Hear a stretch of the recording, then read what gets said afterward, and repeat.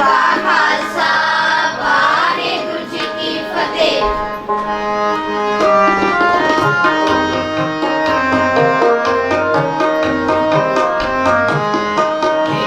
शिवा पर मोहे है शुभ कर मन ते कब हट। शिवा पर मोहे है शुभ कर मन ते कब हट।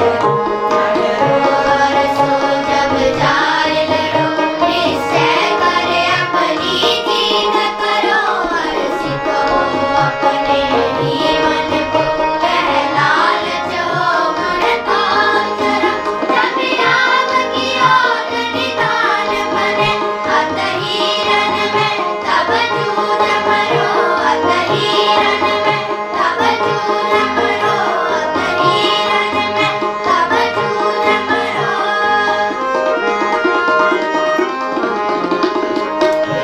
शिवा पर मोहे है शुभ कर मन ते कब हट। शिवा पर मोहे है शुभ कर मन ते कब हट। शुभ कर मन ते कब हट। शुभ कर मन ते कब हट। शुभ कर मन ते कब हट। वाहेगुरु जी का खालसा वाहेगुरु जी की फतेह।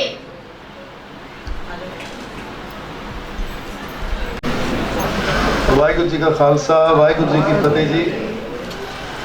ਮੈਨੂੰ ਬੜੀ ਖੁਸ਼ੀ ਹੋਈ ਹੈ ਕਿ ਅੱਜ ਸਾਡੇ ਬਹੁਤ ਪਿਆਰੇ ਪਿਆਰੇ ਅਧਿਆਪਕਾਂ ਦੇ ਨਾਲ ਨਾਲ ਵਿਦਿਆਰਥੀ ਵੀ ਇਸ ਸਭਾ ਦੇ ਵਿੱਚ ਸ਼ਾਮਲ ਨੇ। ਤੋ ਵਿਦਿਆਰਥੀਆਂ ਨੂੰ ਮੈਂ ਇੱਥੇ ਉਹਨਾਂ ਦਾ ਬਹੁਤ ਬਹੁਤ ਸਵਾਗਤ ਕਰਦਾ, ਕਿਉਂਕਿ ਜੇ ਵਿਦਿਆਰਥੀ ਨਹੀਂ ਤਾਂ ਅਧਿਆਪਕ ਨਹੀਂ। ਔਰ ਮੈਂ ਸਟੂਡੈਂਟਸ ਦੇ ਲੈਵਲ ਤੇ ਆ ਕੇ ਹੀ ਬੋਲਾਂਗਾ ਤਾਂ ਕਿ ਛੱਡ ਦੋ, ਇਹਨਾਂ ਨੇ ਕੋਈ ਸ਼ਰਾਰਤ ਨਹੀਂ ਕਰਨੀ, ਮੈਨੂੰ ਪੱਕਾ ਪਤਾ ਹੈ। ਮੈਨੂੰ ਆਪਣੇ ਬੱਚਿਆਂ ਤੇ ਪੂਰਾ ਯਕੀਨ ਹੈ। ਮੋਬਾਈਲ ਤਾਂ ਲਿਆਂਦੇ ਨਹੀਂ, ਠੀਕ ਹੈ, ਲਿਆਉਂਦੇ ਨਹੀਂ ਨਾ ਤੁਸੀਂ। ਔਰ ਮੈਨੂੰ ਸੁਣਨਗੇ ਵੀ, ਅਗਰ ਸੁਣਨਗੇ ਔਰ ਤੁਸੀਂ ਮੇਰੇ ਨਾਲ ਵਾਅਦਾ ਕਰਦੇ ਹੋ ਤਾਂ ਮੈਂ ਆਪਣੀ ਗੱਲ ਸ਼ੁਰੂ ਕਰਾਂ। ਬੱਚਿਓ ਸ਼ੁਰੂ ਕਰਾਂ, ਠੀਕ ਹੈ। ਔਰ ਜਿਹੜੇ ਪਿੱਛੇ ਬੈਠੇ ਨੇ ਨਾ ਤਿੰਨ ਚਾਰ ਸ਼ਰਾਰਤੀ ਜੇ, ਉਹ ਮੇਰੀ ਗੱਲ ਧਿਆਨ ਨਾਲ ਸੁਣੋ। ਸਭ ਤੋਂ ਜਿਹੜੇ ਪਿਛਲੇ ਹੋ, ਮੁਸਕੜੀਆਂ ਹੱਸਦੇ ਹੋ, ਇਸ ਤਰ੍ਹਾਂ ਨਾ ਕਰਿਆ ਕਰੋ। ਮੇਰੇ ਨਾਲ ਲਿਵ ਜੋੜ ਕੇ ਮੇਰੀ ਗੱਲ ਨੂੰ ਸੁਣਨਾ। ਮੈਂ ਰੋਜ਼ ਰੋਜ਼ ਨਹੀਂ ਆਉਣਾ। ਦੇਖੋ, ਮੈਂ ਜਿਹੜੀ ਗੱਲ ਮੈਡਮ ਉਹਨਾਂ ਨੂੰ ਕਹਿ ਰਿਹਾ ਸੀ ਕਿ ਸਾਡੇ ਜਿਹੜੇ ਵਿਦਿਆਰਥੀ ਨੇ ਨਾ, ਹੁਣ ਉਹ ਦਰਬਾਰ ਸਾਹਿਬ ਤੋਂ ਲੈ ਕੇ ਤੇ ਵਾਈਟ ਹਾਊਸ ਕਿੱਥੇ ਹੈ ਬਈ? ਅਮਰੀਕਾ ਵਿੱਚ ਹੈ। ਉੱਥੇ ਤੱਕ ਉਹਨਾਂ ਨੇ ਕੀਰਤਨ ਕਰ ਚੁੱਕੇ ਨੇ, ਦੇਸ਼ ਵਿਦੇਸ਼ ਦੇ ਵਿੱਚ। ਔਰ 97 ਵਿੱਚ ਅਸੀਂ ਡਿਪਲੋਮਾ ਸ਼ੁਰੂ ਕੀਤਾ। ਜਗਦੀਪ ਸਿੰਘ ਉਹਨਾਂ ਨੂੰ ਪਤਾ ਹੈ, ਇਹਨਾਂ ਨੇ ਸਾਨੂੰ ਬਹੁਤ ਸਾਰੇ ਸਟੂਡੈਂਟਸ ਸਮੇਂ ਦਿੱਤੇ ਨੇ। ਔਰ ਸਾਡੇ ਪਹਿਲੇ ਬੈਚ ਦੇ ਵਿੱਚ ਜਿਹੜੇ ਸਾਡੇ ਵਿਦਿਆਰਥੀ ਸੀ ਉਹ ਕੌਣ ਸੀ? ਬਖਸ਼ਿਸ਼ ਦੱਸੇਗੀ ਕੌਣ ਸੀ? ਖੜੇ ਹੋ ਕੇ ਦੱਸੋ, ਉੱਚੀ ਬੋਲੋ, ਕਿਸੇ ਨੂੰ ਨਹੀਂ ਸੁਣਿਆ। ਇਹਨਾਂ ਨੂੰ ਮਾਈਕ ਦਿਓ। ਸਾਰਿਆਂ ਦੀ ਇਨਵੋਲਵਮੈਂਟ ਹੋਏਗੀ ਨਾ, ਆਪਾਂ ਅੱਛੀਆਂ ਗੱਲਾਂ ਕਰਾਂਗੇ। ਤੋਂ ਪਹਿਲਾ ਜਿਹੜਾ ਬੈਚ ਸੀ ਅਦੁੱਤੀ ਗੁਰਮਤਿ ਸੰਗੀਤ ਸੰਮੇਲਨ ਦੇ ਜਿਹੜੇ ਸੰਸਥਾਪਕ ਸੀ ਸੰਤ ਬਾਬਾ ਸੁੱਚਾ ਸਿੰਘ, ਉਹਨਾਂ ਨੇ ਵੀ ਸਾਨੂੰ ਵਿਦਿਆਰਥੀ ਭੇਜੇ ਸੀ। ਤੇ ਪਹਿਲੇ ਬੈਚ ਦੇ ਸਾਡੇ ਵਿਦਿਆਰਥੀ ਕਿਹੜੇ ਸੀ? ਪ੍ਰਿੰਸੀਪਲ ਜਸਪਾਲ ਸਿੰਘ ਜੀ ਅਤੇ ਪ੍ਰਿੰਸੀਪਲ ਸੁਖਵੰਤ ਸਿੰਘ ਉਹਨਾਂ ਵਿੱਚੋਂ ਸੀ। ਔਰ ਹੋਰ ਵੀ ਬਹੁਤ ਸਾਰੇ ਸੀ। ਹੁਣ ਜਿਹੜੇ ਗੁਰਮਤਿ ਸੰਗੀਤ ਦੇ ਅੰਬੈਸਡਰ ਨੇ, ਗੁਰਮਤਿ ਸੰਗੀਤ ਲਈ ਕੰਮ ਕਰ ਰਹੇ ਨੇ ਲੋਕ, ਉਹਨਾਂ ਨੇ ਸਾਡਾ ਡਿਪਲੋਮਾ ਕੀਤਾ। ਔਰ ਹਜ਼ਾਰਾਂ ਹੀ ਵਿਦਿਆਰਥੀਆਂ ਨੇ ਫਰੋਮ 97 ਟੂ ਟਿਲ ਡੇਟ ਉਹ ਕੋਰਸਿਸ ਉਹ ਕਰ ਰਹੇ ਨੇ। ਕੋਰਸਿਸ ਨੂੰ ਅਕਾਦਮਿਕ ਪੱਧਰ ਉੱਤੇ ਕਰਾਉਣ ਨਾਲ ਕੀ ਹੁੰਦਾ ਕਿ ਸਾਨੂੰ ਇੱਕ ਸਨਦ ਮਿਲ ਜਾਂਦੀ ਹੈ, ਸਰਟੀਫਿਕੇਟ ਮਿਲ ਜਾਂਦਾ, ਪ੍ਰਮਾਣ ਪੱਤਰ ਮਿਲ ਜਾਂਦਾ। ਔਰ ਅਸੀਂ ਸਾਰੇ ਵਿਸ਼ਵ ਵਿੱਚ ਅੰਬੈਸੀਆਂ ਦੇ ਵਿੱਚ ਹੋਰ ਇੰਸਟੀਟਿਊਸ਼ਨ 'ਚ ਜਾ ਕੇ ਉਸ ਨੂੰ ਵਿਖਾ ਕੇ ਅਸੀਂ ਕਹਿ ਸਕਦੇ ਹਾਂ ਕਿ we are certified teacher. Certified ਹੋਣਾ ਬੜੀ ਵੱਡੀ ਗੱਲ ਹੈ। ਸਰਟੀਫਾਈਡ ਹੋਣ ਲਈ ਹੀ ਅਸੀਂ ਸਿੱਖ ਮਿਊਜ਼ਿਕ ਨੂੰ ਜਾਂ ਗੁਰਮਤਿ ਸਿੱਖ ਮਿਊਜ਼ਿਕ ਕੋਈ ਕਿਸੇ ਇੱਕ ਕਮਿਊਨਿਟੀ ਨੂੰ ਮੈਂ ਨਹੀਂ ਕਹਿ ਰਿਹਾ। ਸਿੱਖ ਕੌਣ ਹੈ ਤੁਹਾਨੂੰ ਪਤਾ ਹੈ? ਸਿੱਖ ਉਹ ਹੈ ਜਿਹਦੀ ਗੁਰੂ ਗ੍ਰੰਥ ਸਾਹਿਬ ਦੇ ਵਿੱਚ ਕੀ ਹੈ? ਆਸਥਾ ਹੈ। ਤੇ ਗੁਰੂ ਗ੍ਰੰਥ ਸਾਹਿਬ ਕੀ ਹੈ? ਗੁਰੂ ਗ੍ਰੰਥ ਸਾਹਿਬ ਜਿੱਥੇ ਗੁਰੂ ਬੈਠੇ ਨੇ ਉੱਥੇ ਸ਼ੇਖ ਫਰੀਦ ਵੀ ਬੈਠੇ ਨੇ, ਉੱਥੇ ਭਗਤ ਰਵਿਦਾਸ ਵੀ ਬੈਠੇ ਨੇ, ਉੱਥੇ ਜੈਦੇਵ ਵੀ ਨੇ, ਉੱਥੇ ਨਾਮਦੇਵ ਵੀ ਨੇ। ਉਹ ਸਰਬ ਸਾਂਝੇ ਨੇ। ਤੋ ਸਰਬ ਸਾਂਝੀ ਉਸ ਆਸਥਾ ਨੂੰ ਮੰਨਣ ਵਾਲਾ ਸਿੱਖ ਜਿਹੜਾ ਹੈ ਸਰਬ ਸਾਂਝਾ ਹੀ ਹੁੰਦਾ ਹੈ। ਇਸੇ ਤਰ੍ਹਾਂ ਸਿੱਖਾਂ ਦਾ ਸੰਗੀਤ ਵੀ ਸਰਬ ਸਾਂਝਾ ਸੰਗੀਤ ਹੈ, ਕਿਸੇ ਇੱਕ ਦਾ ਸੰਗੀਤ ਨਹੀਂ ਕਿ ਇਹ ਇਹਨਾਂ ਦਾ ਹੀ ਸੰਗੀਤ ਹੈ, ਜਿਨ੍ਹਾਂ ਨੇ ਦਸਤਾਰ ਧਾਰੀ ਹੈ, ਜਿਨ੍ਹਾਂ ਨੇ ਇਹ ਕੀਤਾ। ਇਹ ਇੱਥੇ ਮਰਦਾਨਾ ਵੀ ਹੈ, ਇੱਥੇ ਪੀਰ ਬੁੱਧੂ ਸ਼ਾਹ ਵੀ ਹੈ, ਇੱਥੇ ਹੋਰ ਲੋਕ ਵੀ ਨੇ, ਔਰ ਇੱਥੇ ਸਾਈਂ ਮੀਆਂ ਮੀਰ ਵੀ ਨੇ। ਤਾਂ ਇੱਕ ਸਰਬ ਸਾਂਝਾ ਜਿਹੜਾ ਸੰਗੀਤ ਹੈ, ਸਰਬ ਸਾਂਝੇ ਸੰਗੀਤ ਨੂੰ ਗੁਰੂ ਨਾਨਕ ਪਾਤਸ਼ਾਹ ਨੇ ਸਰਬ ਸਾਂਝੀ ਬੋਲੀ, ਸਰਬ ਸਾਂਝੀ ਲਿਪੀ ਦੇ ਵਿੱਚ ਅੰਕਿਤ ਕਰਕੇ ਸਾਨੂੰ ਦਿੱਤਾ ਹੈ, ਤਾਂ ਕਿ ਆਮ ਲੋਕ ਜਿਹੜੇ ਨੇ, ਗੁਰੂ ਨਾਨਕ ਪਾਤਸ਼ਾਹ ਨੇ ਕੀ ਕਿਹਾ ਸੀ, ਨੀਚਾ ਅੰਦਰ ਨੀਚ ਜਾਤ ਨੀਚੀ ਹੁਅਤ ਨੀਚ ਨਾਨਕ ਤਿਨ ਕੈ ਸੰਗ ਸਾਥ। ਵੱਡਿਆਂ ਵੱਡੇ ਕੌਣ ਨੇ? Elite class. ਵੱਡਿਆਂ ਸਿਉ ਕਿਆ ਰੀਸ। ਵੱਡੇ ਕੌਣ ਨੇ? ਇੱਕ ਤਾਂ ਵੱਡੇ ਹੋਏ ਨਾ ਪੈਸੇ ਕਰਕੇ, ਮਾਇਆਧਾਰੀ ਅੰਨਾ ਬੋਲਾ, ਇੱਕ ਤਾਂ ਉਹ ਹੈ ਮਾਇਆਧਾਰੀ, ਇੱਕ ਤਾਂ ਮਲਕ ਭਾਗੋ ਹੈ। ਇੱਕ ਦਿਮਾਗ ਕਰਕੇ ਆਪਣੇ ਆਪ ਨੂੰ ਉੱਚਾ ਸਮਝਣ ਵਾਲੀ ਜਿਹੜੀ ਅਪਰ ਕਲਾਸ ਸੀ, ਉਸ ਨੂੰ ਉਹ ਕਹਿੰਦੇ ਉਹਨਾਂ ਨਾਲ ਸਾਡੀ ਕੀ ਰੀਸ ਹੈ, ਅਸੀਂ ਤਾਂ ਜਿਹੜੇ ਜਨ ਸਧਾਰਨ ਦੀ ਗੱਲ ਕਰਦੇ ਹਾਂ। ਇਸੇ ਕਰਕੇ ਪ੍ਰਥਾਏ ਸਾਖੀ ਮਹਾਂਪੁਰਖ ਬੋਲਦੇ ਸਾਂਝੀ ਸਗਲ ਜਹਾਨਾ, ਉਪਦੇਸ਼ ਚੌ ਵਰਣਾ ਕੋ ਸਾਂਝਾ। ਇਹ ਗੁਰਬਾਣੀ ਦਾ ਮਿਸ਼ਨ ਹੈ ਨਾ, ਉਹ ਜੋ ਚੌ ਵਰਣਾ ਦਾ ਸਾਂਝਾ ਉਪਦੇਸ਼ ਦੇਣਾ ਹੈ, ਤਾਂ ਮੈਂ ਫਿਰ ਐਸਾ ਰਾਗ ਥੋੜ੍ਹਾ ਗਾਊਂਗਾ ਕਿ ਜਿਹੜਾ ਕਿਸੇ ਨੂੰ ਸਮਝ ਨਾ ਆਏ। ਕਿ ਮੈਂ ਐਸਾ ਰਾਗ ਗਾਵਾਂਗਾ ਕਿ ਜਿਹੜਾ ਕਿਸੇ ਨੂੰ ਸਮਝ ਹੀ ਨਾ ਆਏ, ਜਿਹਦੇ ਵਿੱਚ ਐਸੇ ਅਲਾਪ ਹੋਣ, ਐਸੀਆਂ ਤਾਨਾਂ ਹੋਣ, ਐਸੀ ਕੰਪੋਜੀਸ਼ਨ ਹੋਏ, ਔਰ ਐਸਾ ਮੇਰਾ ਤਾਲ ਹੋਏ ਜਿਸ ਸਾਮੀ ਨੂੰ ਪਤਾ ਲੱਗੇ। ਮੈਂ ਗਾਵਾਂਗਾ ਇਸ ਤਰ੍ਹਾਂ, ਦੱਸੋ ਮੈਨੂੰ ਕਿ ਮੈਂ ਇਹੋ ਜਿਹਾ ਗਾਇਨ ਕਰਾਂਗਾ ਜਿਹਦੇ ਵਿੱਚ ਕਠਨ ਹੋਵੇ, ਕਠਿਨਾਈ ਹੋਵੇ, ਦੂਸਰੇ ਨੂੰ ਸਮਝਣ ਦੇ ਵਿੱਚ, ਕਮਿਊਨੀਕੇਸ਼ਨ ਦੇ ਵਿੱਚ, ਸੰਗੀਤ ਦੇ ਸੰਚਾਰ ਵਿੱਚ, ਸ਼ਬਦ ਦੇ ਸੰਚਾਰ ਵਿੱਚ ਸਹਿਜ ਹੀ ਨਾ ਹੋਵੇ, ਦੂਸਰੇ ਨੂੰ ਸਮਝ ਹੀ ਨਾ ਆਏ। ਜੇ ਮੈਂ ਗਾਇਨ ਕਰ ਰਿਹਾ ਹਾਂ ਤੇ ਪਿੰਡ ਦਾ ਬੰਦਾ, ਉਹ ਬੰਦਾ ਜਿਹਨੂੰ ਅੱਖਰ ਵੀ ਨਹੀਂ ਆਉਂਦਾ, ਤੇ ਉਹ ਬੰਦਾ ਜਿਹਨੇ ਵੇਦ ਪੜ੍ਹ ਲੈਂਦਾ ਜਾਂ ਜਿਹੜਾ ਸਕਾਲਰ ਹੈ, ਜੇ ਮੈਂ ਦੋਹਾਂ ਨੂੰ ਇਕੁਅਲ ਇੱਕ ਲੈਵਲ 'ਤੇ ਰੱਖ ਕੇ ਉਹਨਾਂ ਨੂੰ ਮੈਂ ਨਹੀਂ ਗਾਵਾਂਗਾ ਤਾਂ ਫਿਰ ਮੇਰਾ ਕੀਰਤਨ ਨਹੀਂ ਹੋਏਗਾ। ਕੀਰਤਨ ਦੀ ਸਿਫਤ ਹੈ, ਤੁਹਾਨੂੰ ਕੀਰਤਨ ਦੀ ਸਿਫਤ ਦੱਸ ਰਿਹਾ ਕਿ ਕੀਰਤਨ ਕਿਵੇਂ ਕਰਨਾ ਹੈ। ਔਰ ਫॉर ਟੀਚਰਸ ਤੁਸੀਂ ਕੰਪੋਜੀਸ਼ਨ ਕਿਵੇਂ ਬਣਾਉਣੀ ਹੈ। ਕੰਪੋਜੀਸ਼ਨ ਇਹ ਨਹੀਂ ਹੈਗੀ, ਦੋ ਕਿਸਮ ਦੀਆਂ ਕੰਪੋਜੀਸ਼ਨਸ ਨੇ। ਇੱਕ ਅਸੀਂ ਗੁਣੀ ਜਨਾਂ 'ਚ ਗਾਉਂਦੇ ਹਾਂ, ਇੱਕ ਅਸੀਂ ਸੰਗਤ ਵਿੱਚ ਗਾਉਂਦੇ ਹਾਂ। ਤਾਂ ਜਿਹੜਾ ਕੀਰਤਨ ਹੈ ਕੀ ਉਹ ਕੇਵਲ ਗੁਣੀ ਜਨਾਂ ਲਈ ਹੈ? ਜੇ ਗੁਣੀ ਜਨਾਂ ਲਈ ਹੋਏਗਾ ਫਿਰ ਤਾਂ ਐਲੀਟ ਕਲਾਸ ਦਾ ਹੋ ਗਿਆ। ਫਿਰ ਤਾਂ ਇਹ ਹੋ ਗਿਆ ਕਿ ਮੈਂ ਉਸਤਾਦਾਂ ਵਿੱਚ ਗਾਣਾ ਹੈ ਔਰ ਉਸਤਾਦਾਂ ਨੂੰ ਹੀ ਸੁਣਾਉਣਾ ਹੈ। ਫਿਰ ਉਸਤਾਦ ਨੂੰ ਸੁਣਾਏ ਤੇ ਆਪਣੇ ਘਰ ਨੂੰ ਜਾਏ। ਸੰਗਤ ਵਿੱਚ ਕੌਣ ਸੁਣਾਏਗਾ? ਸੰਗਤ ਗੁਰੂ ਨਾਨਕ ਪਾਤਸ਼ਾਹ ਦਾ ਹਰ ਥਾਂ 'ਤੇ ਗਏ ਮਰਦਾਨੇ ਨੂੰ ਨਾਲ ਲੈ ਕੇ, ਔਰ ਜਿੱਥੇ ਵੀ ਗਏ ਉਹਨਾਂ ਨੇ ਕਿਹਾ ਮਰਦਾਨਿਆ ਛੇੜ ਰਬਾਬ ਬਾਣੀ ਆਈ ਆ। ਉਹ ਬਾਣੀ ਜਿਹੜੀ ਉਹਨਾਂ ਨੂੰ ਇਲਹਾਮ ਹੁੰਦੀ ਸੀ, ਉਹ ਬਾਣੀ ਦਾ ਗਾਇਨ ਕਰਦੇ ਸੀ ਔਰ ਸੰਗਤ ਸੁਣਦੀ ਸੀ ਔਰ ਆਪਣੀ ਗੱਲ ਕਰਦੇ ਸੀ। ਇਹ ਮਾਡਲ ਹੈ, ਇਹ ਮਿਊਜ਼ਿਕ ਦਾ, ਗੁਰੂ ਨਾਨਕ ਦੇ ਸ਼ਬਦ ਕੀਰਤਨ ਦਾ ਕੀ ਹੈ? ਇਹ ਇੱਕ ਮਾਡਲ ਹੈ ਕਿ ਕਿਸ ਤਰ੍ਹਾਂ ਬਾਣੀ ਦਾ ਸੰਚਾਰ ਕਰਨਾ ਹੈ। ਉਹੀ ਆ ਕੀਰਤਨ ਦਾ ਰੂਪ ਬਣ ਗਿਆ, ਉਹੀ ਗੁਰੂ ਘਰਾਂ ਦੇ ਵਿੱਚ ਸਾਰੀ ਮਰਿਆਦਾ ਹੋ ਰਹੀ ਹੈ, ਠੀਕ ਹੈ ਨਾ। ਉਹੀ ਕੀਰਤਨ ਚੌਕੀਆਂ ਬਣ ਗਈਆਂ, ਠੀਕ ਹੈ ਨਾ। ਉਸ ਨੂੰ ਉਹਨੇ ਸੰਸਥਾਗਤ ਰੂਪ ਵਿੱਚ ਪਾ ਦਿੱਤਾ ਕਿ ਬਾਈ ਸਵੇਰੇ ਵੀ ਕਰੋ, ਸ਼ਾਮੀ ਵੀ ਕਰੋ, ਜਨਮ ਤੋਂ ਲੈ ਕੇ ਕਾਲ ਚਲਾਣੇ ਤੱਕ ਕਰੋ, ਵਿਆਹ ਸ਼ਾਦੀ ਤੇ ਵੀ ਕਰੋ, ਔਰ ਤੁਹਾਡਾ ਜੀਵਨ ਦਾ ਇੱਕ ਪਲ ਵੀ ਕੀਰਤਨ ਬਿਨਾਂ ਨਹੀਂ ਸੰਪੂਰਨ ਹੈ। ਸੰਪੂਰਨ ਆਪਣਾ ਸਿੱਖੀ ਜੀਵਨ ਇੱਕ ਐਸਾ ਜੀਵਨ ਹੈ ਜਿਹਦਾ ਇੱਕ ਪਲ ਵੀ, ਕੋਈ ਰਸਮ, ਕੋਈ ਰਿਵਾਜ, ਕੋਈ, ਮੈਂ ਕਹਿੰਦਾ ਕਿ ਸਵੇਰ ਤੋਂ ਲੈ ਕੇ ਸ਼ਾਮ ਤੱਕ ਹੁਣ ਵੀ ਹਜ਼ਾਰਾਂ ਥਾਵਾਂ ਦੇ ਉੱਤੇ ਵਿਸ਼ਵ ਦੇ ਵਿੱਚ ਕੀਰਤਨ ਹੋ ਰਿਹਾ ਹੋਣਾ ਇਸ ਵੇਲੇ ਵੀ ਉਹ ਇਲਾਹੀ ਅੰਮ੍ਰਿਤ ਜਿਹੜਾ ਹੈ, ਅੰਮ੍ਰਿਤ ਬਾਣੀ ਹਰ ਹਰ ਤੇਰੀ ਝਿਮ ਝਿਮ ਵਰਸੈ ਅੰਮ੍ਰਿਤ ਧਾਰਾ, ਹਜ਼ਾਰਾਂ ਸਥਾਨਾਂ ਦੇ ਉੱਤੇ ਉਹ ਇਲਹਾਮ ਬਾਣੀ ਦਾ ਜਿਹੜਾ ਹੈ ਵਰਤ ਰਿਹਾ ਹੋਣਾ। ਇਹ ਕਿੱਥੋਂ ਸਿਫਤ ਸਾਨੂੰ ਮਿਲੀ ਹੈ? ਗੁਰੂ ਨਾਨਕ ਪਾਤਸ਼ਾਹ ਤੋਂ। ਮੈਂ ਗੱਲ ਕਰ ਰਿਹਾ ਸੀ ਕਿ ਜਿਹੜਾ ਸਿੱਖ ਕੀਰਤਨ ਹੈ ਜਾਂ ਕੀਰਤਨ ਹੈ, ਗੁਰ ਸ਼ਬਦ ਕੀਰਤਨ ਹੈ, ਇਹ ਐਲੀਟ ਕਲਾਸ ਜਾਂ ਕਿਸੇ ਖਾਸ ਕਲਾਸ ਲਈ ਨਹੀਂ, ਇਹ ਜਨ ਸਧਾਰਨ ਦੇ ਲਈ ਹੈ, ਆਮ ਲੋਕਾਂ ਦੇ ਲਈ ਹੈ। ਸੋ ਐਸੀ ਕੰਪੋਜੀਸ਼ਨ, ਐਸੀ ਰਚਨਾ ਅਸੀਂ ਬਣਾਵਾਂਗੇ ਹਮੇਸ਼ਾ ਜਿਹੜੀ ਦੂਸਰੇ ਨੂੰ ਸਮਝ ਆਏ, ਔਰ ਜੋ ਮੈਂ ਗੱਲ ਕਰ ਰਿਹਾ, ਜੋ ਮੇਰੀ ਦੇਖੋ ਫੀਲਿੰਗ ਕਿਹਦੀ ਸੀ, ਇਹ ਕਿੱਥੋਂ ਆਈ ਬਾਣੀ? ਇਹ ਤੁਰਕੀ ਬਾਣੀ। ਗੁਰੂ ਨਾਨਕ ਪਾਤਸ਼ਾਹ ਕੀ ਕਹਿ ਰਹੇ ਨੇ? ਜੈਸੀ ਮੈਂ ਆਵੇ ਖਸਮ ਕੀ ਬਾਣੀ ਤੈਸੜਾ ਕਰੀ, ਹਉ ਆਪੋ ਬੋਲ ਨਾ ਜਾਣਦਾ ਮੈਂ ਕਹਿਆ ਸਭ ਹੁਕਮ ਆਓ ਜੀਓ। ਖਾਲਕ ਕੋ ਆਦੇਸ਼ ਕਿੱਥੋਂ ਆਇਆ? ਆਦੇਸ਼ ਇਹ ਅਕਾਲ ਪੁਰਖ ਤੋਂ ਆਇਆ। ਹਉ ਢਾਡੀ ਬੇਕਾਰ ਕਾਰੇ ਲਾਇਆ, ਜਾਂ ਜਿਹੜੀ ਬਾਝ ਦੀ ਉਹ ਪੌੜੀ ਹੈ, ਕਿਹੜੀ ਪੌੜੀ ਹੈ? ਖਸਮੇ ਕਾ ਦਰਬਾਰ ਢਾਡੀ ਵਸਿਆ, ਸੱਚ ਖਸਮ ਕਲਾਣ ਕਮਲ ਵਗਸਿਆ। ਇਹ ਸਾਰੇ ਜਿਹੜਾ ਸਾਰਾ ਕੁਝ ਸਾਨੂੰ ਜਿਹੜਾ ਮਾਡਲ ਦਿੱਤਾ ਹੈ ਗੁਰੂ ਪਾਤਸ਼ਾਹ ਨੇ, ਕਿ ਮੈਂ ਉਸ ਅਕਾਲ ਪੁਰਖ ਦੇ ਦਰਬਾਰ ਵਿੱਚ ਗਿਆ ਔਰ ਉਸ ਅਕਾਲ ਪੁਰਖ ਨੇ ਮੈਨੂੰ ਇਹ ਬਾਣੀ ਦਾ ਜਿਹੜਾ ਬਾਣੀ ਜਿਹੜੀ ਹੈ ਉਹ ਦਿੱਤੀ। ਇਹੀ ਹੈ ਨਾ। ਔਰ ਉਹ ਸਾਰੀ ਬਾਣੀ ਜਦੋਂ ਉਹ ਕਹਿੰਦੇ ਨੇ ਕਿ ਜਿਹੜੇ ਇਸ ਅਧਿਆਤਮਕ ਲੋਕ ਨੇ ਨਾ, ਜਦੋਂ ਉਹਨਾਂ ਨੂੰ ਕੋਈ ਅਧਿਆਤਮਕ ਗਿਆਨ ਹੁੰਦਾ ਹੈ ਤੇ ਉਹ ਆਪਣੇ ਤੱਕ ਛੁਪਾ ਕੇ ਨਹੀਂ ਰੱਖਦੇ। ਫਿਰ ਉਹ ਗੂੰਗੇ ਕੀ ਮਠਿਆਈ ਤਾਂ ਹੁੰਦੀ ਹੈ, ਪਰ ਉਹ ਗੂੰਗੇ ਕੀ ਮਠਿਆਈ ਸਾਰਿਆਂ 'ਚ ਵਰਤਾਉਣਾ ਵੀ ਚਾਹੁੰਦੇ ਹੁੰਦੇ ਨੇ ਔਰ ਵਰਤਾਉਂਦੇ ਵੀ ਨੇ। ਔਰ ਗੁਰੂ ਪਾਤਸ਼ਾਹ ਨੇ ਤਾਂ ਸ਼ਬਦ ਦੇ ਰੂਪ ਵਿੱਚ, ਗੁਰੂ ਗ੍ਰੰਥ ਦੇ ਰੂਪ ਵਿੱਚ, ਕੀਰਤਨ ਦੇ ਰੂਪ ਵਿੱਚ ਸਾਰਿਆਂ ਨੂੰ ਵਰਤਾਇਆ। ਔਰ ਸਿੱਖਾਂ ਨੂੰ ਕੀ ਹੁਕਮ ਲਾਇਆ ਕਿ ਭਾਈ ਇਹਨੂੰ ਜਿੰਨਾ ਵੰਡੋਗੇ, ਖਾਵੋ ਖਰਚੋ ਰਲ ਮਿਲ ਭਾਈ, ਟੋਟ ਨਾ ਆਵੇ ਵੰਡੋ ਜਾਈ। ਠੀਕ ਹੈ।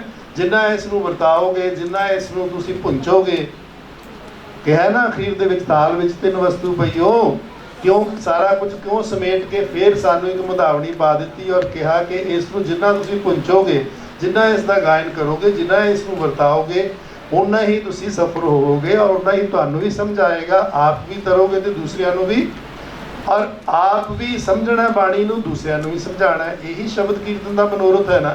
ਹੁਣ ਜੇ ਟੀਚਰ ਨੇ ਆਪ ਹੀ ਉਹ ਅਨੁਭਵ ਨਹੀਂ ਕੀਤਾ, ਅਗਰ ਟੀਚਰ ਨੇ ਬਾਣੀ ਦੇ ਉਸ ਸ਼ਬਦ ਦਾ ਆਪ ਅਨੁਭਵ ਨਹੀਂ ਕੀਤਾ, ਤਾਂ ਉਹ ਨਾ ਤਾਂ ਕੋਈ ਅੱਛੀ ਸ਼ਬਦ ਕੀਰਤਨ ਰਚਨਾ ਬਣਾ ਸਕਦਾ ਹੈ, ਨਾ ਹੀ ਉਹ ਸ਼ਬਦ ਕੀਰਤਨ ਰਚਨਾ ਦੂਸਰੇ ਨੂੰ ਸਿਖਾ ਸਕਦਾ।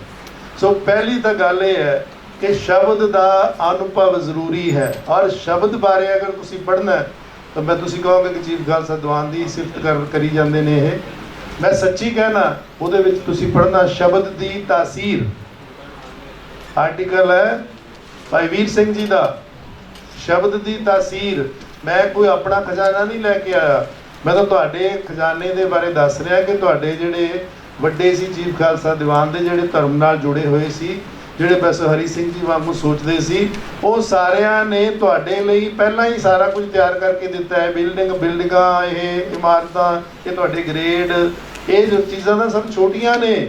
ਉਹ ਜੋ ਚੀਫ ਖਾਲਸਾ ਦੀਵਾਨ ਦੀ ਬੁਨਿਆਦ ਦੇ ਵਿੱਚ ਭਰ ਕੇ ਗਏ ਨੇ, ਜੋ ਅਕਲ ਭਰ ਕੇ ਗਏ ਨੇ, ਜੋ ਸੇਵਾ ਦਾ ਭਰ ਕੇ ਗਏ ਨੇ ਔਰ ਜੋ ਵਿਦਵਤਾ ਭਰ ਕੇ ਗਏ ਨੇ, ਉਸ ਖਜ਼ਾਨੇ ਨੂੰ ਵੀ ਆਪ ਵੀ ਸੁਣੋ।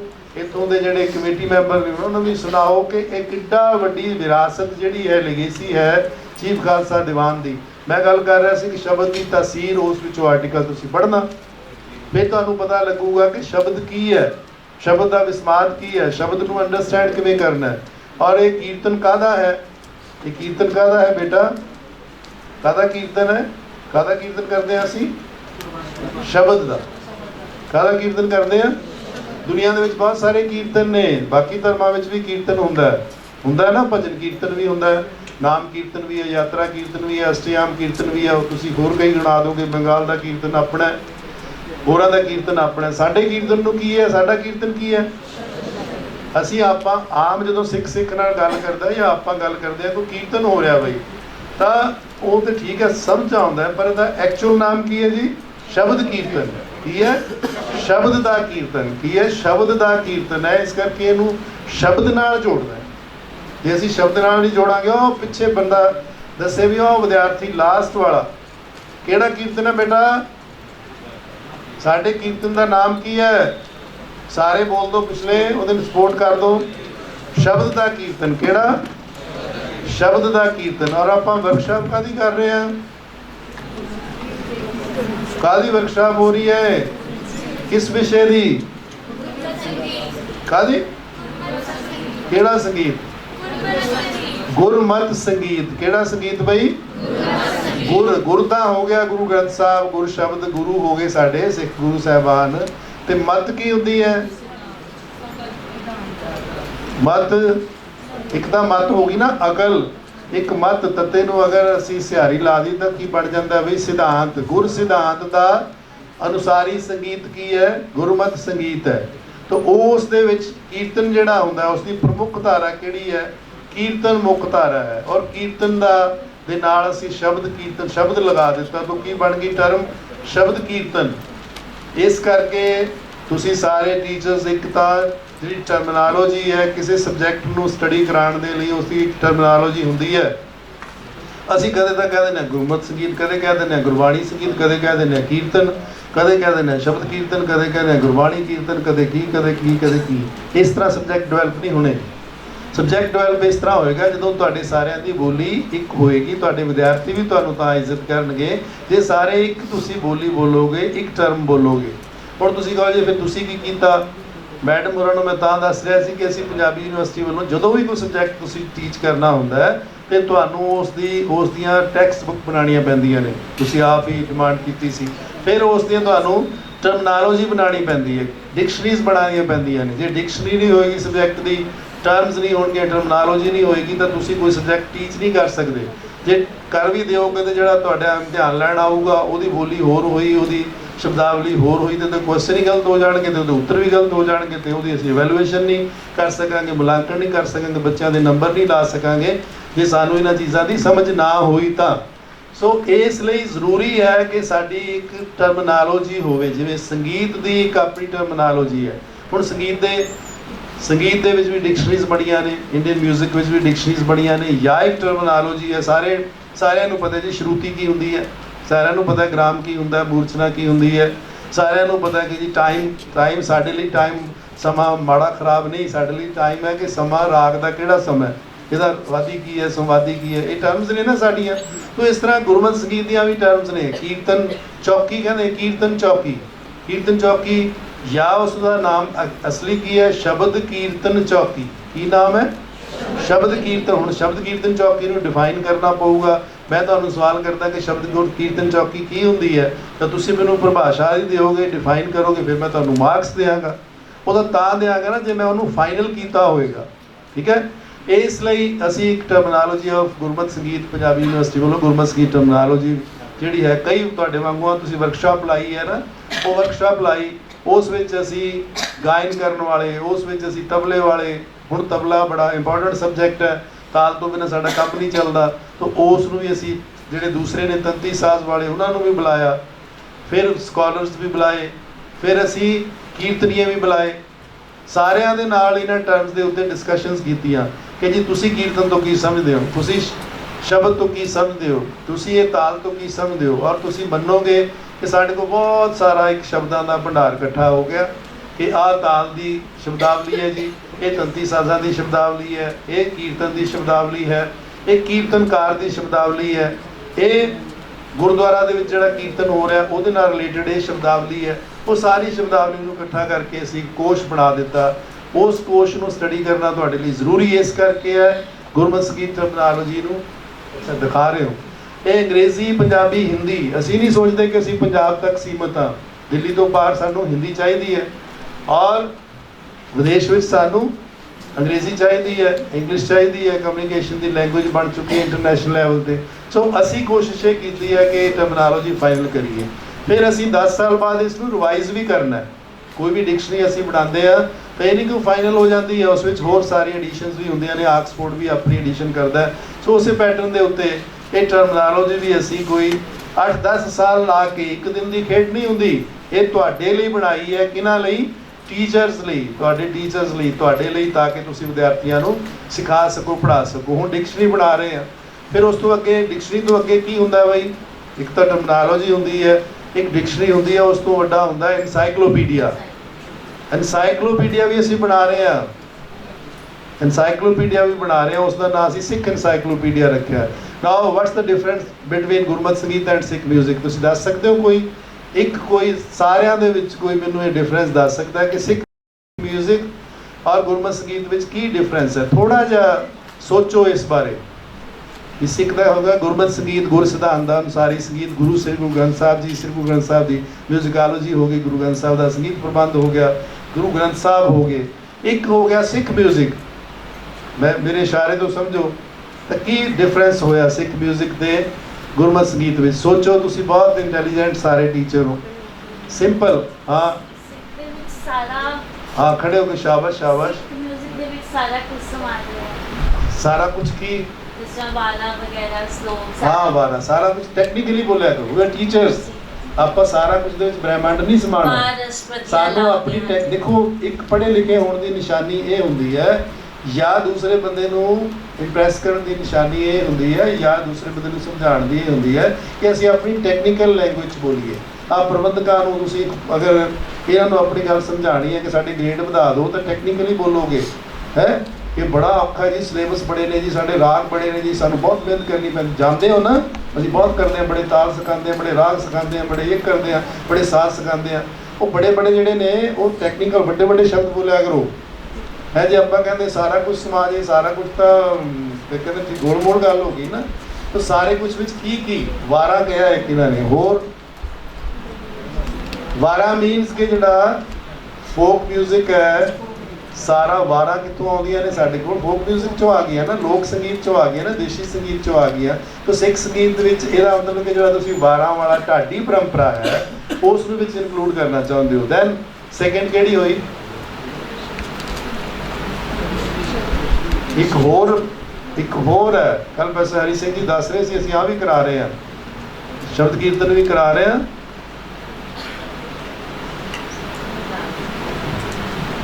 ਆ ਬੋਰਡ ਲੱਗੇ ਹੋਏ ਨੇ, ਮੈਂ ਜਾ ਰਿਹਾ ਸੀ, ਕਹਿੰਦੇ ਜੀ ਆ ਜਿਹੜਾ ਚੱਲ ਰਿਹਾ ਇਵੈਂਟ ਇਹਦੇ ਉੱਤੇ ਕਹਿੰਦੇ ਕੀਰਤਨ ਵੀ ਹੋਊਗਾ, ਰਾਗੀ ਵੀ ਨੇ ਉਹਦੇ ਵਿੱਚ, ਢਾਡੀ ਵੀ ਨੇ, ਤੇ ਇੱਕ ਹੋਰ ਨੇ ਤੀਸਰੀ।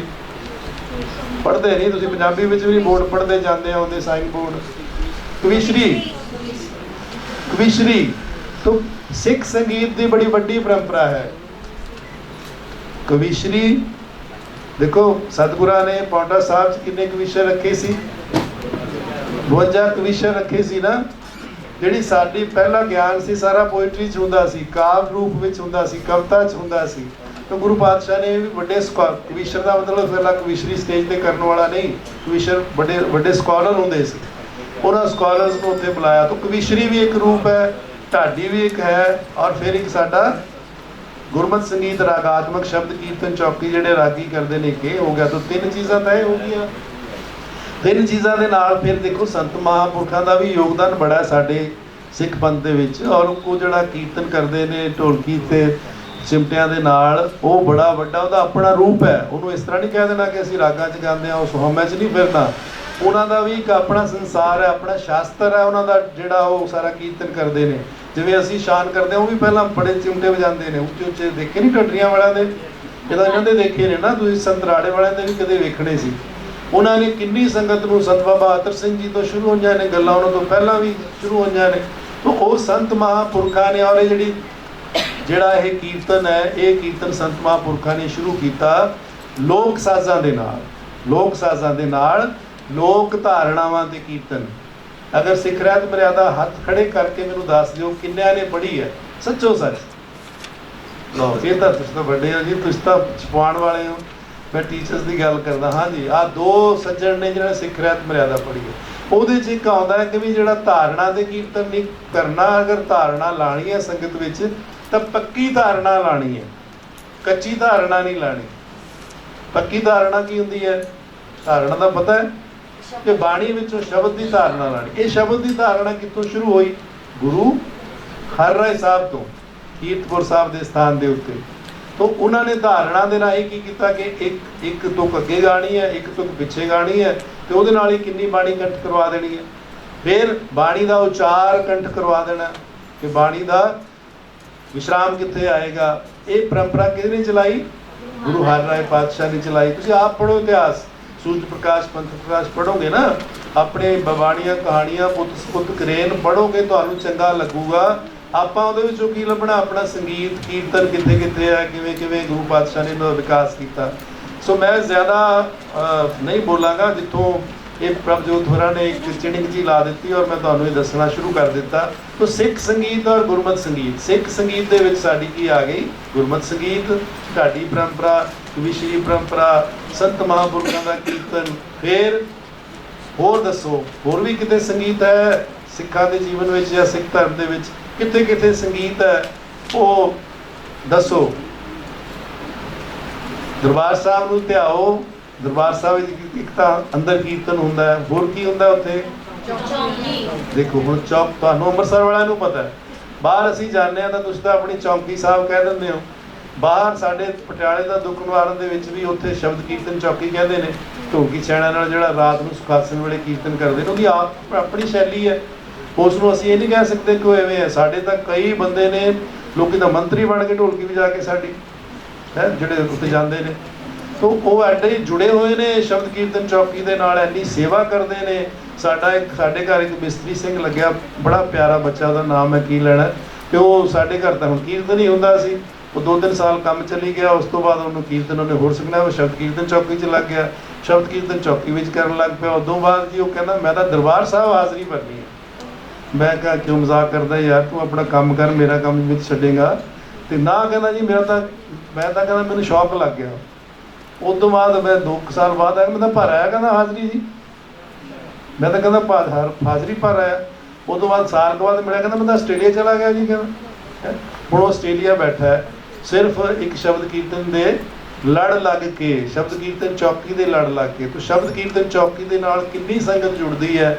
ਚੌਕੀ ਸਾਹਿਬ ਦੀ ਕੀਰਤਨ ਪਰੰਪਰਾ ਦੇ ਉੱਤੇ ਪੂਰਾ ਚੈਪਟਰ ਹੈ। ਇੱਕ ਮੇਰੀ ਪੁਸਤਕ ਹੈ ਗੁਰਮਤਿ ਸੰਗੀਤ ਪ੍ਰਬੰਧ ਤੇ ਪਾਸਾਰ, ਇਹਦੇ 'ਚ ਦਿੱਤੀ ਵੀ ਦੇ ਦਿਓ, ਲਿਖ ਲਓ ਗੁਰਮਤਿ ਸੰਗੀਤ ਪ੍ਰਬੰਧ ਤੇ ਪਾਸਾਰ, ਪੰਜਾਬੀ ਯੂਨੀਵਰਸਿਟੀ ਨੇ ਪਬਲਿਸ਼ ਕੀਤੀ ਹੈ।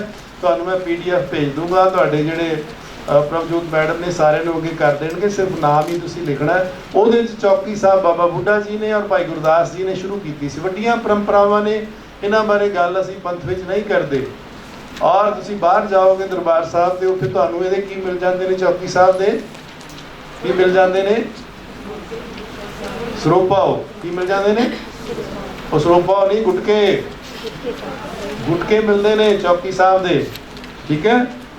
ਗੁਟਕਿਆਂ ਵਿੱਚ ਕੀ ਹੈ ਕਿ ਕਿਹੜੇ ਉੱਥੇ ਸ਼ਬਦ ਗਾਏ ਜਾਂਦੇ ਨੇ। ਹੈ ਕੋਈ ਐਸੀ ਦੁਨੀਆ ਦੇ ਵਿੱਚ, ਹੈ ਕੋਈ ਐਸਾ ਸਥਾਨ ਜਿਨ੍ਹਾਂ ਨੇ ਆਪਣਾ ਟੈਕਸਟ ਵੀ ਫਾਈਨਲ ਕੀਤਾ ਹੋਵੇ ਕਿ ਅਸੀਂ ਉੱਥੇ ਗਾਣਾ ਹੈ? ਚਰਚ ਨੇ ਕੀਤਾ ਹੈ, ਕ੍ਰਿਸਚੈਨਿਟੀ ਵਿੱਚ ਹੈ ਕਿ ਜੀ ਅਸੀਂ ਗਾਣਾ, ਕਿ ਰੋਟੇਸ਼ਨ ਵੀ ਹੁੰਦੀ ਹੈ। ਤਾਂ ਸਾਡਾ ਇਹ ਘੱਟ ਹੈ ਕੋਈ ਕਿਸੇ ਵਰਲਡ ਦੇ ਮਿਊਜ਼ਿਕ ਦੇ ਟ੍ਰੈਡੀਸ਼ਨ ਨਾਲੋਂ? ਫਿਰ ਫੋਕ ਦੀ ਟ੍ਰੈਡੀਸ਼ਨ ਹੈ, ਫਿਰ ਵਿਦਆਊਟ ਐਨੀ ਇੰਸਟਰੂਮੈਂਟ। ਤੁਸੀਂ ਉਹਨਾਂ ਦਾ ਕਮਾਲ ਦੇਖੋ ਕਿ ਵਿਦਆਊਟ ਐਨੀ ਇੰਸਟਰੂਮੈਂਟ ਉਹ ਸਦੀਆਂ ਤੋਂ ਸ਼ਬਦ ਕੀਰਤਨ ਕਰਦੇ ਨੇ। ਦੇਖਣ ਨੂੰ ਤੁਹਾਨੂੰ ਲੱਗਦਾ ਹੋਊਗਾ ਕਿ ਵੀ ਇੱਕ ਅੱਗੇ ਨਿਸ਼ਾਨ ਸਾਹਿਬ ਲੈ ਕੇ ਜਾ ਰਿਹਾ, ਬਾਕੀ ਤਾਂ ਉਹਦੇ ਪਿੱਛੇ ਬੋਲੀ ਜਾਂਦੇ ਨੇ, ਬਸ ਇਹ ਤਾਂ ਇਸ ਤਰ੍ਹਾਂ ਹੀ ਕਰੀ ਜਾਂਦੇ ਨੇ। ਸਦੀਆਂ ਤੋਂ ਇਹ ਵੀ ਕਰੀ ਜਾਂਦੇ ਨੇ। ਕੋਈ ਖਾਸ ਗੱਲ ਹੋਊਗੀ, ਕੋਈ ਗੁਰੂ ਦੀ ਕਿਰਪਾ ਹੋਏਗੀ, ਕੋਈ ਗੁਰੂ ਦੀ ਪਰੰਪਰਾ ਹੋਏਗੀ, ਉਹਨੂੰ ਅਣਜਾਈ ਨਹੀਂ ਗਵਾਉਣਾ, ਉਸ ਨੂੰ ਸਟੱਡੀ ਕਰਨਾ। ਤੁਸੀਂ ਕਦੀ ਉਹਨਾਂ ਦੀ ਹਾਰਮੋਨੀ ਦਾ ਸਿਸਟਮ ਸਮਝਣ ਦੀ ਕੋਸ਼ਿਸ਼ ਕਰਨਾ, ਕਿਵੇਂ ਉਹ ਹਾਰਮੋਨਾਈਜ਼ ਕਰਦੇ ਨੇ। ਬੀਬੀਆਂ ਨੂੰ ਸੁਖਮਣੀ ਕਰਦਿਆਂ ਦੇਖਿਆ, ਇੱਕ ਤੁਕ ਅੱਗੇ ਬੋਲਦੀਆਂ ਨੇ, ਇੱਕ ਤੁਕ ਪਿੱਛੇ ਬੋਲਦਿਆਂ ਨੇ, ਵਾਰੀ ਨਹੀਂ ਆਉਣ ਦਿੰਦੀਆਂ, ਅਗਲੀ ਛੱਡਦੀ ਨਹੀਂ, ਉਹ ਦੂਸਰਾ ਪਿੱਛੇ ਨਾਲ ਹੀ ਜੜ ਦਿੰਦੀਆਂ ਨੇ, ਠੀਕ ਹੈ ਨਾ, ਹੈ ਨਾ। ਉਹ ਕੀ ਹੁੰਦਾ, ਐਕਸਪੈਲਡ ਹੁੰਦੀ ਹੈ ਬਾਣੀ ਨੂੰ, ਔਰ ਉਹ ਵੀ ਇਸ ਤਰ੍ਹਾਂ ਕਰਦੇ ਨੇ, ਉਹ ਹਾਰਮੋਨਾਈਜ਼ ਕਰਦੇ ਨੇ। ਕੀ ਕਰਦੇ ਨੇ? ਔਰ ਹਾਰਮੋਨੀ ਦਾ ਸਾਰਾ ਵੈਸਟਰਨ ਮਿਊਜ਼ਿਕ ਹਾਰਮੋਨੀ ਬੇਸਡ ਹੈ। ਅਸੀਂ ਆਪਣੇ ਚੀਜ਼ਾਂ ਨੂੰ ਵਡਿਆਉਂਦੇ ਨਹੀਂ, ਅਸੀਂ ਆਪਣੇ ਚੀਜ਼ਾਂ ਨੂੰ ਐਪਰੀਸ਼ੀਏਟ ਨਹੀਂ ਕਰਦੇ, ਉਹਦੀ ਪ੍ਰਸ਼ੰਸਾ ਨਹੀਂ ਕਰਦੇ, ਸਾਇੰਟੀਫਿਕਲੀ ਸਮਝਦੇ ਨਹੀਂ। ਤੁਸੀਂ ਸੰਗੀਤ ਦੇ ਵਿਦਿਆਰਥੀ ਹੋ, ਮਿਊਜ਼ਿਕ ਦੇ ਵਿਦਿਆਰਥੀ ਹੋ, ਟੀਚਰ ਹੋ, ਤੁਹਾਨੂੰ ਇਹ ਗੱਲਾਂ ਹਾਈਲਾਈਟ ਕਰਨੀ। ਚੌਕੀ ਸਾਹਿਬ ਦੀ ਪਰੰਪਰਾ ਵੀ ਸਿੱਖ ਸੰਗੀਤ ਦਾ ਇੱਕ ਹਿੱਸਾ ਹੈ। ਸ਼ਬਦ ਕੀਰਤਨ ਚੌਕੀ ਗੁਰਦੁਆਰਿਆਂ 'ਚ ਹੋਣ ਵਾਲੀ ਵੀ ਹਿੱਸਾ ਹੈ। ਨਗਰ ਕੀਰਤਨ ਕੱਲ੍ਹ ਆਇਆ, ਕਿੰਨਾ ਕੀਰਤਨ ਹੋਇਆ, ਉਸ ਵਿੱਚ ਵੀ ਬਹੁਤ ਮਿਊਜ਼ਿਕ ਹੋ ਰਿਹਾ ਸੀ, ਉਹ ਵੀ ਸਿੱਖ ਸੰਗੀਤ ਦਾ ਇੱਕ ਹਿੱਸਾ ਹੈ। ਬੀਬੀਆਂ ਜਿਹੜਾ ਢੋਲਕੀ ਛੈਣਿਆਂ ਨਾਲ ਕੀਰਤਨ ਕਰਦੀਆਂ ਨੇ, ਉਹ ਵੀ ਸਿੱਖ ਸੰਗੀਤ ਦਾ ਹਿੱਸਾ ਹੈ। ਹਰ ਇੱਕ ਦਾ ਆਪੋ ਆਪਣਾ ਸਿਸਟਮ ਹੈ, ਹਰ ਇੱਕ ਦਾ ਆਪੋ ਆਪਣਾ ਸ਼ਾਸਤਰ ਹੈ, ਹਰ ਇੱਕ ਦਾ ਆਪੋ ਆਪਣਾ ਇੱਕ ਦਾਇਰਾ ਹੈ। ਤਾਂ ਉਹ ਸਾਰਿਆਂ ਨੂੰ ਹੀ ਆਵਾਜ਼ੇ ਹੀ ਆਏ ਨੇ, ਕੁਝ ਨਹੀਂ ਹੋਇਆ। ਇੱਧਰ ਮੇਰੇ ਵੱਲ ਧਿਆਨ ਦਿਓ, ਹੈ। ਤਾਂ ਉਹ ਸਾਰਾ ਕੁਝ ਕੀ ਹੈ, ਸਾਡੇ ਵੱਡਾ ਸਿੱਖ ਸੰਗੀਤ ਦਾ। ਤਾਂ ਸਿੱਖ ਸੰਗੀਤ ਨੂੰ, ਸਿੱਖ ਮਿਊਜ਼ਿਕ ਨੂੰ, ਉਸ ਦੀਆਂ ਟਰਮਸ ਨੂੰ, ਉਸ ਨੂੰ ਆਇਡੈਂਟੀਫਾਈ ਕਰਨ ਦੇ ਲਈ ਅਸੀਂ ਸਿੱਖ ਇਨਸਾਈਕਲੋਪੀਡੀਆ ਬਣਾਉਣ ਦੀ ਕੋਸ਼ਿਸ਼ ਕਰਨ ਵਾਲੇ ਪਾਸੇ ਜਾ ਰਹੇ ਹਾਂ। ਔਰ ਚੀਫ ਖਾਲਸਾ ਦੀਵਾਨ ਵਰਗਾ ਵੱਡਾ ਅਦਾਰਾ ਜਿਹਨੇ ਗੁਰਮਤਿ ਸੰਗੀਤ ਦੀ ਗੱਲ ਸ਼ੁਰੂ ਕੀਤੀ ਹੈ, ਅਗਰ ਉਹ ਇਹੋ ਜਿਹੇ ਪ੍ਰੋਜੈਕਟ ਕਰੇਗਾ ਤਾਂ ਸਾਰੀ ਦੁਨੀਆ ਵਿੱਚ ਇਤਿਹਾਸ ਉਹਨਾਂ ਦਾ ਹੋਏਗਾ। ਇਹਨਾਂ ਬੱਚਿਆਂ ਨੇ ਅਗਰ ਟੈਕਸਟ ਬੁੱਕ ਤਿਆਰ ਕਰੇਗਾ, ਐਲੀਮੈਂਟਰੀ ਤੋਂ ਲੈ ਕੇ 10+2 ਤੱਕ ਗੁਰਮਤਿ ਸੰਗੀਤ ਦੇ ਸਿਲੇਬਸ ਸ਼ੁਰੂ ਕਰੂਗਾ, ਧਰਮ ਪ੍ਰਚਾਰ ਜਿਹੜੀ ਕਮੇਟੀ ਹੈ ਉਹ ਇਹ ਕੰਮ ਕਰੇਗੀ, ਤਾਂ ਇੱਕ ਬੜੀ ਵੱਡੀ ਗੱਲ ਹੋਏਗੀ ਔਰ ਵੱਡਾ ਇਨਕਲਾਬ ਆਏਗਾ। ਕਿਉਂਕਿ ਇਹ ਕੰਮ ਨਾ ਯੂਨੀਵਰਸਿਟੀਆਂ ਨੇ ਕਰਨਾ ਹੈ, SGPC ਕੋਲ ਹੋਰ ਵੀ ਬਹੁਤ ਕੰਮ ਨੇ, ਉਹਨਾਂ ਨੂੰ ਤਾਂ ਉੱਧਰ ਬਿਜ਼ੀ ਨੇ। ਤਾਂ ਚੀਫ ਖਾਲਸਾ ਦੀਵਾਨ ਤੋਂ ਅਸੀਂ ਆਸ ਰੱਖਦੇ ਹਾਂ ਕਿ ਰੀਅਲੀ ਜਿਹੜੇ ਚੰਗੇ ਕਿਸਮ ਦੇ ਕੰਮ ਨੇ, ਸੀਰੀਅਸ ਕਿਸਮ ਦੇ ਕੰਮ ਨੇ, ਉਹਨਾਂ ਵਿੱਚ ਯੋਗਦਾਨ ਪਾਏ। ਅਧਿਆਪਕਾਂ ਦੀ ਡਿਮਾਂਡ ਵੀ ਸੀ। ਤਾਂ ਇਸ ਤਰ੍ਹਾਂ ਟਰਮਸ ਜਿਹੜੀਆਂ ਨੇ ਗੁਰਮਤਿ ਸੰਗੀਤ ਦੀਆਂ ਤੁਸੀਂ ਫਾਈਨਲ ਕਰਨੀਆਂ ਨੇ, ਉਹਨਾਂ ਨੂੰ ਅੰਡਰਸਟੈਂਡ ਕਰਨਾ ਹੈ, ਉਹਨਾਂ ਨੂੰ ਫਿਰ ਦਿਨ ਵਿੱਚ ਬੋਲਣਾ ਹੈ। ਤੁਹਾਡਾ ਸਬਜੈਕਟ ਡਿਵੈਲਪ ਨਹੀਂ, ਮਿਊਜ਼ਿਕ ਦਾ ਜਿਹੜਾ ਸਬਜੈਕਟ ਸੀ ਉਹ ਕਾਫੀ ਸਮੇਂ ਤੋਂ, ਪਿਛਲੇ 100 ਸਾਲ ਤੋਂ ਡਿਵੈਲਪ ਹੈ, ਆਲਰੇਡੀ ਡਿਵੈਲਪ ਹੈ। ਤੁਸੀਂ ਆਪ ਉਹਦੇ ਕੋਰਸਿਸ ਕੀਤੇ ਨੇ, ਇੱਕ ਦੂਸਰੇ ਵਿੱਚ ਬੋਲਦੇ ਹੋ, ਸਮਝਦੇ ਸਮਝਾਉਂਦੇ ਹੋ, ਫਿਰ ਉਹ ਤੁਹਾਡੇ ਤੇ ਰਾਜ ਕਰ ਰਿਹਾ, ਤੁਸੀਂ ਉਹਨਾਂ ਤੋਂ ਡਰੀ ਐਵੇਂ ਜਾਂਦੇ ਹੋ। ਪਰ ਤੁਹਾਡੀ ਪਰੰਪਰਾ ਬਹੁਤ ਵੱਡੀ ਹੈ, ਤੁਸੀਂ ਆਪਣੀਆਂ ਟਰਮਸ ਆਪਣੀ ਟਰਮਨੋਲੋਜੀ ਬੋਲੋ ਔਰ ਇਹਨਾਂ ਚੀਜ਼ਾਂ ਨੂੰ ਹਾਈਲਾਈਟ ਕਰੋ ਕਿ ਸਿੱਖ ਸੰਗੀਤ ਦਾ ਇੱਕ ਪਲ ਵੀ, ਸਾਡੇ ਜੀਵਨ ਦਾ ਇੱਕ ਪਲ ਵੀ ਸੰਗੀਤ ਬਿਨਾਂ ਸੰਪੂਰਨ ਨਹੀਂ ਹੁੰਦਾ। ਬੁੜਾ ਆਪਣੇ ਦੇਵੂ ਚੌਧਰੀ ਜੀ ਐਕਸਪਾਇਰ ਹੋ ਗਏ, ਬੜੇ ਲਰਨਡ ਪਰਸਨ ਸੀਗੇ ਮਿਊਜ਼ਿਕ ਡਿਪਾਰਟਮੈਂਟ ਦੇ, ਕਿਉਂਕਿ ਮੈਂ ਮਿਊਜ਼ਿਕ ਪੜ੍ਹਾਇਆ ਤੇ ਉਹਨਾਂ ਦੇ ਵਿੱਚ ਹੀ ਵਿਚਰਦਾ ਤਾਂ ਮੇਰੀ ਪ੍ਰੋਫੈਸਰ ਦੀ ਇੰਟਰਵਿਊ ਹੋਈ ਤੇ ਮੇਰੇ ਕੋਲੋਂ ਇਸ ਤਰ੍ਹਾਂ ਸਿੱਖ ਮਿਊਜ਼ਿਕੋਲੋਜੀ ਇੱਕ ਕਿਤਾਬ ਹੈ ਮੇਰੀ, ਤੇ ਉਹ ਉਹਨਾਂ ਨੇ ਇਸ ਤਰ੍ਹਾਂ ਫੜ ਲਈ, ਕਹਿੰਦੇ ਇਹ ਗੌੜੀ ਗੁਆਰੇ ਲਈ ਕਿਹਾ, ਗੌੜੀ ਪੂਰ ਵੀ ਕਿਹਾ, ਗੁੜੀ ਦੀਦੀ ਕਿਹਾ, ਗਾ ਕੇ ਸੁਣਾਓ। मैं सुनाई गया, चलो मैंने कुदरती मेरी इस पे मास्टरी सी, मैं सुना देते उन्होंने। कहते मैं अगर चाहूँ, मेरे मन में तो ये आता है कि राग के सबसे बड़े प्रचारक सिख हैं, क्लासिकल म्यूजिक। मैं कहती तुम बड़ा बड़ा सर्टिफिकेट दे रहे हो। कहते मैं सोचता हूँ कि हम तो राग सुनाते हैं कहीं 6 महीने में एक या 2 साल में कहीं प्रोग्राम में एक पड़ता है, लेकिन ये सिख तो बोलते ही रहते हैं हर समय राग राग राग, राग तो नासरी, राग श्री, राग जैन श्री, राग टोडी, राग हो। और सभी गुरुद्वारों में कहते हैं सबसे पहले बाणी से पहले भी किस जो शब्द आता है वो क्या आता है? राग। तो राग के प्रचारक सबसे बड़े कौन हुए? ये सर्टिफिकेशन कोई छोटी थोड़ा है।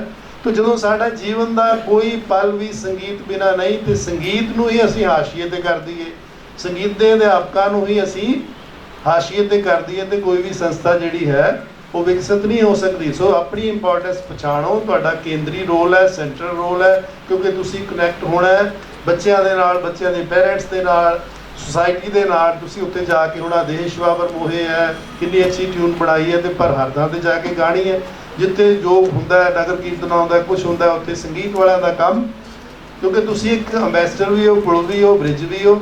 तो ਤੁਹਾਡਾ ਰੋਲ ਕਿਸੇ ਵੀ ਸੰਸਥਾ ਵਿੱਚ ਸਭ ਤੋਂ ਜ਼ਿਆਦਾ ਉਸ ਨੂੰ ਪਛਾਣਨ ਦੀ ਕੋਸ਼ਿਸ਼ ਕਰਨੀ ਹੈ, ਪਰ ਉਹ ਤਾਂ ਪਛਾਣੋਗੇ ਜੇ ਤੁਸੀਂ ਖੁਦ ਉਸ ਨੂੰ ਸਮਝੋਗੇ। ਤੁਹਾਡੇ ਸਵਾਲਾਂ ਦੇ ਜਵਾਬ ਮੈਂ ਬਾਅਦ ਚ ਦਿਆਂਗਾ। 31 ਰਾਗ 3 ਘੰਟੇ ਚ ਨਹੀਂ ਸਿਖਾਏ ਜਾਂਦੇ, ਸਿਖਾ ਦੂੰਗਾ ਮੈਂ। ਨਹੀਂ ਮੈਂ ਨਹੀਂ ਹੈਗਾ ਕੈਪੇਬਲ। ਤੋ 31 ਰਾਗਾਂ ਦੇ ਉੱਤੇ ਡਿਸਕਸ਼ਨ ਕਰਨ ਲਈ ਐਟਲੀਸਟ ਇੱਕ ਰਾਗ ਦੇ ਉੱਤੇ ਮੈਨੂੰ 1 ਘੰਟਾ ਦਾ ਚਾਹੀਦਾ। तो इस करके 31 घंटे तो मैंने चाहिए सी, वो मैं नहीं कर, मेरी कैपेसिटी नहीं हैगी मेरे। मैं जित कहोगे तो मैं हुण तो पहला शुरू कर लेना, तो 31 घंटे बोल लेना, वो मैं कर लूँगा। पर ना तुहाडे कोल समय, ना ही वर्कशॉप का, कार्यशाला का एडा वड्डा खेतर ते समा मिथ्या सी।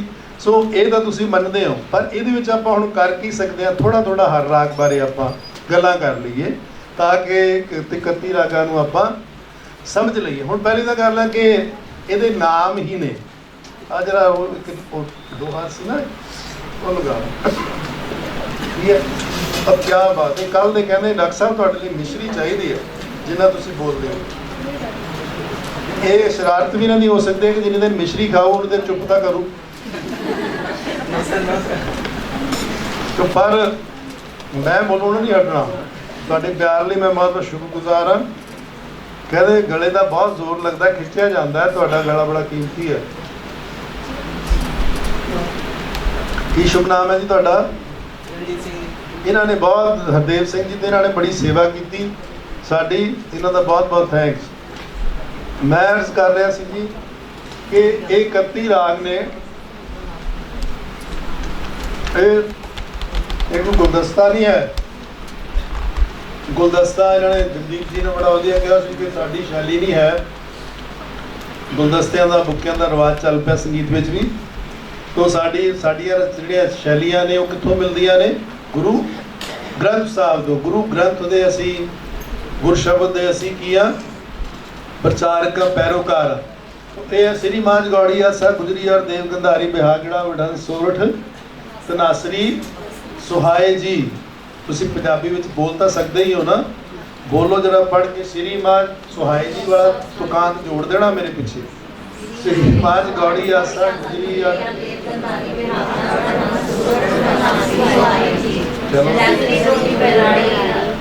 ਬੋਲੋ ਸਾਥ ਦੇ ਨਾਲ।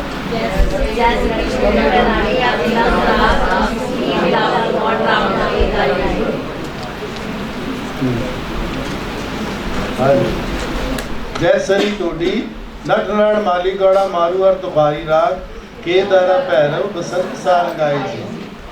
ठीक है। मल्हार कांगड़ा कल्याण का प्रभाती राग किथे सजाते? गुरु ग्रंथ साहब दे विच सजाते। ये दास ने दोहा बनाया अपने बच्चियां नूं 31 राग सुनाउण दा। देखो 31 राग दे सरूप तां मैं दस सकूंगा कि नहीं, पर ये 31 रागां दे नाम भी तुहानूं याद हो गए कि तुसीं अपने बच्चों को याद करा देते तो साडा इत्थे आउणा सफल हो गया। तो मैं तुहानूं पहलां इस तों पहलां कि इहदे बारे अगे चलीए मैं एक तुहानूं बेनती करूँगा कि राग नूं समझना किवें है। देखो बड़ी वड्डी गल कर रही सी प्रभजोत जी के जी तनासरी दे विच कोई कहना जी पंचम श्रुति उतरिया पंचम चढ़िया। देखो षड़ज ते पंचम तां जे स्थापित नहीं होणगे, षड़ज ते पंचम स्थिर नहीं होणगे, जदों ओहदियां श्रुतियां ला दोगे तो स्केल तो थोड़ा सारा ही स्केल ही नहीं बनना। कि षड़ज ते पंचम नूं अगर तुसी चल बना दोगे फिर तो ਜਿਹੜੇ उन्होंने दो वीणावां रख के सुर स्थापना की सी साडे म्यूजिकोलॉजिस्ट ने, वो होना ही नहीं सी। पंचम की श्रुति कोई किवें ला सकता है? जब षड़ज की कोई षड़ज की कोई श्रुति ला दूगा, षड़ज का पंचम वो स्थिर ही इस करके कीते ने कि बाकी स्केल जिहड़ा है वो तीव्र ते कोमल बन सकन। रही गल देखो मेरी मैनूं तो अपनी अकल का पता है, मैनूं ये भी पता है मैं किन्ने उस्तादां दे कोलों की सिੱਖਿਆ ते किन्ना कुछ सिੱਖਿਆ। हर एक बंदे नूं ये पता हुंदा है ਉਹਨੂੰ अपनी पीढ़ी थल्ले सोटा फेरना आउणा चाहिए कि ਉਹਨੂੰ किन्ना कुछ संगीत आउंदा है। मैनूं घट्टो घट्ट अपने बारे कोई गलत फहमी नहीं, मैनूं श्रुतियां नहीं गाणियां आउंदियां, ठीक है। मैनूं ऋषभ अंदोलित करना आउंदा है, धैवत अंदोलित करना आउंदा है, गंधार अंदोलित करना आउंदा है। जो जिस तरह असीं सीना वसीना कंपोजिशन सिੱਖੀਆਂ ने ਉਹਨਾਂ ਦੇ ਵਿੱਚ ਉਸ ਤਰ੍ਹਾਂ ਸੁਰ ਲਗਾਵ ਤਾਂ ਆਉਂਦਾ ਹੈ। ਹੁਣ श्रुतियां ਨੂੰ ਉਤਰਾ ਚੜਾ ਕੇ ਸਾਡੇ ਕੋਲੋਂ ਤਾਂ ਐਡੇ ਐਡੇ नॉइस पोल्यूशन कितना है सृष्टि दे विच इस वेले, कितना नॉइस पोल्यूशन है। आ जिहड़ा मोबाइल असीं कंनां नूं ला रहे हैं ना रोज़, ये साडियां श्रुतियां ही गाल रहे हैं। साडी जिहड़ी सुणन दी शक्ति जिहड़ी सेंसिटिविटी है वो खत्म हो रही है दिन दिन। तुहानूं पता है कि आपां कितना लाउड बोलण लग पए हां, आपां कितना लाउड बोलदे हां अजकल। तुहानूं ये सारी गल दा पता है? ਜਿਹੜਾ ਪੁਰਾਣਾ ਜਦੋਂ ਸਪੀਕਰ ਨਹੀਂ ਸੀ ਹੁੰਦੇ ਦਰਬਾਰ ਸਾਹਿਬ ਦੀ, ਮੈਂ ਤੁਹਾਨੂੰ ਕੱਲ ਗੱਲ ਕਰ ਰਿਹਾ ਸੀ ਦਰਬਾਰ ਸਾਹਿਬ ਜੋ ਅਗਰ ਮਾਈਨਸ ਕਰਦੇ ਹੋ ਤੁਸੀਂ ਸਾਊਂਡ ਸਿਸਟਮ ਤੇ ਉੱਥੇ ਦਾ ਔਰਾ ਹੀ ਹੋਰ ਹੋਏਗਾ, ਠੀਕ ਹੈ ਨਾ। ਪੁਰਾਣੇ ਸਮੇਂ ਜਦੋਂ ਸਾਊਂਡ ਸਿਸਟਮ ਨਹੀਂ ਸੀ ਤਾਂ ਉਸ ਸਮੇਂ ਜਿਹੜਾ ਕੀਰਤਨ ਹੁੰਦਾ ਸੀ, ਹੁਣ ਸਾਨੂੰ ਤੁਸੀਂ ਸਾਊਂਡ ਸਿਸਟਮ ਇੱਥੇ ਚੱਕ ਦਿਓ ਮੇਰੀ ਆਵਾਜ਼ ਤਾਂ ਵੈਸੇ ਹੀ ਚੜੀ ਜਾਣੀ ਹੈ। ਜਦੋਂ ਅਸੀਂ ਸਾਊਂਡ ਸਿਸਟਮ ਤੋਂ ਬਿਨਾਂ ਗਾਵਾਂਗੇ ਤਾਂ ਅਸੀਂ ਸਾਰੇ ਇਕੁਅਲ ਹੋ ਕੇ ਹਾਰਮੋਨਾਈਜ਼ ਕਰਕੇ ਗਾਵਾਂਗੇ। ਸਾਨੂੰ ਤੁਹਾਡੀ ਕਿਸੇ ਬੈਲੈਂਸਿੰਗ ਦੀ ਲੋੜ ਨਹੀਂ, ਕਿਸੇ ਮਿਕਸਿੰਗ ਦੀ ਲੋੜ ਨਹੀਂ। ਇਹ ਜਿਹੜੀ ਹੁਣ ਮਸ਼ੀਨਾਂ ਨਾਲ ਤੁਸੀਂ ਸਾਰਾ ਕੰਮ ਕਰਦੇ ਹੋ, ਜਦੋਂ ਰਾਗੀ ਗਾਉਂਦੇ ਹੁੰਦੇ ਸੀ ਉਹ ਬੈਲੈਂਸਿੰਗ ਉੱਤੇ ਬੈਠੇ ਬੈਠੇ ਹੀ ਕਰ ਲੈਂਦੇ ਸੀ। ਮੈਂ ਜਿੱਥੇ ਪ੍ਰੋਗਰਾਮ ਕਰਨ ਜਾਂਦਾ ਕਿਸੇ ਦੇ ਘਰ ਪ੍ਰੋਗਰਾਮ ਹੁੰਦਾ ਉੱਥੇ ਸਾਊਂਡ ਸਿਸਟਮ ਨਹੀਂ ਹੁੰਦਾ, ਕਿ ਜਾਂ ਤਾਂ ਲਾਣਾ ਤਾਂ ਪੂਰਾ ਲਾਣਾ, ਨਹੀਂ ਤਾਂ ਬਿਲਕੁਲ ਨਾ ਲਾਣਾ, ਅਸੀਂ ਆਪੇ ਹੀ ਗਾ ਦਾਂਗੇ, ਠੀਕ ਹੈ। ਕਿਉਂਕਿ ਅਸੀਂ ਫਿਰ ਸਾਰੇ ਚਾਰੇ ਬੰਦੇ ਆਪਣੇ ਆਪ ਨੈਚੁਰਲ ਬੈਲੈਂਸਿੰਗ ਕਰ ਦਿੰਦੇ ਆ ਔਰ ਇੱਕ ਦੂਸਰੇ ਨੂੰ ਅਸੀਂ ਸੁਣਦੇ ਆ। ਹੁਣ ਕੀ ਹੈ ਕਿ ਸੁਣਨ ਦੀ ਸ਼ਕਤੀ ਸਾਡੀ, ਗੱਲ ਸੁਣਨ ਦੀ ਸ਼ਕਤੀ ਘਟ ਗਈ ਹੈ। ਸਾਰੇ ਘਰਾਂ 'ਚ ਉੱਚੀ ਬੋਲਦੇ ਆ, ਡਾਇਲੌਗ ਅਸੀਂ ਉੱਚੀ ਕਰਦੇ ਆ, ਸ਼ਾਊਟ ਕਰ ਰਹੇ ਆ। ਐਕਚੁਅਲੀ ਅਸੀਂ ਬੋਲ ਨਹੀਂ ਰਹੇ, ਅਸੀਂ ਕੀ ਕਰ ਰਹੇ ਆ? ਸ਼ਾਊਟ ਕਰ ਰਹੇ ਆ ਇੱਕ ਦੂਸਰੇ ਉੱਤੇ। ਬੱਚੇ ਤਾਂ ਸਾਡੇ ਬਹੁਤ ਹੀ ਸ਼ਾਊਟ ਕਰ ਰਹੇ ਨੇ, ਇਹਨਾਂ ਦੇ ਵਿੱਚੋਂ ਹਲੀਮੀ, ਉਹ ਨਜ਼ਾਕਤ, ਉਹ ਸ਼ਫਾਕਤ, ਉਹ ਸਾਰਾ ਕੁਝ ਸਾਨੂੰ ਵਿਸਰਦਾ ਜਾ ਰਿਹਾ। ਜਿਹੜਾ ਹੌਲੀ ਬੋਲੇ ਉਹਨੂੰ ਕਹਿੰਦੇ ਬਿਮਾਰ ਹੈ, कदे चढ़ती कला च नहीं है लोग अज पे। तो चढ़ती कला का प्रतीक ही लाउड बोलना हो गया। तो इस करके मेरी बेनती है कि श्रुतियां म्यूजिक नूं समझण दे लई ईयर्स जरूरी ने, म्यूजिकल ईयर्स चाहिए ने ना। हुण ईयर्स साडे ने ओहदा कोमल ते शुद्ध सुर नहीं पछाण रहे ते श्रुतियां कित्थों? मैं नहीं कहता कि श्रुतियां नूं नहीं गाना चाहिए, गाना चाहिए, रागां दे सरूपां नूं सिੱਖਣਾ चाहिए, पर उस्तादां कोल बैठण दा ਅੱਗੇ ਕਹਿੰਦੇ ਹੁੰਦੇ ਸੀ ਕਿ ਇੱਕ ਰਾਗ ਸਿੱਖਿਆ ਸਾਰੀ ਤਾਲੀਮ ਹੋ ਗਈ, 3 ਸਾਲ ਕਹਿੰਦੇ ਇੱਕੋ ਰਾਗ ਹੀ ਸਿਖਾਉਂਦੇ ਰਹੇ, ਉਹਦੇ 'ਚ ਹੀ ਸਾਰਾ ਕੁਝ ਸਿਖਾ ਦਿੱਤਾ। ਇੱਕ ਉਹਦੇ ਕੰਪੈਰੀਜ਼ਨ ਦੇ ਵਿੱਚ ਹੀ ਬਾਕੀ ਰਾਗ ਸਿਖਾ ਦਿੱਤੇ, ਉਹਦੇ ਉਸੇ ਨੂੰ ਹੀ ਸਿਖਾਉਂਦੇ ਰਹੇ, ਉਹਦੇ ਵਿੱਚ ਹੀ ਸੁਰ ਸਾਧਨਾ ਹੋ ਗਈ, ਉਹਦੇ ਵਿੱਚ ਹੀ ਗਾਣੇ ਦੀਆਂ ਬਰੀਕੀਆਂ ਆ ਗਈਆਂ। ਪਰ ਇੱਕ ਰਾਗ ਕਿਹੜਾ ਸਿੱਖੂ? ਤਾਂ 45 ਮਿੰਟ ਕੋਈ ਨਹੀਂ ਬੈਠਦਾ। तो वो राग की दुनिया, मैं नहीं कहता कि नहीं कुछ पॉसीबल, फिर भी पॉसीबल है। की पॉसीबल है? राग को किवें समझना है, आप उस गल ते आउंदे आ। ये तो सारिया गल्लां तुहानूं पता ही ने, जिन्हां ने कुछ नहीं सिखाना हुंदा किसी नूं, असीं ये गल जिहड़ी है ਸੰਗੀਤ ਦੇ ਪੰਡਤਾਂ ਤੋਂ ਵੀ ਸੁਣੀ ਹੈ, ਖਾਨ ਸਾਹਿਬਾਂ ਤੋਂ ਵੀ ਸੁਣੀ ਹੈ, ਜਿਨ੍ਹਾਂ ਕੋਲ ਅਸੀਂ ਸਿੱਖਣ ਸਿਖਾਉਣ ਜਾਂਦੇ ਹੁੰਦੇ ਸੀ। ਉਹ ਸਾਨੂੰ ਫਿਰ ਇਹੋ ਜਿਹੀਆਂ ਗੱਲਾਂ ਕਰਕੇ ਤੋੜ ਦਿੰਦੇ ਸੀ ਕਿ ਪੱਗ ਵਾਲੇ ਨੂੰ ਕੀ ਸਿਖਾਉਣਾ ਜਾਵੇ ਜਲਦੀ, ਠੀਕ ਹੈ। ਤਾਂ ਇਹ ਜਿਨ੍ਹਾਂ ਨੇ ਨਹੀਂ ਸਿਖਾਉਣਾ ਹੁੰਦਾ, ਜਿਨ੍ਹਾਂ ਨੇ ਕੁਝ ਨਹੀਂ ਦੱਸਣਾ ਹੁੰਦਾ, ਉਹ ਸਾਧ ਗੱਲਾਂ ਗੁੱਲਾਂ ਕਰਕੇ ਤੋੜ ਦਿੰਦਾ, ਬਗਲੀ 'ਚੋਂ ਕੱਢ ਕੇ ਕੁਝ ਨਹੀਂ ਦਿੰਦਾ। ਪਰ ਮੈਂ ਉਹ ਜਿਹਾ ਸਾਧ ਨਹੀਂ ਹੈਗਾ। ਪਹਿਲੀ ਗੱਲ ਲਿਖ ਲਓ, ਪਹਿਲੀ ਤਾਂ ਗੱਲ ਹੈ ਕਿ ਆਪਾਂ ਨੂੰ ਇਨ ਕੰਪੈਰੀਜ਼ਨ ਟੂ ਇੰਡੀਅਨ ਮਿਊਜ਼ਿਕ ਸਾਨੂੰ ਉਸ ਦੇ ਨਾਮ ਵੱਲ ਧਿਆਨ ਦੇਣਾ ਚਾਹੀਦਾ ਕਿ ਗੁਰੂ ਗ੍ਰੰਥ ਸਾਹਿਬ ਵਿੱਚ ਉਹਦਾ ਦੇਖੋ, ਆਪਾਂ ਕਿਸ ਦੇ ਪ੍ਰਚਾਰਕ ਹਾਂ? ਗੁਰੂ ਗ੍ਰੰਥ ਸਾਹਿਬ ਦੇ ਸੰਗੀਤ ਦੇ। ਵਰਕਸ਼ਾਪ ਕਾਰਜਸ਼ਾਲਾ ਕਾਹਦੀ ਕਰ ਰਹੇ? ਗੁਰੂ ਗ੍ਰੰਥ ਸਾਹਿਬ ਦੀ। ਗੁਰੂ ਗ੍ਰੰਥ ਸਾਹਿਬ ਸਾਡਾ ਕੀ ਹੈ? ਸ਼ਬਦ ਗੁਰੂ। ਤਾਂ ਸ਼ਬਦ ਗੁਰੂ ਦੇ ਛੋਟੀ ਚੀਜ਼ ਦੇ ਪ੍ਰਚਾਰਕ ਤਾਂ ਹੈ ਨਹੀਂ ਆਪਾਂ। ਸ਼ਬਦ ਗੁਰੂ ਦੇ ਜਿਹੜਾ ਜੁਗੋ ਜੁਗੋ ਟਲ ਹੈ, ਜੁਗੋ ਜੁਗੋ ਟਲ ਹੈ, 10 ਗੁਰੂਆਂ ਦੀ ਜੋਤ ਹੈ। ਜੇ ਉਸ ਦੀ ਗੱਲ ਕਰ ਰਹੇ ਹਾਂ ਤਾਂ ਆਪਾਂ ਉਸ ਤੇ ਆਸਥਾ ਵੀ ਰੱਖੀਏ, ਉਸ ਤੇ ਨਿਸ਼ਚਾ ਵੀ ਰੱਖੀਏ, ਨਿਸ਼ਚਾ ਵੀ ਰੱਖੀਏ। ਜੇ ਨਹੀਂ ਹੋਏਗਾ ਸਾਡਾ ਤਾਂ ਫਿਰ ਅਸੀਂ ਕੁਝ ਵੀ ਨਹੀਂ ਆ। ਔਰ ਆਪਣੇ ਆਪ ਨੂੰ ਵੱਡੇ ਸਮਝੀਏ, ਆਪਣਾ ਗੌਰਵ ਕਰੀਏ, ਮਾਣ ਕਰੀਏ ਕਿ ਅਸੀਂ ਉਸ ਗੁਰੂ ਦੇ ਸਿੱਖ ਹਾਂ। ਤਾਂ ਗੁਰੂ ਗ੍ਰੰਥ ਦੇ ਵਿੱਚ ਜਿਹੜੇ ਦੇਖੋ, ਗੱਲ ਇਹ ਨਹੀਂ ਹੈਗੀ ਕਿ ਗੁਰੂ ਗ੍ਰੰਥ ਸਾਹਿਬ ਕੋਈ ਇੱਕ ਮੈਂ ਵੱਡੀ ਸਟੇਟਮੈਂਟ ਦੇਣ ਲੱਗਿਆ, ਗੁਰੂ ਗ੍ਰੰਥ ਸਾਹਿਬ ਸੰਗੀਤ ਦਾ ਗ੍ਰੰਥ ਨਹੀਂ। ਇਹ ਤੇ ਤੁਹਾਡੀ ਮੇਰੀ ਇੱਕ ਸੋਚ ਹੈ ਕਿ ਅਸੀਂ ਉਹਦੇ ਚੋਂ ਸੰਗੀਤ ਹੀ ਸੰਗੀਤ ਲੱਭਦੇ ਆ। ਸਾਡਾ ਵਿਸ਼ਾ ਹੈ। ਗੁਰੂ ਨਾਨਕ ਪਾਤਸ਼ਾਹ ਨੇ ਕੋਈ ਸੰਗੀਤ ਪੱਤੀ ਐਸਟੈਬਲਿਸ਼ ਨਹੀਂ ਸੀ ਕਰਨੀ। ਇਹ ਤੇ ਉਹਨਾਂ ਦੇ ਵਿਵਹਾਰ ਦੇ ਵਿੱਚੋਂ ਸੰਸਥਾਗਤ ਰੂਪ ਵਿੱਚ ਆ ਕੇ ਸੰਗੀਤ ਪੱਤੀ ਐਸਟੈਬਲਿਸ਼ ਹੋ ਗਈ ਗੁਰਮਤਿ ਸੰਗੀਤ ਦੀ। ਉਹਨਾਂ ਨੇ ਥੋੜਾ ਕੋਈ ਸੰਸਥਾ ਬਣਾਉਣੀ ਸੀ ਜਾਂ ਉਹਨਾਂ ਨੇ ਕੋਈ ਸੰਗੀਤ ਪੱਤੀ ਬਣਾਉਣੀ ਸੀ। ਇਹ ਤਾਂ ਨਹੀਂ ਸੀ ਉਹਨਾਂ ਦਾ ਮਨੋਰਥ। ਉਹਨਾਂ ਦਾ ਮਨੋਰਥ ਤਾਂ ਸਾਰੀ ਲੁਕਾਈ ਨੂੰ ਸੋਧਣਾ ਸੀ, ਲੁਕਾਈ ਤੱਕ ਆਪਣਾ ਮੈਸੇਜ ਦੇਣਾ ਸੀ। ਔਰ ਉਹਨਾਂ ਦਾ ਪਰਪਸ ਤਾਂ ਹੋਰ ਸੀ ਕਿ ਸਾਨੂੰ ਐਲੀਵੇਟ ਕਰਨਾ ਸੀ, ਸਾਨੂੰ ਆਂਤਰਿਕ ਤੌਰ ਤੇ ਉਸ ਉੱਚਤਾ ਤੇ ਅਧਿਆਤਮਕ ਉੱਚਤਾ ਤੇ ਪਹੁੰਚਾਉਣਾ ਸੀ, ਨਾ ਕਿ ਕੀਰਤਨ ਕਰਕੇ ਭੇਟਾ ਲੈਣਾ ਸੀ।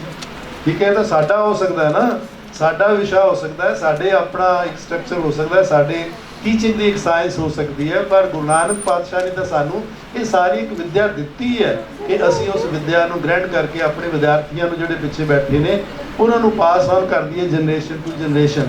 ਤਾਂ ਉਹਦੇ ਵਿੱਚ ਜੋ ਉਹਨਾਂ ਨੇ ਨਾਮ ਲਿਖ ਦਿੱਤੇ ਗੁਰੂ ਗ੍ਰੰਥ ਸਾਹਿਬ ਦੇ ਵਿੱਚ ਸਾਡੇ ਲਈ ਬੜੇ ਇੰਪੋਰਟੈਂਟ ਨੇ। ਜਿਵੇਂ ਸ੍ਰੀ ਤੋਂ ਲੈ ਕੇ ਅਗਰ ਅਸੀਂ ਕਰੀਏ ਤਾਂ ਜੈ ਜੈ, ਹਾਂ ਹੁਣੇ ਕਹਿੰਦੇ ਨਹੀਂ ਜੈ ਜੈਵੰਤੀ, ਸ੍ਰੀ ਤੋਂ ਲੈ ਕੇ ਸ਼ਾਬਾਸ਼, ਕਿਹੜਾ ਹੈ ਆਖਰੀ ਵਾਲਾ 31ਵਾਂ ਕਿਹੜਾ ਹੈ?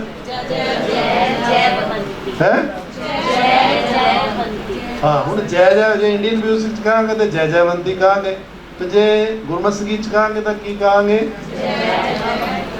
ਉਹ ਨਹੀਂ ਬੀਬਾ, ਜੈ ਜਾਵੰਤੀ, ਜੈ ਜਾਵੰਤੀ। ਠੀਕ ਹੈ। ਹੁਣ ਜੇ ਆਪਾਂ ਉੱਥੇ ਕਹਾਂਗੇ ਤਾਂ ਗੌਰੀ ਕਹਾਂਗੇ, ਗਬਰੀ ਕਹਾਂਗੇ। ਜੇ ਆਪਾਂ ਗੁਰਮਤਿ ਸੰਗੀਤ ਚ ਕਹਾਂਗੇ, ਗੁਰੂ ਗ੍ਰੰਥ ਸਾਹਿਬ ਚ ਕਹਾਂਗੇ ਤਾਂ ਕੀ ਕਹਾਂਗੇ? ਗੌੜੀ ਕਹਾਂਗੇ। ਠੀਕ ਹੈ।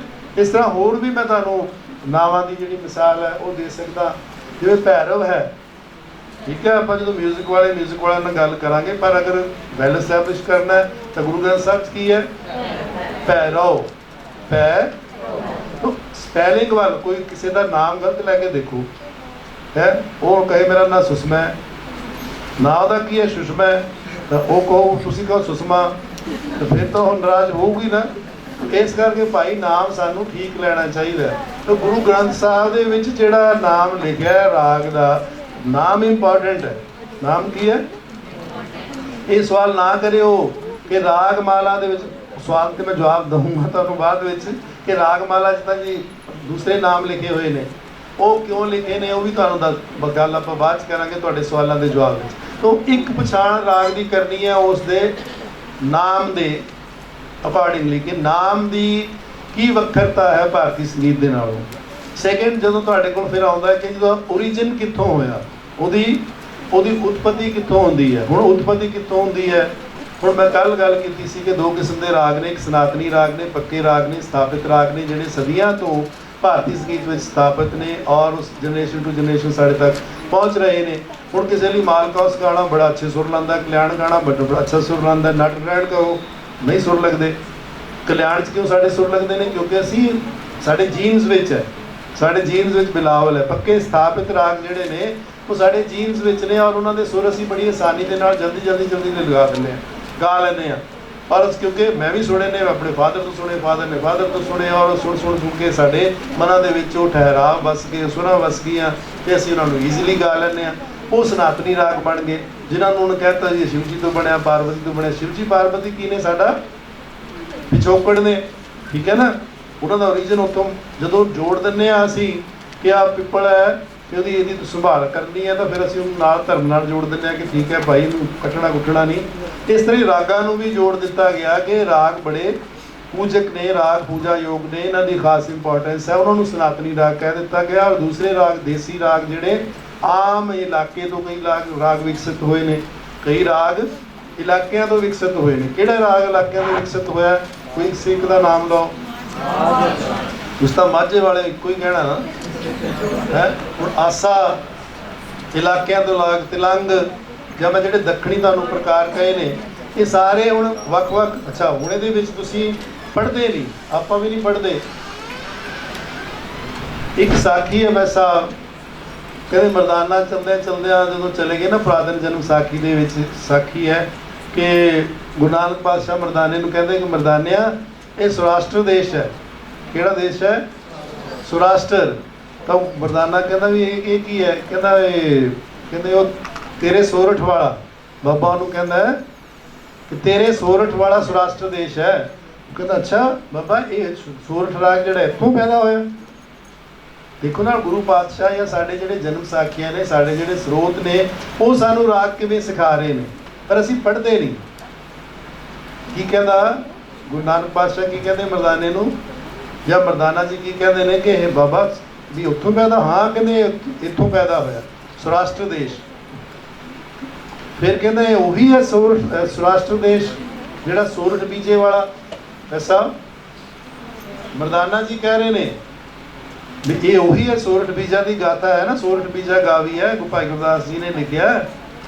ਕਹਿੰਦੇ ਉਹੀ ਹੈ ਸੋਰਠ। ਹਾਂ, ਕਹਿੰਦੇ ਉਹੀ ਹੈ ਸੋਰਠ। ਤੁਸੀਂ ਦੇਖੋ ਕਿ 3 ਡਾਇਲੌਗ ਦੇ ਵਿੱਚ ਸਾਨੂੰ 3 ਇਨਫੋਰਮੇਸ਼ਨ ਦੇਤੀ ਹੈ। ਕਿਹੜੀ? ਕਿ ਸੋਰਠ ਰਾਗ ਕਿੱਥੋਂ ਉਪਜਿਆ, ਕਿਸ ਇਲਾਕੇ ਤੋਂ? ਸੌਰਾਸ਼ਟਰ ਤੋਂ। ਦੂਸਰੀ ਇਨਫੋਰਮੇਸ਼ਨ ਕੀ ਦਿੱਤੀ?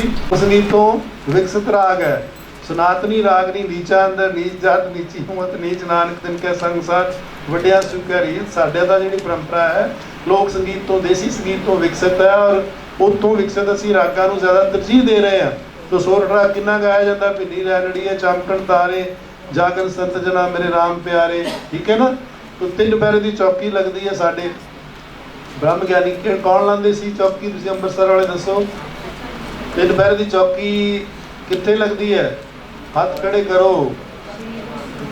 ਹਾਂ ਦੱਸੋ ਜੀ, ਖੜੇ ਹੋ ਕੇ ਦੱਸੋ। ਜਗਦੀਪ ਜੀ, ਮੈਨੂੰ ਪਤਾ ਤੁਹਾਨੂੰ ਆਉਂਦੇ, ਇਸ ਕਰਕੇ ਤੁਹਾਨੂੰ ਖੜੇ ਕਰ।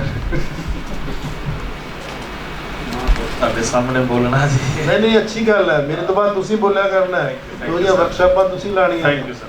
3 ਪੈਰੇ ਦੀ ਚੌਕੀ ਸੱਚਖੰਡ ਸ੍ਰੀ ਹਰਿਮੰਦਰ ਸਾਹਿਬ ਅੰਮ੍ਰਿਤ ਵੇਲੇ ਆਸਾ ਦੀ ਵਾਰ ਤੋਂ ਪਹਿਲਾਂ ਲੱਗਦੀ ਹੈ। ਕਿਹੜੀ ਸ਼ਖਸੀਅਤ ਇਹਨੂੰ ਲਾਇਆ ਕਰਦੀ ਸੀ? ਜ਼ਿਆਦਾਤਰ ਤਾਂ ਭਾਈ ਸੁਮਨ ਸਿੰਘ ਜੀ ਨੇ ਅੰਮ੍ਰਿਤ ਵੇਲੇ। ਹਾਂ ਚਲੋ ਠੀਕ ਹੈ, ਬੈਠ ਜਾਓ, ਸ਼ਾਬਾਸ਼। ਇਸ ਤਰ੍ਹਾਂ ਹੈ ਕਿ ਇੱਥੇ ਇੱਕ ਡੇਰਾ ਹੈ ਆਟਾ ਮੰਡੀ, ਬੈਠ ਜਾਓ। ਹੁਣ ਦੇਖੋ ਨਾ, ਅੰਮ੍ਰਿਤਸਰ ਵਾਲਿਆਂ ਨੂੰ ਤਾਂ ਇਹ ਗੱਲ ਪਤਾ ਹੋਣੀ ਚਾਹੀਦੀ, ਡੇਰੇ ਸੰਭਾਲੀ ਫਿਰਦੇ ਹੋ ਤੁਸੀਂ, ਹੈ। ਤੋ ਅੱਛਾ ਦੇਖੋ, ਬ੍ਰਹਮ ਗਿਆਨੀ ਕੀ ਸੀਗੇ? ਪੁਜਾਰੀ ਹੁੰਦੇ ਸੀ ਇੱਥੇ, ਠੀਕ ਹੈ। ਇਹ ਜਿਹੜੀ ਕੀਰਤਨ ਚੌਕੀ ਹੈ, ਇਹ ਦਰਬਾਰ ਸਾਹਿਬ ਦੀਆਂ ਅੰਦਰ ਸਥਾਪਿਤ ਕੀਰਤਨ ਚੌਕੀਆਂ ਜਿਹੜੀਆਂ ਗੁਰੂ ਅਰਜਨ ਕਾਲ ਤੋਂ ਲੱਗੀਆਂ ਸੀ, ਉਸ ਦਾ ਹਿੱਸਾ ਨਹੀਂ ਸੀ। ਸੰਗਤ ਨਾਲ ਆਉਂਦੀ ਸੀ, ਪੁਜਾਰੀ ਦਰਵਾਜ਼ਾ ਨਹੀਂ ਸੀ, ਕਵਾੜ ਨਹੀਂ ਸੀ ਖੋਲ੍ਹਦੇ। ਤਾਂ ਸੰਗਤ ਬ੍ਰਹਮ ਗਿਆਨੀ ਬਾਬਾ ਸ਼ਾਮ ਸਿੰਘ ਜੀ ਨੇ ਪਿੱਛੇ ਪਾਇਆ ਹੋਣਾ ਸਰੰਦਾ। ਉਹ ਸਰੰਦਾ ਕਿੱਥੇ ਪਿਆ? ਦੇਖੋ, ਮੈਨੂੰ ਤਾਂ ਸ਼ਰਮ ਆਉਂਦੀ ਨਹੀਂ ਜੀ। ਇਹ ਪਿਆ ਜੀ ਮਿਊਜ਼ੀਅਮ ਦੇ ਵਿੱਚ, ਜਿਹੜਾ ਉੱਪਰ ਹੈ ਨਾ ਪਰਿਕਰਮਾ ਦੇ ਉੱਪਰ, ਜਿਹੜਾ SCPC ਦਾ ਮਿਊਜ਼ੀਅਮ ਹੈ, ਉਸ ਵਿੱਚ ਬਾਬਾ ਜੀ ਦਾ ਸਰੰਦਾ ਰੱਖਿਆ ਹੈ। ਸਾਰੇ ਦਰਸ਼ਨ ਕਰਕੇ ਆਇਓ। ਸ਼੍ਰੋਮਣੀ ਗੁਰਦੁਆਰਾ ਪ੍ਰਬੰਧਕ ਕਮੇਟੀ ਨੇ ਰੱਖਿਆ, ਬ੍ਰਹਮ ਗਿਆਨੀ ਬਾਬਾ ਸ਼ਾਮ ਸਿੰਘ ਜੀ ਦਾ ਸਰੰਦਾ ਰੱਖਿਆ ਉੱਥੇ। ਉਸ ਸਰੰਦੇ ਦੇ ਨਾਲ ਉਹ ਪਿੱਛੇ ਸਰੰਦਾ ਪਾ ਕੇ, ਔਰ ਜੋ ਪੈਸੇ ਹਰੀ ਸਿੰਘ ਜੀ ਕਹਿ ਰਹੇ ਨੇ, ਸਿਰ ਦੇ ਉੱਪਰ ਆਪਣੇ ਡੇਰੇ ਦੇ ਲਵੇਰਿਆਂ ਦਾ ਮੱਖਣ ਨਾਲ, ਆਪਣੇ ਉੱਥੋਂ ਦੇ ਆਟੇ ਦੇ ਨਾਲ ਬਣਿਆ ਹੋਇਆ ਕੜਾਹ ਪ੍ਰਸ਼ਾਦ ਲਿਆ ਕੇ ਰੋਜ਼ ਦੇਗ, ਪਹਿਲੀ ਦੇਗ ਉੱਥੋਂ ਆਉਂਦੀ ਸੀ। ਹੁਣ ਵੀ ਪਰੰਪਰਾ ਮੇਰੇ ਖਿਆਲ 'ਚ ਇਹੀ ਹੈ, ਹੁਣ ਵੀ ਆਉਂਦੀ ਹੈ। ਇਹ ਪਰੰਪਰਾਵਾਂ ਨੇ, ਸਾਡੀ ਰਵਾਇਤ ਹੈ, ਵਿਰਾਸਤ ਹੈ, ਸੰਗੀਤ ਨਾਲ ਜੁੜੀ ਹੋਈ ਹੈ, ਕੀਰਤਨ ਨਾਲ ਜੁੜੀ ਹੋਈ ਹੈ, ਤੇ ਮਾਣ ਵੀ ਚਾਹੀਦਾ। ਪਰ ਇਹਨੂੰ ਸਾਨੂੰ ਬਾਰ-ਬਾਰ ਦੁਹਰਾਉਣਾ ਚਾਹੀਦਾ, ਬਾਰ-ਬਾਰ ਦੱਸਣਾ ਚਾਹੀਦਾ। ਉਹਦੇ ਨਾਲ ਸਾਡੀ ਜ਼ੁਬਾਨ ਵੀ ਸਾਫ਼ ਹੁੰਦੀ ਹੈ, ਮੈਮਰੀ ਵੀ ਸ਼ਾਰਪ ਹੁੰਦੀ ਹੈ। ਬਾਣੀਆਂ ਕਹਾਣੀਆਂ ਪੁੱਤ ਕ੍ਰੇਨ ਵੀ ਕਰਦੇ ਨੇ, ਤੇ ਜੇ ਨਹੀਂ ਕਰਾਂਗੇ ਤੇ ਹੋਰ ਕੌਣ ਕਰੂਗਾ? ਬੰਗਾਲ ਵਾਲੇ ਨੇ ਆ ਕੇ ਤੁਹਾਡੇ ਗੁਣ ਨਹੀਂ ਗਾਣੇ, ਆਪਣੇ ਆਪ ਨੂੰ ਆਪ ਹੀ ਦੱਸਣਾ ਪੈਣਾ ਤੁਹਾਨੂੰ ਕਿ ਆਹ ਸਾਡੀ ਪਰੰਪਰਾ ਸੀ। ਤੋਂ ਬਾਬਾ ਜੀ ਉਹ ਲੈ ਕੇ ਆਉਂਦੇ ਹੁੰਦੇ ਸੀ ਤੇ ਫਿਰ ਕਿਵਾੜ ਖੁੱਲਣ ਤੋਂ ਪਹਿਲਾਂ ਤਾਂ ਬਾਹਰ ਹੀ ਲਾਉਂਦੇ ਹੁੰਦੇ ਸੀ ਕੀਰਤਨ ਦੀ ਚੌਕੀ, ਪਿੰਨੀ ਰਹਿਣੀਆਂ ਚਮਕਣ ਤਾਰੇ। ਠੀਕ ਹੈ। ਤੋਂ ਬ੍ਰਹਮ ਗਿਆਨੀ ਬਾਬਾ ਸ਼ਾਮ ਸਿੰਘ ਜੀ ਤੇ ਪੂਰੀ ਕਿਤਾਬ ਅਸੀਂ ਪੰਜਾਬੀ ਯੂਨੀਵਰਸਿਟੀ ਵੱਲੋਂ ਲਿਖਾਈ ਹੈ। ਤੁਹਾਡੇ ਹੀ ਇੱਥੋਂ ਅੰਮ੍ਰਿਤਸਰ ਦੇ ਨੇ ਦਲਜੀਤ ਸਿੰਘ ਜੀ ਬੇਦੀ, ਉਹਨਾਂ ਨੂੰ ਅਸੀਂ ਪ੍ਰੋਜੈਕਟ ਦਿੱਤਾ ਸੀ। ਫਿਰ ਉਹਨਾਂ ਨੇ ਸਾਰੀ ਇਨਫੋਰਮੇਸ਼ਨ ਇਕੱਠੀ ਕਰਕੇ 100 ਪੇਜ ਦੀ ਕਿਤਾਬ ਹੈ, ਪੜ੍ਹ ਲਿਓ, ਮੰਗਵਾ ਲਿਓ ਪੰਜਾਬੀ ਯੂਨੀਵਰਸਿਟੀ ਤੋਂ, ਅੱਧੇ ਮੁੱਲ ਤੇ ਤੁਹਾਨੂੰ ਅਸੀਂ ਦੇ ਦਾਂਗੇ। ਤੋਂ ਉਹ ਕਰਨ ਦੇ ਨਾਲ ਤੁਹਾਨੂੰ ਪਤਾ ਲੱਗ ਜੂਗਾ ਬ੍ਰਹਮ ਗਿਆਨੀ ਬਾਬਾ ਸ਼ਾਮ ਸਿੰਘ ਜੀ ਕੌਣ ਸੀ ਤੇ ਉਹਨਾਂ ਦਾ ਕੀ ਕੰਮ ਸੀ। 3 ਪਹਿਰੇ ਦੀ ਚੌਕੀ ਲਗਾਉਂਦੇ ਸੀ। ਹੁਣ ਉਹ 3 ਪਹਿਰੇ ਦੀ ਚੌਕੀ ਅੰਦਰ ਲੱਗਣ ਲੱਗ ਪਈ ਹੈ। 3 ਪਹਿਰੇ ਦੀ ਚੌਕੀ ਰਾਤ ਨੂੰ 3 ਪਹਿਰੇ ਤੋਂ। 2 ਗੱਲਾਂ ਦਾ ਕਲੀਅਰ ਹੋ ਗਿਆ ਕਿ ਸੋਰਠ ਤੇ ਇੱਕ ਉਸ ਵੇਲੇ ਮਲਹਾਰ ਰਾਗ ਗਾਇਆ ਜਾਂਦਾ। ਸਵਾਲ ਸੀ ਭਾਈ ਸਾਹਿਬ ਦਾ, ਪੈਸਾ ਸਾਹਿਬ ਦਾ, ਠੀਕ ਹੈ ਨਾ। ਇਹ 2 ਕੀਰਤਨ ਚੌਕੀਆਂ ਸਾਡੀਆਂ ਸੀਜ਼ਨਲ ਨੇ ਜੀ, ਇੱਕ ਬਸੰਤ ਦੀ ਔਰ ਇੱਕ ਮਲਹਾਰ ਦੀ। ਹੁਣ ਬਸੰਤ ਦਾ ਸਮਾਂ ਨਿਸ਼ਚਿਤ ਅਸੀਂ ਕਰ ਦਿੱਤਾ ਕਿ ਲੋਹੜੀ ਦੀ ਰਾਤ ਤੋਂ ਲੈ ਕੇ ਹੋਲੇ ਮਹੱਲੇ ਤੱਕ। ਕਈ ਤਾਂ ਹੁਣ ਸਾਡੇ ਗਿੱਟੇ ਇਸ ਕਰਕੇ ਛਾਂਗ ਦਿੰਦੇ ਨੇ ਕਿ 2 ਮਹੀਨੇ ਦੀ ਨਹੀਂ, ਦੋ ਰੁੱਤ ਜਿਹੜੀ ਅੱਗੇ ਵੀ ਜਾਂਦੀ ਹੈ, ਤੁਸੀਂ ਬਸੰਤ ਕਿਉਂ ਨਹੀਂ ਗਾਉਂਦੇ। ਸਾਨੂੰ ਅੱਜ ਕੱਲ੍ਹ ਕਈ ਸੰਸਥਾਵਾਂ ਇਹ ਸਵਾਲ ਕਰਦੀਆਂ ਨੇ ਜੀ ਕਿ ਤੁਸੀਂ ਹੋਲੇ ਮਹੱਲੇ 'ਤੇ ਬੰਦ ਕਿਉਂ ਕਰ ਦਿੰਦੇ ਹੋ। ਐਸੀ ਗੱਲ ਨਹੀਂ ਹੈਗੀ। ਮੈਂ ਫਿਰ ਉਹਨਾਂ ਨੂੰ ਆਰਟੀਕਲ ਫਿਰ ਮੈਂ ਲਿਖਿਆ ਦੁਬਾਰਾ, ਮੈਂ ਕਿਹਾ ਵੀ ਇਹ ਤਾਂ ਤੁਹਾਨੂੰ ਦੱਸਿਆ ਕਿ ਦਰਬਾਰ ਸਾਹਿਬ ਦੀ ਇਹ ਪਰੰਪਰਾ ਹੈ ਜੋ ਪ੍ਰੋਫੈਸਰ ਹਰੀ ਸਿੰਘ ਜੀ ਨੇ ਕਿਹਾ ਸੀ। ਪਰ ਬਸੰਤ ਰਾਗ ਨੂੰ ਤੁਸੀਂ ਕਿਸੇ ਸਮੇਂ ਵੀ ਕਿਸੇ ਵੈਸੇ ਵੀ ਦਿਨ ਵਿੱਚ ਗਾ ਸਕਦੇ ਹੋ। ਉਹਦੇ ਲਈ ਨਿਰਧਾਰਤ ਸਮਾਂ ਜੀ ਸਾਡਾ ਦਿਨ ਦਾ ਦੂਸਰਾ ਪਹਿਰ, ਦਿਨ ਦੇ ਦੂਸਰੇ। ਇਹ ਨਿਰਧਾਰਤ ਜਿਹੜਾ ਕੀਤਾ ਹੈ ਫਿਰ ਅਗੇਨ ਕੀ ਹੈ ਕਿ ਜਿਹੜਾ ਸਮੇਂ ਨਿਰਧਾਰਤ ਕੀਤੇ ਨੇ, ਸਮਾਂ ਨਿਰਧਾਰਤ ਦੀ ਪਰੰਪਰਾ ਗੁਰਮਤਿ ਦੀ ਪਰੰਪਰਾ ਨਹੀਂ ਹੈ। ਦੇਖ ਲਓ ਗੱਲ ਨੂੰ, ਇਸ ਨੂੰ ਧਿਆਨ 'ਚ ਰੱਖੋ। ਸਮਾਂ ਸਿਧਾਂਤ ਕਿੱਥੋਂ ਮਿਲਿਆ ਸਾਨੂੰ? ਫਿਰ ਭਾਰਤੀ ਸੰਗੀਤ ਤੋਂ। ਜਿਹੜੀ ਬੇਸਿਕ ਟਰਮੀਨੋਲੋਜੀ ਕਿੱਥੋਂ ਮਿਲੀ ਹੈ? ਭਾਰਤੀ ਸੰਗੀਤ ਤੋਂ। We are thankful to Indian music. ਠੀਕ ਹੈ ਨਾ। ਉਸ ਕਿਉਂਕਿ ਅਕਲ ਤਾਂ ਸਾਨੂੰ ਜਿਹੜੀ ਹੈ ਓਵਰਆਲ ਅੱਖਰਾਂ ਦੀ, ਸ਼ੈਲੀਆਂ ਦੀ, ਇਹਦਾ ਸਾਡਾ ਭਾਰਤ ਜੰਮੇ ਆ, ਪੰਜਾਬ ਦੇ ਜੰਮੇ ਆ, ਇੱਥੋਂ ਦੇ ਸਾਡਾ ਸਿੱਖ ਧਰਮ ਇੱਥੋਂ ਓਰੀਜਨ ਹੋਇਆ, ਤਾਂ ਅਸੀਂ ਉਹ ਟੂਲਸ ਤਾਂ ਲੈਣੇ ਹੀ ਸੀ ਨਾ। ਤੋ ਸਮੇਂ ਦੇ ਜਿਹੜੇ ਅਸੀਂ ਰੂਲਸ ਬਣਾਏ ਨੇ ਜਾਂ ਅਸੀਂ ਮੰਨੇ ਨੇ, ਪਰ ਹੁਣ ਅਸੀਂ ਸਮੇਂ ਦੇ ਰੂਲ ਮੰਨ ਲਏ ਨੇ। ਪਰ ਆਸਾ ਦੇ ਮਾਮਲੇ 'ਚ ਅਸੀਂ ਨਹੀਂ ਮੰਨਦੇ ਕਿ ਆਸਾ ਅਸੀਂ ਸਵੇਰੇ ਵੀ ਗਾਵਾਂਗੇ, ਸ਼ਾਮੀ ਵੀ ਗਾਵਾਂਗੇ। ਬਸੰਤ ਅਸੀਂ ਜਦੋਂ ਸਾਡਾ ਸੀਜ਼ਨ ਹੋਊਗਾ ਹੋਲੇ ਮਹੱਲੇ ਤੋਂ ਲੈ ਕੇ ਮਾਘ ਤੋਂ ਲੈ ਕੇ ਅਸੀਂ ਸਾਰਾ ਦਿਨ ਗਾਵਾਂਗੇ। ਮਲਹਾਰ ਅਸੀਂ ਸਾਵਣ ਦੇ ਮਹੀਨੇ 'ਚ ਸਾਰਾ ਗਾਵਾਂਗੇ। ਹੁਣ ਜਦੋਂ ਅਸੀਂ ਉੱਥੇ ਰੂਲ ਇਹ ਤੋੜ ਦਿੰਦੇ ਆ ਤਾਂ ਫਿਰ ਅਸੀਂ ਕਾਲ ਚਲਾਣੇ ਤੇ ਵੀ ਤੋੜ ਦਿੰਦੇ ਆ। ਉੱਥੇ ਭੈਰਵ ਦਾ ਸ਼ਬਦ ਹੋਵੇ ਕਾਲ ਚਲਾਣੇ ਦਾ, ਤੇ ਮੈਂ ਕਹਾਂ ਮੈਂ ਹੁਣ ਗਾਣਾ ਹੀ ਨਹੀਂ ਜੀ, ਭੈਰਵ ਤਾਂ ਸਵੇਰੇ ਗਾਊਂਗਾ, ਹੁਣ ਨਹੀਂ ਹੈ। ਫਿਰ ਤਾਂ ਘੱਟ ਪੇਟਾ ਦੇਣਗੇ ਪ੍ਰਭਜੋਤ ਜੀ। ਠੀਕ ਹੈ ਨਾ। ਉਸ ਤਾਂ ਕਹਿੰਦੇ ਵੀ ਅਸੀਂ ਤਾਂ ਭੈਰਵ ਸ਼ਾਮੀ ਵੀ ਗਾਵਾਂਗੇ, ਸਵੇਰੇ ਵੀ ਗਾਵਾਂਗੇ, ਜਦੋਂ ਹੋਊਗਾ। ਸਾਡਾ ਮੰਤਵ ਹੈ ਕਿ ਸ਼ਬਦ ਕੀਰਤਨ ਕਰਨਾ। ਸਾਡਾ ਮੰਤਵ ਕੀ ਹੈ? ਸ਼ਬਦ ਦਾ ਕੀਰਤਨ ਕਰਨਾ। ਜਿਸ ਪ੍ਰਥਾਏ ਜਿਸ ਪ੍ਰਕਰਣ ਦਾ ਸਾਡਾ ਕੀਰਤਨ ਹੈ ਉਹ ਕੀਰਤਨ ਕਰਦੇ ਹਾਂ ਅਸੀਂ। ਰਾਗਾਤਮਕ ਕੀਰਤਨ ਕਰਨਾ ਹੈ ਔਰ ਅਸੀਂ ਉੱਥੇ ਸਮਾਂ ਸਿਧਾਂਤ ਤੋੜ ਦਿੰਦੇ ਹਾਂ। ਤੋੜਨਾ ਪੈਂਦਾ ਹੈ, ਤੋੜਨਾ ਪਏਗਾ। ਠੀਕ ਹੈ। ਇਹ ਕੋਈ ਮੇਰੇ ਨਾਲ ਕੋਈ ਨਾਰਾਜ਼ ਹੁੰਦਾ ਹੋ ਹੀ ਜਾਵੇ। ਜੇ ਆਸਾ ਦੇ ਮਾਮਲੇ 'ਚ ਆਪਾਂ ਕਹਿੰਦੇ ਹਾਂ ਕਿ ਆਸਾ ਅਸੀਂ ਸਵੇਰੇ ਵੀ ਗਾਉਂਦੇ ਹਾਂ, ਸ਼ਾਮੀ ਵੀ ਗਾਉਂਦੇ ਹਾਂ, ਤੇ ਇਹ ਰਾਗਾਂ ਦੇ ਵਿੱਚ ਵੀ ਸਾਨੂੰ ਕਰਨਾ ਪਏਗਾ। ਠੀਕ ਹੈ। ਹੁਣ ਆਪਾਂ ਉੱਥੇ ਹੀ ਫੇਰ ਆਉਣੇ ਆ। ਤੇ ਸੌਰਾਸ਼ਟਰ ਦੇਸ਼ ਦੇ ਵਿੱਚ ਸਾਨੂੰ 3 ਗੱਲਾਂ ਦੱਸ ਕੇ ਗੁਰੂ ਨਾਨਕ ਪਾਤਸ਼ਾਹ ਕਿ ਇਹ ਲੋਕ ਸੰਗੀਤ ਤੋਂ ਵਿਕਸਿਤ ਹੈ। ਸੋਰਠ ਤੋਂ, ਸੌਰਾਸ਼ਟਰ, ਸੋਰਠ ਬੀਜਾ। ਤੇ ਕਿੱਥੋਂ ਸਾਡੇ ਸਰੋਤ ਕਿੱਥੋਂ ਹੈ? ਕਿੱਥੋਂ ਮਿਲਦਾ ਪਿਆ ਸਾਨੂੰ? ਪੁਰਾਤਨ ਜਨਮ ਸਾਖੀ ਤੋਂ। ਹੁਣ ਪੁਰਾਤਨ ਜਨਮ ਸਾਖੀ ਕਹਾਂਗੇ, ਸਾਡੇ ਸੰਗੀਤ ਦਾ ਗ੍ਰੰਥ ਨਹੀਂ, ਅਸੀਂ ਤਾਂ ਪੜ੍ਹਨਾ ਨਹੀਂ, ਅਸੀਂ ਤਾਂ ਕਥਾ ਸੁਣਨੀ ਨਹੀਂ। ਇਹ ਜੋ ਸੰਤ ਮਹਾਂਪੁਰਖ ਕਰਦੇ ਨੇ ਜਾਂ ਜਿਹੜੀ ਗੁਰਦੁਆਰੇ 'ਚ ਹੁੰਦੀ ਹੈ, ਸੰਗੀਤ ਵਾਲੇ ਲਈ ਸੁਣਨੀ ਬੜੀ ਜ਼ਰੂਰੀ ਹੈ। ਸੂਰਜ ਪ੍ਰਕਾਸ਼ ਪੜ੍ਹਨਾ ਜ਼ਰੂਰੀ ਹੈ, ਪੰਥ ਪ੍ਰਕਾਸ਼ ਪੜ੍ਹਨਾ ਜ਼ਰੂਰੀ ਹੈ, ਪੁਰਾਤਨ ਜਨਮ ਸਾਖੀ ਪੜ੍ਹਨੀ ਜ਼ਰੂਰੀ ਹੈ ਕਿ ਉੱਥੋਂ ਸਾਨੂੰ ਸੰਗੀਤ ਬਾਰੇ ਕੀ ਮਿਲਦਾ ਹੈ। ਸੰਗੀਤ ਬਾਰੇ ਕੀ ਮਿਲਦਾ ਹੈ ਕਿ ਜਦੋਂ ਬਾਬਾ ਬੁੱਢਾ ਜੀ ਅਕਾਲ ਚਲਾਣਾ ਕਰ ਗਏ ਤੇ ਉਸ ਵੇਲੇ ਕਿਹੜੇ ਸ਼ਬਦ ਗਾਏ ਗਏ, ਉਸ ਵੇਲੇ ਕਿਹੜੀ ਚੌਕੀ ਲੱਗੀ, ਕਿਹੜਾ ਰਾਗ ਗਾਇਆ ਗਿਆ, ਇਹ ਕਿੱਥੋਂ ਪਤਾ ਲੱਗੂਗਾ?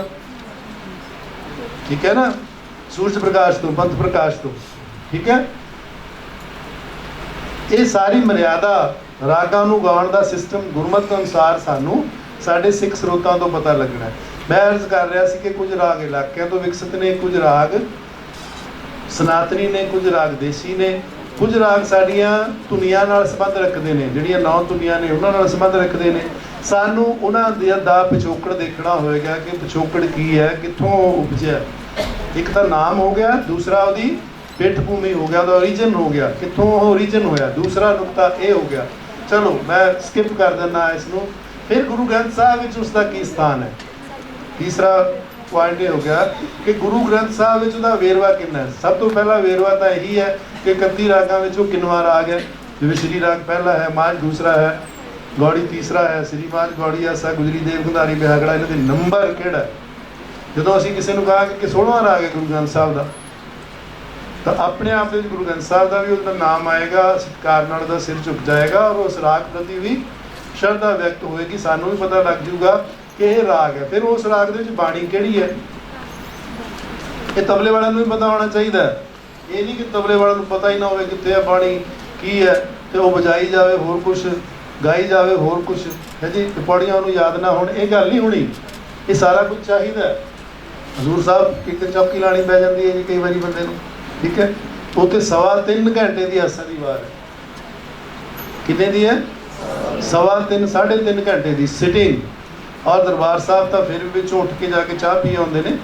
ਉਹ ਵਿੱਚ ਕਹਿੰਦੇ ਪਿੱਛੇ ਸਟਾਲ ਹੈ। ਟਾਈਮ ਆਮ ਕਿੰਨੀ ਹੈ? 2-2.5 ਘੰਟੇ ਦੀ। ਹੁਣ 2-2.5 ਘੰਟੇ ਦੀ ਮੇਰੇ ਗੁਰਮਤਿ ਸੰਗੀਤ ਦਾ ਪ੍ਰਚਾਰ ਕਿੱਥੋਂ ਹੋਇਆ? ਬਸ ਹਰੀ ਸਿੰਘ ਜੀ ਮੇਰੇ ਬਜ਼ੁਰਗਾਂ ਦੇ ਬਹੁਤ ਪਿਆਰ ਵਾਲੇ ਸੀ। ਮੈਨੂੰ ਲੱਗਦਾ ਹੁੰਦਾ ਸੀ ਮੈਨੂੰ 4 ਸਾਲ ਦੀ ਉਮਰ ਵਿੱਚ ਉਹਨਾਂ ਨੇ ਆਪਣੇ ਨਾਲ ਬਿਠਾਉਣਾ ਸ਼ੁਰੂ ਕਰ ਦਿੱਤਾ ਸੀ, ਠੀਕ ਹੈ। ਤੇ ਅਸੀਂ ਸੁਣਦੇ ਹੁੰਦੇ ਸੀ ਪੰਡਤ ਭੀਮ ਸੈਨ ਜੋਸ਼ੀ ਜਦੋਂ ਵੱਡੇ ਹੋਏ ਤੇ ਸੁਣਨਾ ਜੀ, ਪੰਡਤ ਜਸਰਾਜ ਸੁਣਨਾ ਜੀ, ਅਮੀਰ ਖਾਨ ਸਾਹਿਬ ਸੁਣਨੇ। ਮਨ ਵਿੱਚ ਹੁੰਦਾ ਸੀ ਵੀ ਇਹ ਤਾਂ ਰਾਗੀ ਰੂਗੀ ਠੀਕ ਨੇ, ਇਹ ਤਾਂ ਕਰਦੇ ਹੀ ਨੇ, ਤੇ ਅਸਲੀ ਤਾਂ ਗਾਇਕ ਇਹ ਨੇ ਜਿਹੜੇ ਤਾਨਾ ਤੂਨਾ ਮਾਰਦੇ ਨੇ, ਲਾਪ ਲੂਪ ਕਰਦੇ ਨੇ। ਫਿਰ ਜਦੋਂ ਥੋੜ੍ਹੀ ਜਿਹੀ ਸੋਝੀ ਆਈ ਤੇ ਮੈਂ ਸੋਚਿਆ, ਮੈਂ ਕਿਹਾ ਮੇਰਾ ਜਿਹੜਾ ਬਾਪੂ ਹੈ ਇਹ ਕਿਹਦੇ ਨਾਲੋਂ ਘੱਟ ਹੈ? ਇੱਕ ਚੌਕੜੇ ਦੇ ਵਿੱਚ ਜਿਹੜਾ 2.5 ਘੰਟੇ ਦੀ ਆਸਾ ਦੀ ਵਾਰ ਲਾਉਂਦਾ ਅੱਖਾਂ ਮੀਚ ਕੇ, ਇਹ ਕਿਹੜੇ ਵੱਡੇ ਉਸਤਾਦ ਨਾਲੋਂ ਘੱਟ ਹੈ? ਜਿਹੜਾ 2 ਬੰਦਸ਼ਾਂ ਗਾਉਂਦਾ, 4 ਉਹਦੀਆਂ ਤਾਨਾਂ ਨੇ, 5 ਉਹਦੇ ਅਲਾਪ ਨੇ, ਫਿਕਸ ਉਹਦਾ ਹੈ। ਇੱਥੇ ਵੈਰਾਈਟੀ ਹੈ, ਇੱਥੇ ਸ਼ਬਦ ਤੋਂ ਸ਼ਬਦ ਆਉਂਦਾ, ਪ੍ਰਕਰਣ ਤੋਂ ਪ੍ਰਕਰਣ ਆਉਂਦਾ, ਰਾਗ ਆਉਂਦੇ ਨੇ। ਰੋਜ਼ ਗਾਣਾ, ਰੋਜ਼ ਪਰਫਾਰਮੈਂਸ ਦੇਣੀ ਹੈ, ਇੱਕ ਦਿਨ ਨਹੀਂ ਦੇਣੀ। ਮੀਂਹ ਜਾਵੇ ਝੱਖੜ ਝਾਂਗੀ, ਮੀਂਹ ਵਰਸੇ ਪੀਗਲ ਦੇਖਣ ਜਾਏ, ਜਾਣਾ ਹੀ ਜਾਣਾ। ਇੱਕ ਸੰਗਤ ਦਾ ਇੱਕ ਬੰਦਾ ਬੈਠਾ ਹੋਵੇ, ਸੰਗਤ ਦੇ 1000 ਬੰਦੇ ਬੈਠੇ ਹੋਣ, ਰਾਗੀ ਸਿੰਘ ਨੇ ਕੀਰਤਨ ਕਰਨਾ ਹੀ ਕਰਨਾ ਹੈ। ਇੱਕੋ ਗੱਲ ਨਹੀਂ ਕਿ ਭੇਟਾ ਵਾਲੀ ਗੱਲ ਵੱਖਰੀ ਹੈ। ਰਾਗੀ ਸਿੰਘਾਂ ਨੂੰ ਵੀ ਕਦੇ ਉਹਨਾਂ ਦੀ ਸ਼ਖਸੀਅਤ ਨੂੰ ਵੀ ਐਨਾਲਿਸਿਸ ਕਰੀਏ ਨਾ। ਇੱਕ ਬੰਦਾ ਬੈਠਾ, ਚਾਹੇ 1000 ਬੰਦੇ ਬੈਠੇ ਨੇ, ਚਾਹੇ 1 ਰੁਪਇਆ ਆਉਂਦਾ, ਚਾਹੇ 1000 ਰੁਪਏ ਆਉਂਦੇ ਨੇ, ਉਹਨੇ ਕੀਰਤਨ ਕਰਨਾ ਹੀ ਕਰਨਾ ਹੈ। ਉਹਨੇ ਕਿਸ ਨੂੰ ਸੁਣਾਉਣਾ ਹੈ? ਉਹ ਕਿੱਥੇ ਬੈਠਾ ਹੈ? ਕਿੱਥੇ ਬੈਠਾ ਹੈ? ਉਹ ਗੁਰੂ ਦੀ ਹਜ਼ੂਰੀ ਦੇ ਵਿੱਚ। ਇਸੇ ਕਰਕੇ ਉਹਨੂੰ ਕੀ ਕਹਿੰਦੇ ਨੇ? ਹਜ਼ੂਰੀ ਰਾਗੀ, ਹਜ਼ੂਰੀ ਕੀਰਤਨੀਆ। ਗਲ ਵਿੱਚ ਉਹਦੇ ਕੀ ਪਾਇਆ? ਹਜ਼ੂਰੀਆ। ਜਦੋਂ ਗਲ ਵਿੱਚ ਹਜ਼ੂਰੀਆ ਪਾ ਲਿਆ, ਉਹ ਕੀ ਸੀ? ਕੱਪੜਾ ਪਾਇਆ ਕਿਹੜਾ ਸੀ? ਖਸਮੇ ਕਾ ਦਰਬਾਰ ਢਾਡੀ ਵਸਿਆ, ਉਹ ਤੁਕ ਹੈ। ਹਜ਼ੂਰੀਆ ਖਾਸ ਟੈਕਨੀਕਲ ਵਰਡ ਹੈ। ਹਜ਼ੂਰੀਆ ਜਿਹੜਾ ਗਲ 'ਚ ਪਾਉਂਦੇ ਆ, ਠੀਕ ਹੈ। ਜੇ ਮੈਂ ਕਹੂੰਗਾ ਹਜ਼ੂਰੀਆ ਲਿਆ ਤਾਂ ਭਾਈ ਸਾਹਿਬ ਤਾਂ ਹੋਰ ਚੀਜ਼ ਲੈ ਆਉਣਗੇ, ਤੇ ਪ੍ਰਭਵੀਰ ਨੂੰ ਕਹਾਂਗਾ ਹਜ਼ੂਰੀਆ ਤਾਂ ਇਹ ਮੇਰਾ ਹਜ਼ੂਰੀਆ ਸੱਚੀ ਮੁੱਚੀ ਲੈ ਕੇ ਆਊਗਾ, ਠੀਕ ਹੈ ਨਾ। ਤਾਂ ਹਜ਼ੂਰੀਆ ਇਹ ਸਾਡੇ ਟੈਕਨੀਕਲ ਵਰਡਸ ਨੇ। ਹਜ਼ੂਰੀ, ਹਜ਼ੂਰ ਦੇ ਦਰਬਾਰ ਦੇ ਵਿੱਚ, ਹਜ਼ੂਰ ਦੇ ਦਰਬਾਰ ਦੇ ਵਿੱਚ ਕੀਰਤਨ ਕਰ ਰਿਹਾ। ਉਹ ਕਿਸੇ ਵਿਅਕਤੀ ਨੂੰ ਕੀਰਤਨ ਨਹੀਂ ਸੁਣਾ ਰਿਹਾ। ਉਹ ਕਿਸ ਨੂੰ ਸੁਣਾ ਰਿਹਾ ਕੀਰਤਨ? ਮੇਰੇ ਗੁਰੂ ਪਾਤਸ਼ਾਹ ਨੂੰ, ਜਿਸ ਨੇ ਸਾਨੂੰ ਬਾਣੀ ਬਖਸ਼ੀ ਸੀ, ਉਹਦੇ ਹਜ਼ੂਰ ਦੇ ਵਿੱਚ ਹੀ ਉਹਦੀ ਉਸਤਤ ਕਰ ਰਿਹਾ। ਤੇ ਜਿਹੜਾ ਉਹ ਸੀ ਖਾਲਕ ਉਦੇਸ ਢਾਡੀ, ਕਿਹੜਾ ਸੀ ਉਹ? ਹੈ ਸੱਚੀ ਸਿਰ ਸਲਾਹ। ਹਾਂ ਢਾਡੀ ਵਿਕਾਰ ਨਹੀਂ, ਦੂਸਰੀ ਨਹੀਂ ਬੇਟਾ, ਆਖਰੀ ਪੌੜੀ ਬਾਜ ਰਾਗ ਦੀ ਕੱਲ ਗਾਈ ਸੀ। ਤੁਸੀਂ ਕੱਲ ਨੂੰ ਬਤੇ 2 ਨਾਲ ਲਿਆ, ਯਾਦ ਇੱਕ ਵੀ ਨਹੀਂ ਨਾ। ਨਹੀਂ ਦੂਸਰੀ ਆਖਰੀ ਖਸਮ।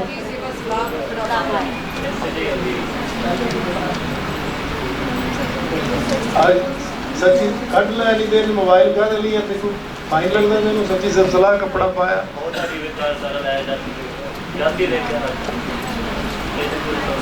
ਉੱਥੋਂ ਫੇਲ ਹੋਈ ਜਾਣਾ, ਤੇਰੇ ਸਾਰੇ ਨੰਬਰ ਕੱਟੇ ਜਾ ਰਹੇ ਨੇ।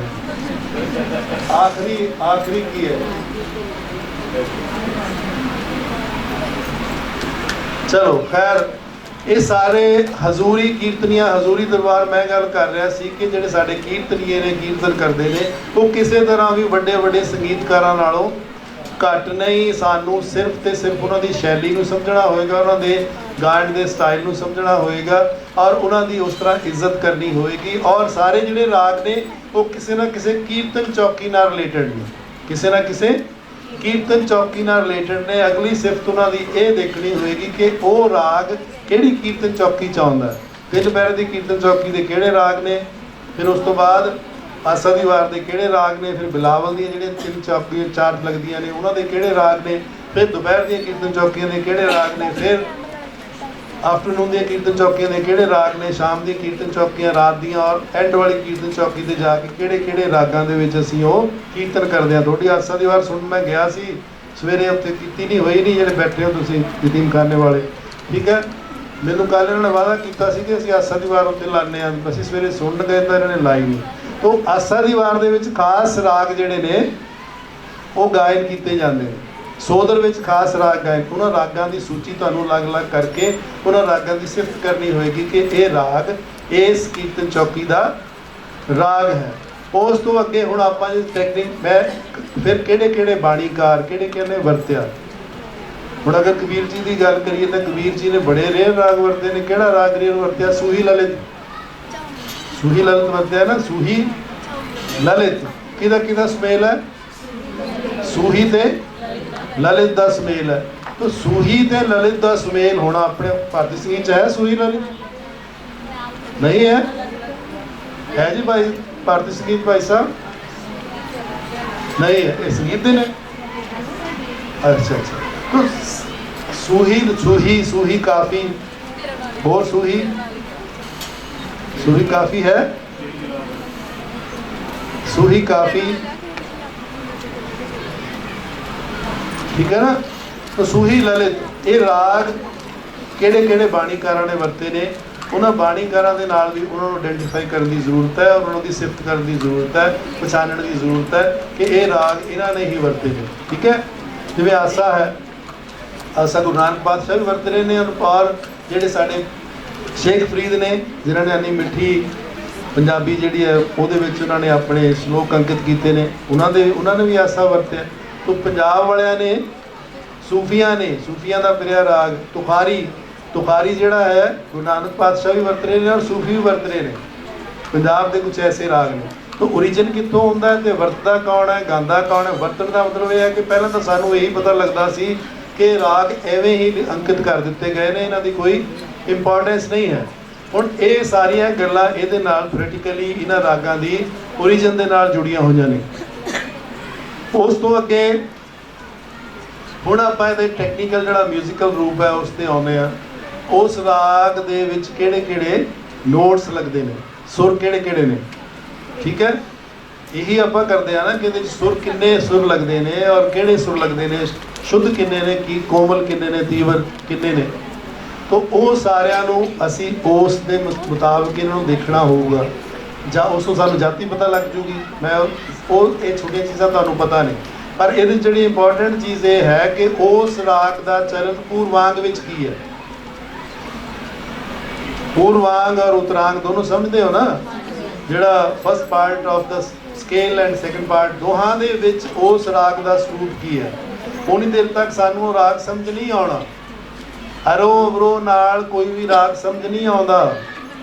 ਅਸੀਂ ਜੋ ਕਰਾਉਂਦੇ ਹਾਂ ਉਲਟ ਕਰਾਉਂਦੇ ਹਾਂ ਕਿ ਅਸੀਂ ਪਹਿਲਾਂ ਅਰੋ ਅਵਰੋ ਕਰਾਉਂਦੇ ਹਾਂ, ਪਹਿਲਾਂ ਆਪ ਰਾਗ ਦੀ ਅੰਡਰਸਟੈਂਡਿੰਗ ਬੁਨਿਆਦੀ ਤੌਰ 'ਤੇ ਕਰੀਏ, ਫਿਰ ਅਸੀਂ ਦੂਸਰਿਆਂ ਨੂੰ ਸਮਝਾ ਸਕਾਂਗੇ।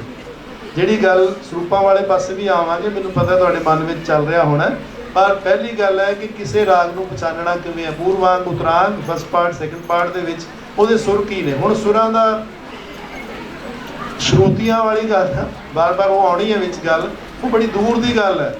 ਪਰ ਪਹਿਲਾਂ ਤਾਂ ਇਹ ਹੈ ਕਿ ਇੱਕ ਸੁਰ ਦੀ ਦੂਸਰੇ ਸੁਰ ਦੇ ਨਾਲ ਕਨੈਕਟੀਵਿਟੀ ਹੈ ਕੀ ਹੈ, ਰਿਲੇਸ਼ਨ ਕੀ ਹੈ। ਅਗਰ ਪੂਰਵਾਂਗ ਦੇ ਵਿੱਚ ਸਾਡੇ ਕੋਲ 4 ਨੇ ਤਾਂ ਚਾਰਾਂ ਸੁਰਾਂ ਦਾ ਆਪਸ ਦੇ ਵਿੱਚ ਕੀ ਰਿਸ਼ਤਾ ਹੈ, ਉਹਨਾਂ ਦਾ ਲਗਾਵ ਕੀ ਹੈ। ਸਭ ਤੋਂ ਪਹਿਲਾਂ ਅਗਰ ਛੜਜ ਦੀ ਗੱਲ ਹੀ ਆਪਾਂ ਕਰ ਲਈ ਤਾਂ ਛੜਜ ਜਿਹੜਾ ਹੈ ਉਹ ਛੜਜ ਤੇ ਪੰਚਮ ਦੋਨੋਂ ਫਿਕਸ ਨੇ। ਤਾਂ ਛੜਜ ਨੂੰ ਅਸੀਂ ਕਿਵੇਂ ਲਗਾਉਣਾ, ਛੜਜ ਨੂੰ ਸਿੱਧਾ ਅਸੀਂ ਪਕੜਨਾ ਕਿਵੇਂ ਹੈ ਉਸ ਰਾਗ ਦੇ ਵਿੱਚ। ਫਿਰ ਛੜਜ ਨੂੰ ਅਸੀਂ ਰਿਸ਼ਭ ਦੇ ਨਾਲ ਉਹਦਾ ਕੀ ਸੰਬੰਧ ਹੈ, ਨਿਸ਼ਾਦ ਨਾਲ ਕੀ ਸੰਬੰਧ ਹੈ, ਲੋਅਰ ਆਕਟੇਵ ਨਾਲ ਕੀ ਸੰਬੰਧ ਹੈ, ਹਾਇਰ ਆਕਟੇਵ ਨਾਲ ਕੀ ਸੰਬੰਧ ਹੈ, ਉੱਪਰਲੇ ਛੜਜ ਨੂੰ ਕਿਵੇਂ ਲਗਾਉਣਾ, ਨਿਚਲੇ ਵਾਲੇ ਛੜਜ ਨੂੰ ਕਿਵੇਂ ਲਗਾਉਣਾ। ਇਹ ਸਾਰੀ ਟੈਕਨੀਕ ਛੜਜ ਦੇ ਮਾਮਲੇ 'ਚ ਕਲੀਅਰ ਹੋਊਗੀ ਤਾਂ ਹੀ ਰਾਗ ਅਸੀਂ ਪਕੜ ਪਾਵਾਂਗੇ ਨਾ। ਔਰ ਫਿਰ ਉਸ ਤੋਂ ਬਾਅਦ ਦੂਸਰਾ ਸੁਰ ਲੈ ਲਓ, ਰਿਸ਼ਭ ਲੈ ਲਓ। ਤਾਂ ਰਿਸ਼ਭ ਦੇ ਤੁਹਾਨੂੰ ਪਤਾ ਹੀ ਹੈ ਕਿ ਸ੍ਰੀ ਦਾ ਰਿਸ਼ਭ ਆਪਣਾ, ਮਾਲਵਾ ਦਾ ਆਪਣਾ ਹੈ, ਭੈਰੋ ਦਾ ਆਪਣਾ ਹੈ, ਟੋਡੀ ਦਾ ਆਪਣਾ ਹੈ, ਇੱਕੋ ਹੀ ਸੁਰ ਹੈ, ਕੋਮਲ ਹੀ ਹੈ ਨਾ। ਹੁਣ ਇੱਥੇ ਆ ਕੇ ਸ਼ਰੂਤੀਆਂ ਕੰਮ ਕਰਦੀਆਂ ਨੇ, ਇੱਥੇ ਆ ਕੇ ਸ਼ਰੂਤੀ ਕਾ ਹੁਣ ਤੁਹਾਨੂੰ ਸਿੱਖਣਾ ਪਏਗਾ ਟੋਡੀ ਰਾਗ, ਮਾਲਵਾ ਰਾਗ, ਸ੍ਰੀ ਰਾਗ ਸਿੱਖੋਗੇ ਤਾਂ ਜੈਤਸੀ ਸਮਝ ਆਏਗਾ, ਠੀਕ ਹੈ। ਜੇ ਹੁਣ ਤੁਸੀਂ ਇਹ ਰਿਸ਼ਭ ਲਗਾਉਣਾ ਨਹੀਂ ਸਿੱਖਿਆ, ਟੀਚਰਸ ਨੇ ਵਿਦਿਆਰਥੀਆਂ ਕੋਲੋਂ ਤਵੱਕੋ ਨਾ ਕਰੋ ਕੋਈ ਐਡੇ ਐਡਵਾਂਸ ਚਲੇ ਜਾਣਗੇ, ਪਰ ਜਦੋਂ ਤੁਸੀਂ ਬਾਰ-ਬਾਰ ਸਿਰੀ ਦੇ ਵਿੱਚ ਸਿਰੀ ਦਾ ਰਿਸ਼ਵ ਲਗਾਓਗੇ ਤਾਂ ਸਟੂਡੈਂਟ ਦੱਸਣ ਦੀ ਲੋੜ ਹੀ ਨਹੀਂ। ਉਹਨਾਂ ਨੂੰ ਹਾਈਲੀ ਟੈਕਨੀਕਲ ਗੱਲ ਤੁਸੀਂ ਥੋੜਾ ਦੱਸੋਗੇ ਕਿ ਇਹਦੇ 'ਚ ਡਿਫਰੈਂਟ ਸ਼ਰੂਤੀਜ਼ ਨੇ, ਜਾਂ ਇਹਦਾ ਲਗਾਵ ਡਿਫਰੈਂਟ ਹੈ, ਜਾਂ ਇਹਦੇ ਉੱਤੇ ਇਹ ਸੁਰ ਦੀ ਛਾਇਆ ਪੈਂਦੀ ਹੈ, ਜਾਂ ਇਹ ਅੰਦੋਲਨ ਹੈ, ਮੈਂ ਤੁਹਾਨੂੰ ਗੁਣ ਗਿਣਾ ਰਿਹਾ ਉਹਨਾਂ ਦੇ ਨਾਲ ਹੀ ਤੁਹਾਨੂੰ ਸਮਝ ਲੱਗ ਰਹੇ ਹੋਣਗੇ। ਤਾਂ ਇਹ ਸਾਰਾ ਕੁਝ ਦੱਸਣ ਦੀ ਲੋੜ ਨਹੀਂ। ਤੁਸੀਂ ਅਗਰ ਖੁਦ ਗਾਉਂਦੇ ਹੋ, ਉਸ ਤਰ੍ਹਾਂ ਗਾਉਣ ਦੀ ਕੋਸ਼ਿਸ਼ ਕਰਦੇ ਹੋ, ਤਾਂ ਤੁਹਾਡੇ ਸਟੂਡੈਂਟ ਤੁਹਾਨੂੰ ਆਪਣੇ ਆਪ ਹੀ ਫਾਲੋ ਕਰ ਰਹੇ ਨੇ। ਉਹ ਤੁਹਾਨੂੰ ਤਾਂ ਸਮਝ ਲੱਗੂਗਾ ਜੇ ਤੁਸੀਂ ਉਸ ਭਾਵਨਾ ਦੇ ਨਾਲ ਉਹ ਰਾਗ ਸਿੱਖਿਆ ਹੋਵੇਗਾ, ਸਿਖਾਇਆ ਹੋਵੇਗਾ। ਸਿੱਖਣ ਸਿਖਾਉਣ ਤੋਂ ਬਿਨਾਂ ਸਿੱਖਿਆ ਵੀ ਹੁੰਦਾ ਤੁਸੀਂ, ਪਰ ਤੁਸੀਂ ਉਹਦਾ ਅਭਿਆਸ ਨਹੀਂ ਕੀਤਾ ਹੁੰਦਾ। ਉਸ ਦਾ ਅਸੀਂ ਸਾਡਾ ਜਦੋਂ ਨੌਕਰੀ ਲੱਗ ਜਾਂਦੀ ਹੈ, ਸਭ ਤੋਂ ਪਹਿਲਾਂ ਆਪਾਂ ਕੰਮ ਕੀ ਕਰਦੇ ਹਾਂ? ਰਿਆਜ਼ ਕਰਨਾ ਛੱਡ ਦਿੰਦੇ ਹਾਂ। ਉਹਦਾ ਨੌਕਰੀ ਲੱਗ ਗਈ, ਅੱਗੇ ਤਾਂ ਜਾਣਾ ਹੀ ਨਹੀਂ, ਸਿੱਖਣਾ ਛੱਡ ਦਿੰਦੇ ਹਾਂ, ਉਸਤਾਦ ਦਾ ਨਾਮ ਲੈਣਾ ਛੱਡ ਦਿੰਦੇ ਹਾਂ ਕਿ ਉਸਤਾਦ ਦੀ ਤਾਂ ਹੁਣ ਲੋੜ ਹੀ ਨਹੀਂ ਰਹੀ। ਠੀਕ ਹੈ। ਔਰ ਸਵੇਰੇ ਉੱਠਣਾ, ਤੇ ਸਵੇਰੇ ਉੱਠ ਕੇ ਸਭ ਤੋਂ ਪਹਿਲਾਂ ਜੇ ਆਪਣੇ ਇਸ਼ਟ ਅੱਗੇ ਸਿਰ ਝੁਕਾਉਣਾ ਤੇ ਸੰਗੀਤ ਅੱਗੇ ਵੀ ਸਿਰ ਝੁਕਾਉਣਾ, ਤਾਂ ਉਸ ਵੇਲੇ ਮਾੜਾ ਮੋਟਾ ਸੁਰ ਕਲਾਮ, ਕੋਈ ਸੁਰ ਅਭਿਆਸ ਕਰਨਾ, ਕੋਈ ਸੁਰ ਸਾਧਨਾ ਕਰਨਾ, ਆਪਾਂ ਉਹ ਛੱਡ ਦਿੰਦੇ ਹਾਂ। ਇਹ ਸਾਰੀਆਂ ਚੀਜ਼ਾਂ ਸਾਡੇ ਲਈ ਜ਼ਰੂਰੀ ਨੇ। ਜਿਵੇਂ ਦੇਖੋ, ਸਾਡੇ ਨਾਲ ਤਾਂ ਸਪੋਰਟਸ ਵਾਲੇ ਚੰਗੇ ਨੇ। ਜਿਹੜਾ ਸਪੋਰਟਸ ਵਾਲਾ ਦਾ ਢਿੱਡ ਜਾ ਨਿਕਲਿਆ ਹੋਵੇ ਤੇ ਤੁਰਿਆ ਤੋਂ ਜਾਵੇ, ਉਹਨਾਂ ਨੂੰ ਸਪੋਰਟਸ ਵਾਲਾ ਕਹੋਗੇ, ਉਹ ਗਰਾਊਂਡ 'ਚ ਜਾ ਕੇ ਕੀ ਕਰਾ ਦੂਗਾ? ਠੀਕ ਹੈ। ਉਹਨਾਂ ਨੂੰ ਨਾਲ ਉਹਦੇ ਭੱਜਣਾ ਪੈਂਦਾ ਹੈ, ਕੋਚ ਸਾਹਿਬ ਨੂੰ ਨਾਲ ਭੱਜਣਾ ਪੈਂਦਾ। ਤੇ ਸੰਗੀਤ ਵਾਲੇ ਦੀ ਆਵਾਜ਼ ਨਾ ਨਿਕਲੇ, ਉਹਦੇ ਸੁਰ ਨਾ ਲੱਗਣ, ਸਤ ਸੁਰ ਸ਼ੁੱਧ ਤੇ ਕੋਮਲ ਨਾ ਲੱਗਣ, ਉਹਦੀ ਪ੍ਰੈਕਟਿਸ ਹੀ ਨਾ ਹੋਵੇ। ਤਬਲਾ ਲਗਾਓ, ਅੱਜ ਮੇਰਾ ਕਹਿੰਦਾ ਮੂਡ ਨਹੀਂ, ਅੱਜ ਮੇਰਾ ਗਲਾ ਖਰਾਬ ਹੈ, ਅੱਜ ਮੇਰਾ ਆਹ ਹੈ, ਫਿਰ ਉਹ ਸੰਗੀਤ ਵਾਲਾ ਕਾਹਦਾ ਹੋਇਆ ਜੀ? ਇਸ ਕਰਕੇ ਆਪਣੇ ਆਪ ਨੂੰ, ਪਹਿਲੀ ਤਾਂ ਗੱਲ ਹੈ ਕਿ ਤੁਸੀਂ ਆਪਣੇ ਆਪ ਨੂੰ ਜਦੋਂ ਤੁਹਾਨੂੰ ਨੌਕਰੀ ਮਿਲ ਗਈ, ਉਦੋਂ ਪਹਿਲਾਂ ਤਾਂ ਉਸਤਾਦ ਨੂੰ ਹੋਰ ਉਸਤਾਦ ਦੇ ਨੇੜੇ ਲੱਗੋ, ਹੋਰ ਵੱਖ-ਵੱਖ ਉਸਤਾਦਾਂ ਦੇ ਨੇੜੇ ਲੱਗੋ। ਇੱਕ ਉਸਤਾਦ ਤੇ ਟੇਕ ਨਾ ਰੱਖੋ, ਵੱਧ ਤੋਂ ਵੱਧ ਸਿੱਖੋ, ਵੱਧ ਤੋਂ ਵੱਧ ਕੰਪੋਜੀਸ਼ਨਸ ਦਾ ਗ੍ਰਹਿਣ ਕਰੋ, ਰਾਗਾਂ ਦੀਆਂ ਵੱਧ ਤੋਂ ਵੱਧ ਕੰਪੋਜੀਸ਼ਨ ਹੋਣ, ਤੁਹਾਡਾ ਆਪਣਾ ਖਜ਼ਾਨਾ ਹੋਵੇ, ਤਾਂ ਕਿ ਤੁਸੀਂ ਵਿਦਿਆਰਥੀਆਂ ਨੂੰ, ਇਹ ਵਿਦਿਆਰਥੀਆਂ ਦੇ ਵਿੱਚ ਪਤਾ ਨਹੀਂ ਕੋਈ ਵੱਡਾ ਗਾਇਕ ਬੈਠਾ ਹੋਵੇ, ਕੋਈ ਸਮੁੰਦ ਸਿੰਘ ਬੈਠਾ ਹੋਵੇ, ਕੋਈ ਹੋਰ ਭਾਈ ਬਲਬੀਰ ਸਿੰਘ ਬੈਠਾ ਹੋਵੇ, ਕੋਈ ਹੋਰ ਵੱਡੀ ਰੂਹ ਬੈਠੀ ਹੋਵੇ ਜਿਹੜੀ ਉੱਥੋਂ ਧੁਰੋਂ ਦਰਗਾਹੋਂ ਵਰਸਾ ਕੇ ਆਈ ਹੈ। ਤੁਸੀਂ ਇਹਨਾਂ ਨੂੰ ਸਵਾਰਨਾ, ਇਹਨਾਂ ਨੂੰ ਬਣਾਉਣਾ। ਕੋਈ ਭੀਮ ਸੈਨ ਜੋਸ਼ੀ, ਕੋਈ ਜਸਰਾਜ, ਕੋਈ ਸਿੰਘ ਬੰਧੂ ਬੈਠਾ ਹੋਵੇਗਾ, ਤਾਂ ਉਹਨਾਂ ਨੂੰ ਜਦੋਂ ਤੁਸੀਂ ਸੁਣਾਓਗੇ ਤਾਂ ਤੁਹਾਡਾ ਵੀ ਕਿਤੇ ਨਾਮ ਲਿਆ ਜਾਏਗਾ ਕਿ ਮੇਰਾ ਪਹਿਲਾ ਉਸਤਾਦ ਇਹ ਸੀ। ਤਾਂ ਰਾਗ ਨੂੰ ਸੁਰ ਦੇ ਨਾਲ ਕਨੈਕਟ ਕਰਨ ਦੇ ਲਈ ਬੜਾ ਜ਼ਰੂਰੀ ਹੈ, ਪੂਰਵਾਂਗ ਉਤਰਾਂਗ ਦੇ ਅਕੋਰਡਿੰਗਲੀ।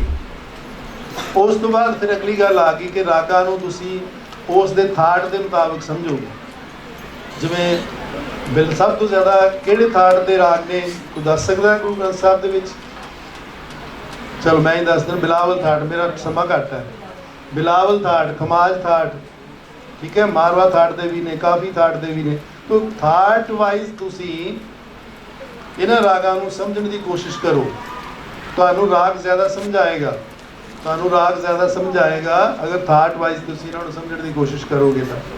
ਹੁਣ ਫਿਰ ਥਾਟ ਤੋਂ ਅੱਗੇ ਹੋਰ ਕੀ ਸਿਫਤ ਹੋ ਸਕਦੀ ਹੈ ਬਈ? ਇੱਕਨ ਦੀ ਹੁਣ ਤੁਸੀਂ ਵੀ ਦੱਸੋ।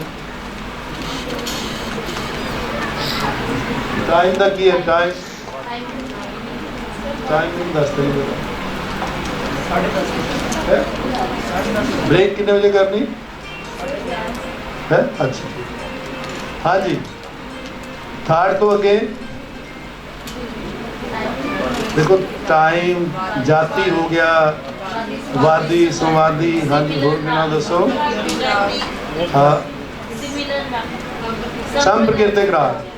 ਹੁਣ ਇਹਦੇ ਵਿੱਚ ਥਾਟ ਤੋਂ ਅੱਗੇ ਬੜਾ ਅੱਛਾ ਇਹਨਾਂ ਨੇ ਦੱਸਿਆ, ਮੈਂ ਅਪਰੀਸ਼ੀਏਟ ਕਰਦਾ। ਸੰਪ੍ਰਕਿਰਤਕ ਰਾਗ, ਹੁਣ ਸੰਪ੍ਰਕਿਰਤਕ ਰਾਗ ਇੱਕ ਤਾਂ ਹੋ ਗਏ ਕਿ ਤੁਸੀਂ ਭਾਰਤੀ ਸੰਗੀਤ ਨਾਲ ਕੰਪੇਅਰ ਕਰੋ। ਦੇਰ ਆਰ ਸੋ ਮੈਨੀ ਰਾਗਸ ਇਨ ਇੰਡੀਅਨ ਮਿਊਜ਼ਿਕ, ਅਸੀਂ ਉਹਨਾਂ ਨਾਲ ਕੰਪੇਅਰ ਕਰਨ ਬੈਠ ਕੇ ਤਾਂ ਨਹੀਂ ਹੋਊਗਾ। ਪਹਿਲਾਂ ਤਾਂ ਗੁਰੂ ਗ੍ਰੰਥ ਸਾਹਿਬ ਦੇ ਰਾਗਾਂ ਨੂੰ ਇੱਕ ਦੂਸਰੇ ਨਾਲ ਕੰਪੇਅਰ ਕਰ ਲਈਏ ਨਾ, ਕਿਉਂਕਿ ਆਪਾਂ ਗੱਲ ਗੁਰਮਤਿ ਸੰਗੀਤ ਦੀ ਗੱਲ ਕਰ ਰਹੇ ਹਾਂ, ਤਾਂ ਉਹ ਅਸੀਂ ਦੇਖਣ ਉਧਰ ਵੀ ਆਵਾਂਗੇ। ਉਧਰ ਵੀ ਤੁਹਾਨੂੰ ਪਤਾ ਹੋਣਾ ਚਾਹੀਦਾ ਕਿ ਇਹ ਰਾਗ ਜਿਹੜਾ ਹੈ, ਇਹਦੇ ਪੈਰਲਲ ਇੰਡੀਅਨ ਮਿਊਜ਼ਿਕ ਦੇ ਵਿੱਚ ਇਹ ਰਾਗ ਹੈ, ਠੀਕ ਹੈ। ਪਰ ਗੁਰੂ ਗ੍ਰੰਥ ਸਾਹਿਬ ਦੇ ਵਿੱਚ ਵੀ ਬਹੁਤ ਰਾਗ ਨੇੜੇ ਦੇ ਨੇ। ਸਭ ਤੋਂ ਕਲੋਜ਼ੈਸਟ ਰਾਗ ਕਿਹੜਾ ਹੈ? ਮੰਨ ਲਓ ਗੁਜਰੀ ਤੇ ਟੋਟੀ ਲੈ ਲਓ। ਚਲੋ, ਗੁਜਰੀ ਤੇ ਟੋਟੀ ਸਾਰਿਆਂ ਨੂੰ ਆਉਂਦਾ ਹੈ। ਹਾਂ, ਹੁਣ ਗੁਜਰੀ ਤੇ ਟੋਟੀ ਦੇ ਵਿੱਚ ਇੱਕ ਸੁਰ ਦੇ ਫਰਕ ਨਾਲ ਸਾਡੇ ਦੋ ਰਾਗ ਅਗਰ ਬਣ ਜਾਂਦੇ ਨੇ, ਤਾਂ ਸਾਨੂੰ ਇਹ ਗੱਲ ਦਾ ਪਤਾ ਹੋਣਾ ਚਾਹੀਦਾ। ਹੁਣ ਉਹਦੇ 'ਚ ਫਿਰ ਤੁਹਾਨੂੰ ਸਮੱਸਿਆ ਆਏਗੀ ਕਿ ਗੁਜਰੀ ਟੋਟੀ ਦੇ ਵਿੱਚ ਚਲੋ ਰਿਸ਼ਭ ਤੇ ਗੰਧਾਰ ਤੁਹਾਨੂੰ ਪਤਾ ਲੱਗ ਜੂਗਾ ਕਿਸ ਤਰ੍ਹਾਂ ਤੁਸੀਂ ਲਗਾਉਣਾ, ਦੈਵਤ ਤੁਸੀਂ ਕਿਸ ਤਰ੍ਹਾਂ ਲਗਾਉਣਾ, ਫਿਰ षड्ज ਵਿੱਚ ਕਿਵੇਂ ਪ੍ਰਵੇਸ਼ ਕਰਨਾ ਤੁਹਾਨੂੰ ਪਤਾ ਹੋਣਾ ਚਾਹੀਦਾ ਹੈ। ਪੰਚਮ ਵਿੱਚ ਕਿਵੇਂ ਪ੍ਰਵੇਸ਼ ਕਰਨਾ ਤੁਹਾਨੂੰ ਪਤਾ ਹੋਣਾ ਚਾਹੀਦਾ ਹੈ। ਟੋਡੀ ਵਿੱਚ ਤੇ ਗੁਜਰੀ ਨਾਲੋਂ ਉਹਨੂੰ ਕਿਵੇਂ ਅਸੀਂ ਫਰਕ ਪਾਉਣਾ। ਇਹਨਾਂ ਸਵਾਲਾਂ ਦੇ ਜਵਾਬ ਤੁਹਾਨੂੰ ਜਾਂ ਤਾਂ ਸਾਡੀਆਂ ਜਿਹੜੀਆਂ ਪੁਸਤਕਾਂ ਨੇ ਭਾਰਤੀ ਸੰਗੀਤ ਦੀਆਂ ਉੱਥੋਂ ਮਿਲ ਜਾਣਗੇ, ਜਾਂ ਤੁਹਾਨੂੰ ਤੁਹਾਡੇ ਉਸਤਾਦਾਂ ਦੇ ਕੋਲੋਂ ਮਿਲ ਜਾਣਗੇ, ਟੀਚਰਸ ਕੋਲੋਂ ਮਿਲ ਜਾਣਗੇ, ਔਰ ਜਾਂ ਤੁਹਾਨੂੰ ਇਸ ਉਹਦੀ ਕੰਪੋਜੀਸ਼ਨ ਤੋਂ ਮਿਲਣਗੇ। ਹੁਣ ਅਥੈਂਟਿਕ ਕੀ ਹੈ ਇਸ ਵੇਲੇ ਦੇਖੋ, ਪਹਿਲਾਂ ਬੈਸਟ ਪੋਸੀਬਲ ਨੋਟੇਸ਼ਨ ਹੁੰਦੀ ਸੀ, music notation. Do you think ਕਿ ਜਿਹੜੀਆਂ ਨੋਟੇਸ਼ਨ ਨੇ ਜਸਟੀਫਾਈ ਕਰਦੀਆਂ ਨੇ ਕਿਸੇ ਕੰਪੋਜੀਸ਼ਨ ਨਾਲ? ਨੋ। ਅਸੀਂ ਉਹਦਾ ਜਸਟ ਇੱਕ ਨਕਸ਼ਾ ਹੈ ਉਸ ਕੰਪੋਜੀਸ਼ਨ ਦਾ। ਉਹ ਜਿੰਨੀ ਦੇਰ ਤੱਕ ਤੁਸੀਂ ਕਿਸੇ ਦੇ ਮੁਖਾਰਬਿੰਦ ਤੋਂ ਕਿਸੇ ਉਸਤਾਦ ਦੇ ਕੋਲੋਂ ਕੰਪੋਜੀਸ਼ਨ ਸਿੱਖਦੇ ਸੁਣਦੇ ਨਹੀਂ, ਹੁਣ ਸਿੱਖਣ ਸਿਖਾਉਣ ਦਾ ਸਮਾਂ ਨਹੀਂ, ਸ਼ਰਮ ਵੀ ਬੜੀ ਆਉਂਦੀ ਹੈ ਇਸ ਉਮਰ, ਕਿਹੜਾ ਜਾਏ ਕਿਸੇ ਦੇ ਦਰ ਦੇ ਉੱਤੇ ਸਿੱਖਣ। ਤਾਂ ਉਸ ਲਈ ਹੈ ਕਿ ਭਾਈ ਤੁਸੀਂ ਰਿਕਾਰਡਿੰਗ ਸੁਣੋ। ਆਡੀਓ ਵਿਜ਼ੂਅਲ ਸਿਸਟਮ ਹੈ, ਹਰ ਕੋਈ ਆਪੋ ਆਪਣੀ ਰਿਕਾਰਡਿੰਗ ਪਾ ਰਿਹਾ ਹੈ, ਇੰਨਾ ਮਿਊਜ਼ਿਕ ਸੁਣਨ ਨੂੰ ਹੈ। ਇਨ ਕੰਪੈਰੀਜ਼ਨ ਤੁਸੀਂ ਸੁਣ ਲਓ ਕਿ ਗੁਜਰੀ ਕਿੰਨਿਆਂ ਨੇ ਗਾਇਆ, ਭਾਰਤੀ ਸੰਗੀਤ ਵਿੱਚ ਕਿੰਨਿਆਂ ਨੇ ਗਾਇਆ, ਇੰਡੀਅਨ ਮਿਊਜ਼ਿਕ ਵਿੱਚ ਕਿੰਨਿਆਂ ਨੇ ਗਾਇਆ, ਕੋਈ ਕਿਵੇਂ ਗਾ ਰਿਹਾ, ਉਹ ਸਾਰਿਆਂ ਨੂੰ ਸੁਣ ਕੇ ਤੁਸੀਂ ਆਪਣੀ ਮਤਬੁੱਧ ਨਾਲ ਉਹਦਾ ਐਨਾਲਾਈਜ਼ ਕਰੋ ਉਹਨਾਂ ਨੂੰ। ਪਰ ਐਨਾਲਾਈਜ਼ ਇਸ ਤਰ੍ਹਾਂ ਕਰੋ ਕਿ ਉਹ ਪੂਰਵਾਂਗ ਵਿੱਚ ਕਿਵੇਂ ਜਾ ਰਿਹਾ, ਉਤਰਾਂਗ ਵਿੱਚ ਕਿਵੇਂ ਜਾ ਰਿਹਾ, ਇੱਕ ਇੱਕ ਸੁਰ ਦੀ ਕਨੈਕਟੀਵਿਟੀ ਦੂਸਰੇ ਨਾਲ ਕੀ ਹੈ, ਕਿਵੇਂ ਸੁਰ ਲਗਾ ਰਿਹਾ ਹੈ, ਔਰ ਉਹਨਾਂ ਦੇ ਵਿੱਚ ਫਿਰ ਓਵਰਆਲ ਉਸ ਰਿਕਾਰਡ ਨੂੰ ਵੱਡਾ ਉਹ ਰਾਗ ਜਿਹੜਾ ਉਸ ਦਾ ਵਿਸਤਾਰ ਲੋਅਰ ਆਕਟੇਵ 'ਚ ਹੋਣਾ ਕਿ ਮਿਡਲ 'ਚ ਹੋਣਾ ਕਿ ਹਾਇਰ ਆਕਟੇਵ 'ਚ ਹੋਣਾ। ਮੰਦਰ ਮੱਧ ਤਾਰ, ਕੁਝ ਰਾਗ ਨੇ ਜਿਹੜੇ ਮੱਧ ਔਰ ਮੰਦਰ 'ਚ ਜ਼ਿਆਦਾ ਹੁੰਦੇ ਨੇ, ਕੁਝ ਰਾਗ ਜਿਹੜੇ ਨੇ ਮੱਧ ਔਰ ਤਾਰ 'ਚ ਜ਼ਿਆਦਾ ਹੁੰਦੇ ਨੇ। ਇਹ ਸਾਰੀਆਂ ਗੱਲਾਂ ਹੁਣ ਕੰਪੋਜੀਸ਼ਨ ਬਣਾਉਣੀ ਹੈ, ਮੈਂ ਕੰਪੋਜੀਸ਼ਨ ਬਣਾਉਣੀ ਹੋਵੇ ਕਿਸੇ ਰਾਗ ਦੀ ਤਾਂ ਮੈਂ ਬਣਾ ਲਾਂ ਲੋਅਰ ਆਕਟੇਵ ਵੱਲ ਨੂੰ, ਤਾਂ ਮੈਂ ਜਸਟੀਫਾਈ ਨਹੀਂ ਕਰ ਪਾਊਂਗਾ, ਉਹ ਤਾਂ ਉੱਪਰ ਨੂੰ ਜਾ ਰਹੀ ਹੈ, ਖੇਡਣਾ ਹੀ ਉਹਨੂੰ ਉੱਪਰ ਨੂੰ ਹੈ। ਸੋ ਇਹ ਸਾਰੀ ਸੈਂਸ ਜਿਹੜੀ ਹੈ, ਸਾਰੀ ਜਿਹੜੀ ਸਾਰਾ ਗਿਆਨ ਹੈ ਔਰ ਐਨਾਲਿਟਿਕਲ ਜਿਹੜਾ ਗਿਆਨ ਹੈ, ਉਹ ਇੱਕ ਟੀਚਰ ਨੂੰ ਬੜਾ ਜ਼ਰੂਰੀ ਹੈ। ਉਸ ਤੋਂ ਬਿਨਾਂ ਅਸੀਂ ਉਸ ਰਾਗ ਨੂੰ ਸਮਝਣ ਦੇ ਅਸਮਰੱਥ ਹੋਵਾਂਗੇ। ਇਹਨਾਂ ਨੇ ਕਿਹਾ ਸੀ ਸੰਪ੍ਰਕਿਰਤਕ ਰਾਗ, ਤੇ ਫਿਰ ਮੈਂ ਆਉਣਾ ਕਿ ਜਿੰਨੇ ਜੋਟੇ ਨੇ ਇਸ ਤਰ੍ਹਾਂ ਦੇ, ਜਿੰਨੇ ਸੰਪ੍ਰਕਿਰਤਕ ਰਾਗਾਂ ਦੇ ਗਰੁੱਪ ਨੇ, ਉਹ ਤੁਸੀਂ ਬਣਾ ਲਓ। ਠੀਕ ਹੈ। ਹੁਣ ਜੈਤਸਰੀ ਔਰ ਸ੍ਰੀ ਨਹੀਂ ਬਣ ਸਕਦਾ, ਤੇ ਸ੍ਰੀ ਨੂੰ ਜੈਤਸਰੀ ਨਾਲ ਤੁਸੀਂ ਦੇਖ ਲਓ, ਔਰ ਫਿਰ ਤੁਸੀਂ ਗੌੜੀ ਹੈ ਔਰ ਭੈਰਵ ਹੈ, ਤੀਸਰਾ ਰਾਗ ਗੌੜੀ ਨੇ, ਸ੍ਰੀ ਮਾਝ ਗੌੜੀ, ਤਾਂ ਗੌੜੀ ਨੂੰ ਤੁਸੀਂ ਭੈਰਵ ਨਾਲ ਦੇਖ ਲਓ। ਠੀਕ ਹੈ। ਫਿਰ ਤੁਹਾਡੇ ਕੋਲ ਹੋਰ ਰਾਗ ਨੇ, ਰਾਮਕਲੀ ਪਿਆ, ਰਾਮਕਲੀ ਨੂੰ ਭੈਰਵ ਨਾਲ ਦੇਖ ਲਓ, ਰਾਮਕਲੀ ਨੂੰ ਇੱਕ ਹੋਰ ਰਾਗ ਹੈ ਮਾਰੂ, ਉਹਦੇ ਨਾਲ ਵੀ ਤੁਸੀਂ ਕੰਪੇਅਰ ਕਰ ਸਕਦੇ ਹੋ। ਇਸ ਤਰ੍ਹਾਂ ਇਹਨਾਂ ਰਾਗਾਂ ਨੂੰ ਆਪਸ ਦੇ ਵਿੱਚ ਤੁਸੀਂ ਵੱਖ-ਵੱਖ ਗਰੁੱਪ ਬਣਾ ਕੇ ਸੰਪ੍ਰਕਿਰਤਕ ਰਾਗਾਂ ਦੇ ਕੰਟੈਕਸਟ ਦੇ ਵਿੱਚ ਜਾਣ ਲਓ ਕਿ ਇਹ ਰਾਗ ਇੱਕ ਦੂਸਰੇ ਦੇ ਨਾਲ ਕਿਵੇਂ ਸਿਮਿਲਰ ਨੇ, ਕਿਵੇਂ ਅਲੱਗ ਨੇ। ਮੈਂ ਕੇਵਲ ਗੁਰਮਤਿ ਸੰਗੀਤ ਦੀ ਗੱਲ ਕਰ ਰਿਹਾ, ਅਜੇ ਭਾਰਤੀ ਸੰਗੀਤ ਦੀ ਗੱਲ ਨਹੀਂ ਕਰ ਰਿਹਾ। ਤੁਹਾਡੇ ਲਈ ਬੜਾ ਮੁਸ਼ਕਲ ਹੋਏਗਾ ਕਿ ਤੁਸੀਂ ਦੋਹੇ ਪੱਤੀਆਂ ਨੂੰ ਸਿੱਖ ਸਕੋ, ਜਾਣ ਸਕੋ। ਜਨਮ ਤਾਂ ਇੱਕ ਪੱਤੀ ਨੂੰ ਸਮਝਣ ਦੇ ਲਈ ਵੀ ਥੋੜ੍ਹਾ, ਔਰ ਫਿਰ ਅਗਰ ਅਸੀਂ ਪ੍ਰਚਾਰਕ ਮੈਸਟਰ ਜਾਂ ਅਸੀਂ ਕੰਮ ਕਰਨ ਵਾਲੇ ਟੀਚਰ ਅਸੀਂ ਗੁਰਮਤਿ ਸੰਗੀਤ ਦੇ ਹਾਂ, ਤਾਂ ਫਸਟ ਆਫ ਆਲ ਸਾਨੂੰ ਆਪਣੀ ਪੱਧਤੀ ਵੱਲ ਧਿਆਨ ਦੇਣਾ ਚਾਹੀਦਾ, ਆਪਣੀ ਪਰੰਪਰਾ ਵੱਲ ਧਿਆਨ ਦੇਣਾ ਚਾਹੀਦਾ, ਔਰ ਇਸੇ ਨੂੰ ਹੀ ਚੰਗੀ ਤਰ੍ਹਾਂ ਸਮਝ ਲੈਣਾ ਚਾਹੀਦਾ। ਹੁੰਦਾ ਕੀ ਹੈ ਕਿ ਨਾ ਖੁਦਾ ਹੀ ਮਿਲਾ, ਨਾ ਵਸਾਲੇ ਸਨਮ, ਨਾ ਇਧਰ ਕੇ ਰਹੇ ਨਾ ਉਧਰ ਕੇ ਰਹੇ। ਭਾਰਤੀ ਸੰਗੀਤ ਅਸੀਂ ਸਿੱਖ ਨਹੀਂ ਪਾਉਂਦੇ, ਔਰ ਇੱਧਰਲਿਆਂ ਨੂੰ ਅਸੀਂ ਕਹੀ ਜਾਂਦੇ ਹਾਂ ਕਿ ਭਾਰਤੀ ਸੰਗੀਤ ਦੇ ਵਾਂਗੂ ਨਹੀਂ ਗਾਉਂਦੇ, ਅਤੇ ਉੱਧਰਲਿਆਂ ਨੂੰ ਕਹੀ ਜਾਂਦੇ ਕਿ ਤੁਹਾਨੂੰ ਗੁਰਮਤਿ ਸੰਗੀਤ ਦਾ ਕੁਛ ਨਹੀਂ ਪਤਾ, ਕਿ ਪਤਾ ਆਪਣੇ ਆਪ ਨੂੰ ਕੁਛ ਨਹੀਂ ਹੁੰਦਾ। ਮਾਫ਼ ਕਰਨਾ। ਇਸ ਕਰਕੇ ਹੈ ਕਿ ਘੱਟੋ ਘੱਟ ਆਪਾਂ ਗੁਰੂ ਗ੍ਰੰਥ ਸਾਹਿਬ ਦੀ ਸ਼ੈਲੀ ਨੂੰ, ਹੁਣ ਕੀ ਹੋ ਰਿਹਾ ਕੀਰਤਨੀਆਂ ਦੇ ਵਿੱਚ, ਮੈਂ ਬੜੇ ਸਾਡੇ ਕੀਰਤਨੀਆਂ ਦਾ ਬਹੁਤ ਸਤਿਕਾਰ ਕਰਦਾ, ਤੁਹਾਨੂੰ ਪਤਾ ਹੈ ਇਸ ਵੇਲੇ ਕਿ ਬਹੁਤ ਸੁਰੀਲਾ ਕੀਰਤਨ ਹੋ ਰਿਹਾ, ਮੰਨਦੇ ਹੋ? ਸਾਡੇ ਕੀਰਤਨੀਏ ਬਹੁਤ ਸੁਰੀਲੇ ਨੇ, ਬੜੇ ਡਿਸਿਪਲਨਡ ਨੇ, ਸਾਡੇ ਕੀਰਤਨੀਏ ਬੜੇ ਡਿਸਿਪਲਨਡ ਨੇ, ਔਰ ਕਿਤੇ ਕਿਤੇ ਜਾ ਕੇ ਉਹ ਵੈਲ ਇਨ ਟਾਈਮ ਪ੍ਰੋਗਰਾਮ ਕਰਦੇ ਨੇ। ਪਰਫਾਰਮਰ ਬੜੇ ਅੱਛੇ ਨੇ, ਉਹਨਾਂ ਨੂੰ ਪਤਾ ਹੈ ਕਿ ਕਿੱਥੇ ਕਿਹੜਾ ਸ਼ਬਦ ਗਾਣਾ ਹੈ। ਕਿੰਨੀ ਵੱਡੀ ਸੈਂਸ ਹੈ। ਕੱਲ੍ਹ ਅਸੀਂ ਦਰਬਾਰ ਸਾਹਿਬ ਗਏ ਹਾਂ ਤਾਂ ਪਤਾ ਸੀ ਕਿ ਜੋ ਗੁਰੂ ਅਮਰਦਾਸ ਪਾਤਸ਼ਾਹ ਦਾ ਪ੍ਰਕਾਸ਼ ਪੁਰਬ ਹੈ, ਤਾਂ ਉਹਨਾਂ ਨੇ ਸਾਰੇ ਸ਼ਬਦ ਜਿਹੜੇ ਨੇ, ਇਹ ਕੋਈ ਛੋਟੀ ਗੱਲ ਨਹੀਂ ਹੈਗੀ। ਇੱਕ ਗੱਲ ਧਿਆਨ ਨਾਲ ਸਮਝ ਲਓ, ਇੰਡੀਅਨ ਮਿਊਜ਼ਿਕ ਦੇ ਵਿੱਚ ਸਵੇਰ ਦੇ ਰਾਗ ਹੌਲੀ ਹੌਲੀ ਸਮਾਪਤ ਹੋ ਰਹੇ ਨੇ, ਕੰਸਰਟ ਸ਼ਾਮ ਨੂੰ ਹੁੰਦੀਆਂ ਨੇ। ਤੁਸੀਂ ਬੰਦਿਆਂ ਨੇ ਸਾਰਿਆਂ ਨੇ ਸ਼ਾਸਤਰੀ ਸੰਗੀਤ ਸੁਣਿਆ, ਸ਼ਾਸਤਰੀ ਸੰਗੀਤ ਵਿੱਚ ਤੁਸੀਂ ਕਿਸੇ ਉਸਤਾਦ ਨੂੰ ਸੁਣ ਲਓ, ਉਹਦੇ 2-3 ਫੇਵਰਟ ਰਾਗ 4-5 ਹੀ ਹੁੰਦੇ ਨੇ ਕਿ ਜ਼ਿਆਦਾ, ਦੱਸੋ? ਇਹੀ ਹੈ ਨਾ। ਮੰਨ ਲਓ ਜੀ ਤੁਸੀਂ ਉਹਦੇ 50 ਰਾਗ ਲਾ ਲਓ ਫੇਵਰਟ, ਕੀ ਤੁਹਾਡੇ 50 ਸ਼ਬਦ ਹੀ ਹੁੰਦੇ ਨੇ ਪ੍ਰਭਜੋਤ ਜੀ? ਕੀ ਰਾਗੀ ਦੇ 50 ਸ਼ਬਦ ਹੀ ਨੇ? ਇਹ ਤਾਂ ਨਹੀਂ ਨਾ ਹੈ। ਹੁਣ 50 ਰਾਗਾਂ ਦੇ ਵਿੱਚ ਉਹਨਾਂ ਨੇ ਇੱਕ 2-2 ਬੰਦਿਸ਼ਾਂ ਕੀਤੀਆਂ ਹੁੰਦੀਆਂ ਨੇ, ਉਹਨਾਂ ਵਿੱਚੋਂ ਵੀ ਜਿਹੜੇ ਬਹੁਤ ਅੱਛੀ ਤਿਆਰ ਹੁੰਦੀ ਹੈ, ਇੱਕੋ ਬੰਦਿਸ਼ ਹੁੰਦੀ ਹੈ। ਉਹੀ ਬੰਦਸ਼ ਉਹਨਾਂ ਨੇ ਇੱਥੇ ਗਾਣੀ ਹੈ ਜੀ, ਪਟਿਆਲਾ ਹਰਵਲਮ ਜਾ ਕੇ ਗਾਣੀ ਹੈ, ਉਹੀ ਉਹਨਾਂ ਨੇ ਜਾ ਕੇ ਬਨਾਰਸ ਗਾ ਦੇਣੀ ਹੈ, ਉਹੀ ਜਾ ਕੇ ਉੱਥੇ ਗਾ ਦੇਣੀ ਹੈ। ਉਹੀ ਉਹਨਾਂ ਦੇ ਆਲਾਪ ਦੇ ਇਰਾਦੇ ਹੁੰਦੇ ਨੇ। ਅੱਧਾ ਘੰਟਾ ਗਾਣ ਦੇ ਟਾਈਮ ਉਹਨਾਂ ਨੂੰ ਕਿੰਨਾ ਹੁੰਦਾ, 40-45 ਮਿੰਟ, ਵੱਧ ਤੋਂ ਵੱਧ ਘੰਟਾ ਡੇਢ ਹੁੰਦਾ। ਘੰਟੇ ਡੇਢ ਦੇ ਵਿੱਚ ਜੀ ਪਹਿਲਾਂ ਤਾਂ ਟਿਊਨਿੰਗ ਦੇ ਉੱਤੇ ਕਿੰਨਾ ਟਾਈਮ ਲਾ ਦਿੰਦੇ ਦੱਸੋ ਜੀ। ਮੈਂ ਉਹਦੀ ਬੁਰਾਈ ਨਹੀਂ ਕਰ ਰਿਹਾ, ਟਿਊਨ ਕਰਦਿਆਂ 10-15 ਮਿੰਟ ਲੰਘ ਗਏ, ਕਿੰਨੇ ਵਜੇ ਜੀ, 50 ਮਿੰਟ ਵੱਜਦੇ ਨੇ, ਘੂਰੇ ਘਾਰੇ ਮਾਰਦੇ ਆ ਜੀ। ਉਹ ਜਦੋਂ ਤਿਆਰ ਤਿਉਰ ਜੇ ਹੁੰਦੇ ਨੇ, ਉਸ ਤੋਂ ਬਾਅਦ 10-15-20 ਆਲਾਪ ਤੋਂ ਜ਼ਿਆਦਾ ਆਲਾਪ ਨਹੀਂ ਹੁੰਦੇ। ਉਹਦੇ ਵਿੱਚ ਵੀ ਅੱਧਾ ਤਬਲੇ ਵਾਲਾ ਜਿੱਦਾਂ ਕੋਈ ਨਾਂ ਨਹੀਂ ਹੁੰਦਾ, ਉਹ ਵਿਚਾਰਾ ਉਹਦਾ ਉਹ ਆਪਣੇ ਜੌਹਰ ਦਿਖਾਉਂਦਾ ਤਾਂ ਉਹਨੂੰ ਵਿਚਾਰ ਤਾੜੀਆਂ ਪੈ ਜਾਂਦੀਆਂ ਨੇ, ਪਰ ਪਰਫਾਰਮੈਂਸ ਤਾਂ ਵਿਚਲੇ ਦੀ ਹੁੰਦੀ ਹੈ। ਠੀਕ ਹੈ, ਉਸ ਤੋਂ ਬਾਅਦ ਆ ਗਿਆ ਜੀ ਉਹ 4-5 ਜਿਹੜੀਆਂ ਤਾਨਾਂ ਨੇ, 10 ਪੈਟਰਨ ਜਿਹੜੇ ਉਹ ਹੁੰਦੇ ਨੇ, ਜਿਹੜੇ ਉਹਨੇ 10-15 ਸਾਲ 20 ਸਾਲ ਲਾ ਕੇ ਰਿਆਜ਼ ਕੀਤਾ ਹੁੰਦਾ। ਉਹ ਮਾਰ ਕੇ ਤੇ 5-4 ਤਿਹਾਈਆਂ ਮਾਰ ਕੇ ਤੁਹਾਡੀ ਕਲੈਪਿੰਗ ਲੈ ਕੇ ਤੇ ਲੱਖਾਂ ਰੁਪਏ ਪੇਮੈਂਟ ਲੈ ਕੇ ਉਹ ਜਾਂਦਾ। Is it right? ਪਰ ਇੱਕ ਰਾਗੀ ਨੂੰ ਕਿੰਨੇ ਸ਼ਬਦ ਜਿਹੜੇ ਨੇ ਕੰਠ ਕਰਨੇ ਪੈਂਦੇ ਨੇ, ਵੱਖ-ਵੱਖ ਸਮਿਆਂ ਉੱਤੇ ਗਾਣੇ ਪੈਂਦੇ ਨੇ, ਰੋਜ਼ ਤਤਪਰ ਹੋਣਾ ਪੈਂਦਾ। ਉਹਦੇ ਗਲ ਵਿੱਚ ਮਾਲਾ ਪਾਈ ਹੁੰਦੀ ਹੈ, ਉਹਦੇ ਗਲ ਦੇ ਵਿੱਚ ਬੜਾ ਸੋਹਣਾ ਸੂਟ ਪਾਇਆ ਹੁੰਦਾ, ਜਿਵੇਂ ਗੁਰਦੇਵ ਜੀ ਨੇ ਵੱਖਰਾ ਸੂਟ ਪਾਇਆ ਸਾਡੇ ਨਾਲੋਂ। ਤੋਂ ਅਦਰਵਾਈਜ਼ ਜੇ ਕੀਰਤਨ ਕਰਨ ਜਾਣਾ ਹੋਵੇ ਤਾਂ ਕੀ ਪਾਣਗੇ ਜੀ? ਇਹ ਕੁੜਤਾ ਪਜਾਮਾ, ਉਹ ਵੀ ਬਿਲਕੁਲ ਸਾਦਾ। ਸਾਦਗੀ 'ਚ ਰਹਿਣਾ ਪੈਂਦਾ ਹੈ ਕੀਰਤਨ ਨੂੰ ਉਮਰ ਭਰ। ਗਲ ਵਿੱਚ ਹਜ਼ੂਰੀਆ ਪਾ ਕੇ, ਹੰਬਲਨੈਸ ਦੀ ਨਿਸ਼ਾਨੀ ਕਿ ਮੈਂ ਹਜ਼ੂਰ ਦਾ ਕੀਰਤਨੀਆ ਹਾਂ। ਠੀਕ ਹੈ, ਤੇ ਗਾਣਾ ਕੀ ਹੈ? ਗਾਉਣ ਦਾ ਪਤਾ ਹੀ ਨਹੀਂ। 1430 ਪੰਨੇ ਨੇ, ਕਿੰਨੇ ਸ਼ਬਦ ਨੇ, ਕਿੰਨੇ ਗੁਰਪੁਰਬ ਨੇ। ਜਨਮ ਤੋਂ ਲੈ ਕੇ ਕਾਲ ਚਲਾਣੇ ਤੱਕ ਦੀ ਸਾਡੀ ਕੀਰਤਨ ਪਰੰਪਰਾ ਹੈ। ਹਰ ਪਰੰਪਰਾ, ਹਰ ਪਲ ਦੇ ਉੱਤੇ ਨਵੇਂ ਤੋਂ ਨਵਾਂ ਅਸੀਂ ਸ਼ਬਦ ਗਾਇਨ ਕਰਨਾ ਹੈ। ਰੋਜ਼ ਹਜ਼ਾਰਾਂ ਰੀਤਾਂ ਬਣ ਰਹੀਆਂ ਨੇ। ਤੁਸੀਂ ਜਿਹਨਾਂ ਨੂੰ ਰੀਤਾਂ ਕਹਿੰਦੇ ਹੋ, ਹਜ਼ਾਰਾਂ, ਮੈਂ ਰਾਗ ਦੇ ਮੁਤਾਬਕ ਨਹੀਂ ਕਹਿ ਰਿਹਾ, ਹੋਣ ਨਾ ਹੋਣ, ਪਰ ਮਿਊਜ਼ਿਕ ਦਾ ਇੱਕ ਕੰਮ ਤਾਂ ਹੋ ਰਿਹਾ ਨਾ। ਕਿੰਨੀਆਂ ਕੰਮ, ਕੋਈ ਐਸਾ ਧਰਮ ਹੈ ਜਿਹਦੇ ਵਿੱਚ ਰੋਜ਼ ਇੰਨਾ ਮਿਊਜ਼ਿਕ ਦਾ ਕੰਮ ਹੋ ਰਿਹਾ ਹੋਵੇ?